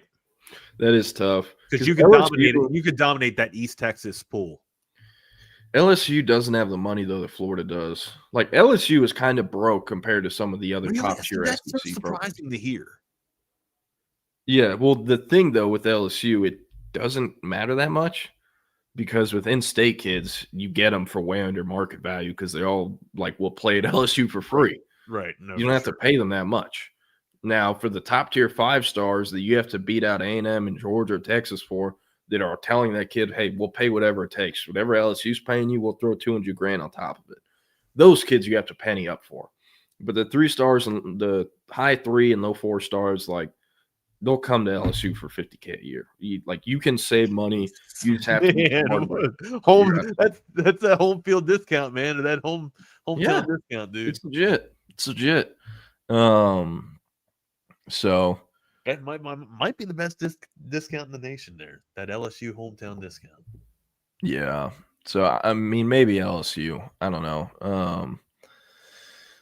Sorry, I'm looking. No, go ahead, man. We got time. I ain't going nowhere. I don't have nothing. I just got the concrete guys in the backyard. That's it.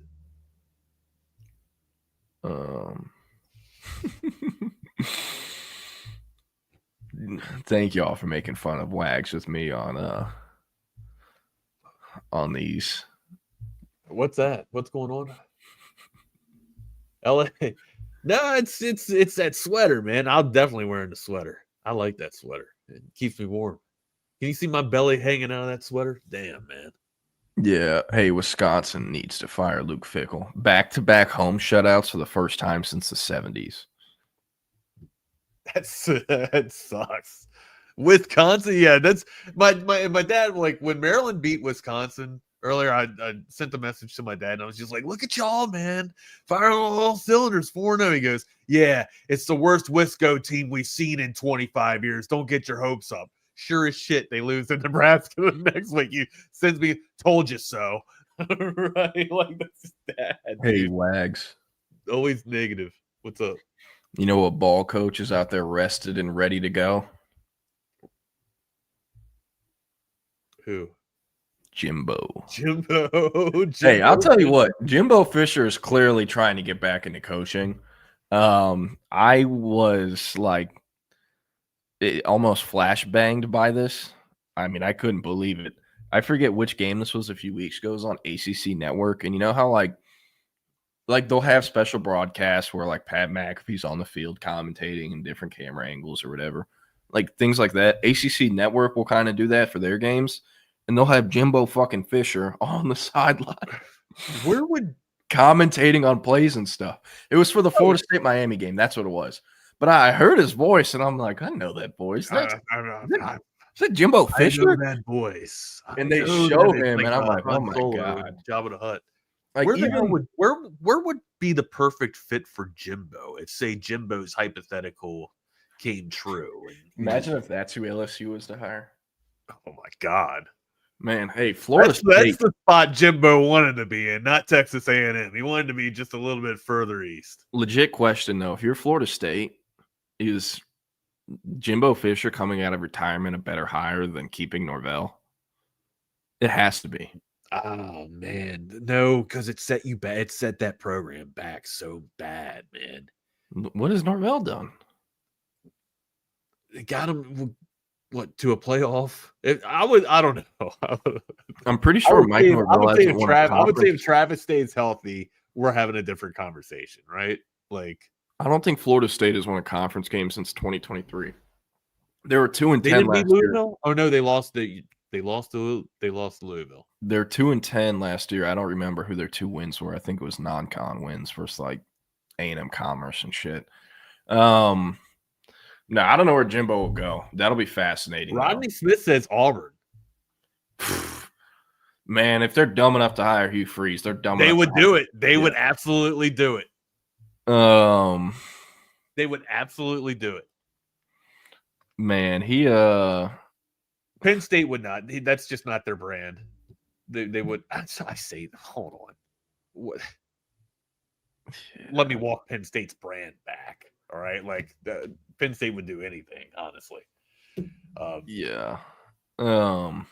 just don't know the best fit. I think it is Auburn. I think Rodney hit it on the head, man. Auburn's really helps him get back into the game, stepping stone system there. You know, competes a little bit with Alabama in the Iron Bowl. But LSU, I mean, that would be. Jimbo ever got a job at Covert Bee Cave and I find out? Boy, I'll tell you what. That would be all I need to push me over. Covert Bee Cave. I need to sleep with one eye open. I'm going to get them back in one day. I'll drive by on 71, throwing eggs out the car or something. I don't know. Hey, but speaking of which, Wags, you want to guess who picked up their car on Friday? You, amigo. Yours truly. After 3 months? It had been in there since either August 21st or 27th. Been a while, man. You want to hear what it was? I'm something with your computer chip. So the problem, the battery would get drained. It was intermittent. It would happen at random times. Sometimes it would pull a lot. Sometimes it pulled little. But they could not figure out what part of the car was pulling from the battery. Was a radio one? Because the car was off. The way the Yukon I have, there's a bajillion modules and stuff that pull from the battery at different times. And so they had to go through each module and figure out. Do a test, right. Yeah. Do a falter test, right. And it took them from August 27th until like Thursday of last week, to figure out that the wireless charger for my phone in the car is what has been draining the battery. And I was like, I didn't even fucking know there was What do you mean? Charger. Like you left the wireless charger in while the keys were out of the ignition? No. So you know on the center console, the thing you pull up? Yeah. Right? On top of that, there was a wireless charger. And apparently that was pulling from the battery when the car was off and locked. And it's not supposed to. They've never seen that. It's secure. So they call me and they're like, do you want a new wireless charger? I'm like, I don't even use that. Or do the ports for the cord still work? And they're like, yeah. I'm like, no, I'm not going to pay $700 for a wireless charger. Are you fucking crazy? So I picked it up the next day. And now I'm driving it. And it's funny. I picked it up on Friday. I was like, thank you so much. It's about time. I'm sorry that, the experience with us wasn't great. I think you can understand why we're frustrated. This was the 4th time in 4 months it had been in a dealership. Y'all had it for 2 months, and it really should have been fixed in July, but all you did was stick a new battery in there and then give me the car back. And the guy that did that and took care of that was later fired. So, like, you understand why we're frustrated, right? On top of that, we had to spend $17,000 for a new engine, and since that happened, the dealership has had the car more than I have. A brand new car, and you had to spend. It wasn't No. under warranty? It was a brand new engine, but the problems all happened because of that. But I finally get in the car. I'm done shaking hands, saying thank you, ready to go home, and the AC will not come on in the front row. So I get out of the car, and I'd made a joke with him literally 2 minutes before. I'm like, I know y'all hate to see me coming, and I walk in. I'm like, oh no, it's him again. Dog, when there's no AC, I open the door. No, you ain't got to tell me. I don't care if the weather's changing. It's still Texas. All right. I like slam the door and look at him like, bro, there's no AC in the front. And y'all told me yesterday it was going to be all ready to go, and I pick it up and everything. And he goes and he's like, oh, let me take it to the shop. He takes it to the shop. I'm sitting there. 25 minutes go by. I walk back in their office. The guy that's helping me is just sitting. I'm like, bro, what? Like, how long am I going to be here? What is going on? He's like, oh, let me go check on it. No communication. They didn't even relay that to you? No. And I got to go back there because they took the trailer hitch cover. They just took it off and it disappeared like the second time it was there. And they kept saying they didn't have it or whatnot. And eventually, after bothering them enough, they're like, okay, we'll buy you a new one. It's on the way in. So I have to go pick it up sometime this week. So, yeah. But yeah. You got to, is this a first, or is every car experience that you have had like this? Is this just kind of like some people have that type of thing.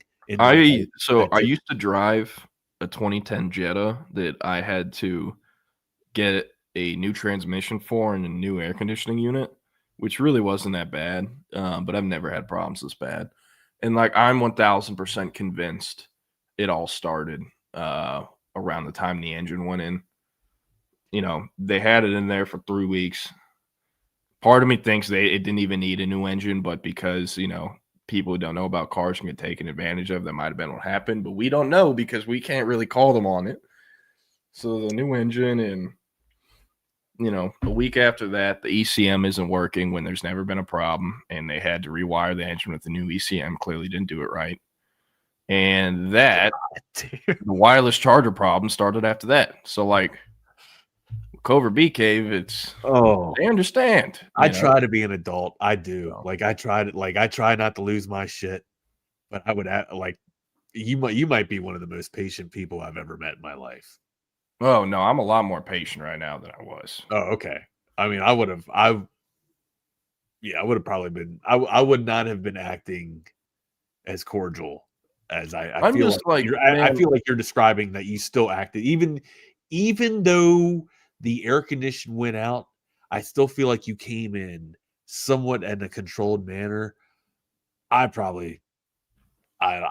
you know what? I'm glad I wasn't in that situation, Jordan, because I don't know what I would have done, especially after 3 months and getting like just the expectations of finally and you said it at the relief, and then all of a sudden, yeah, man, my guy, like, I've worked some bad jobs where you get yelled at and all that. It sucks. So whenever I'm yelling at dealership people, I'm like, look, I know this isn't specifically your fault, and I'm sorry for acting this way.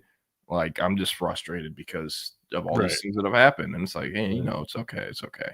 Like, I usually apologize and I'm pretty cordial if I just cussed at someone or chewed them out. But 90% of the time, they understand why I'm pissed. And about half the time, it's their fault. I get it. And, you know, symbolic atoma is a real thing, man. Symbolic atoma. What else we got on the slate, man? Anything else you want to go off your chest? No, we're gonna get out of here. I wanted to preview some of this Mississippi State roster because they have like a very random group of former Longhorns and Texans on their team. Yeah. So I don't know, but everyone who tuned in today, appreciate it. JW Crunch, Temple of Brutus, Jake Bayless, of course, Rodney, Rob Latendre, I know Patrick is somewhere in here, Steven Delgado. Appreciate all y'all. Bear. Producer Jake. Huh? Producer Jake too. Jake Bayless. Did you give Jake Bayless a shout out? Oh yeah, of course. But yeah, up next, it's SEC Unfiltered recaps a wild weekend of SEC action from what happened on the field to coach firings. They've got it all. Go check it out. And I will be back tomorrow with Eric talking Texas, Mississippi State, and probably some Texas, Kentucky. Unfortunately, I'm ready to move on to Mississippi State though. So Try to be positive about something. Oh yeah, but everyone who tuned in today, appreciate it. Y'all have a great one and happy Tuesday.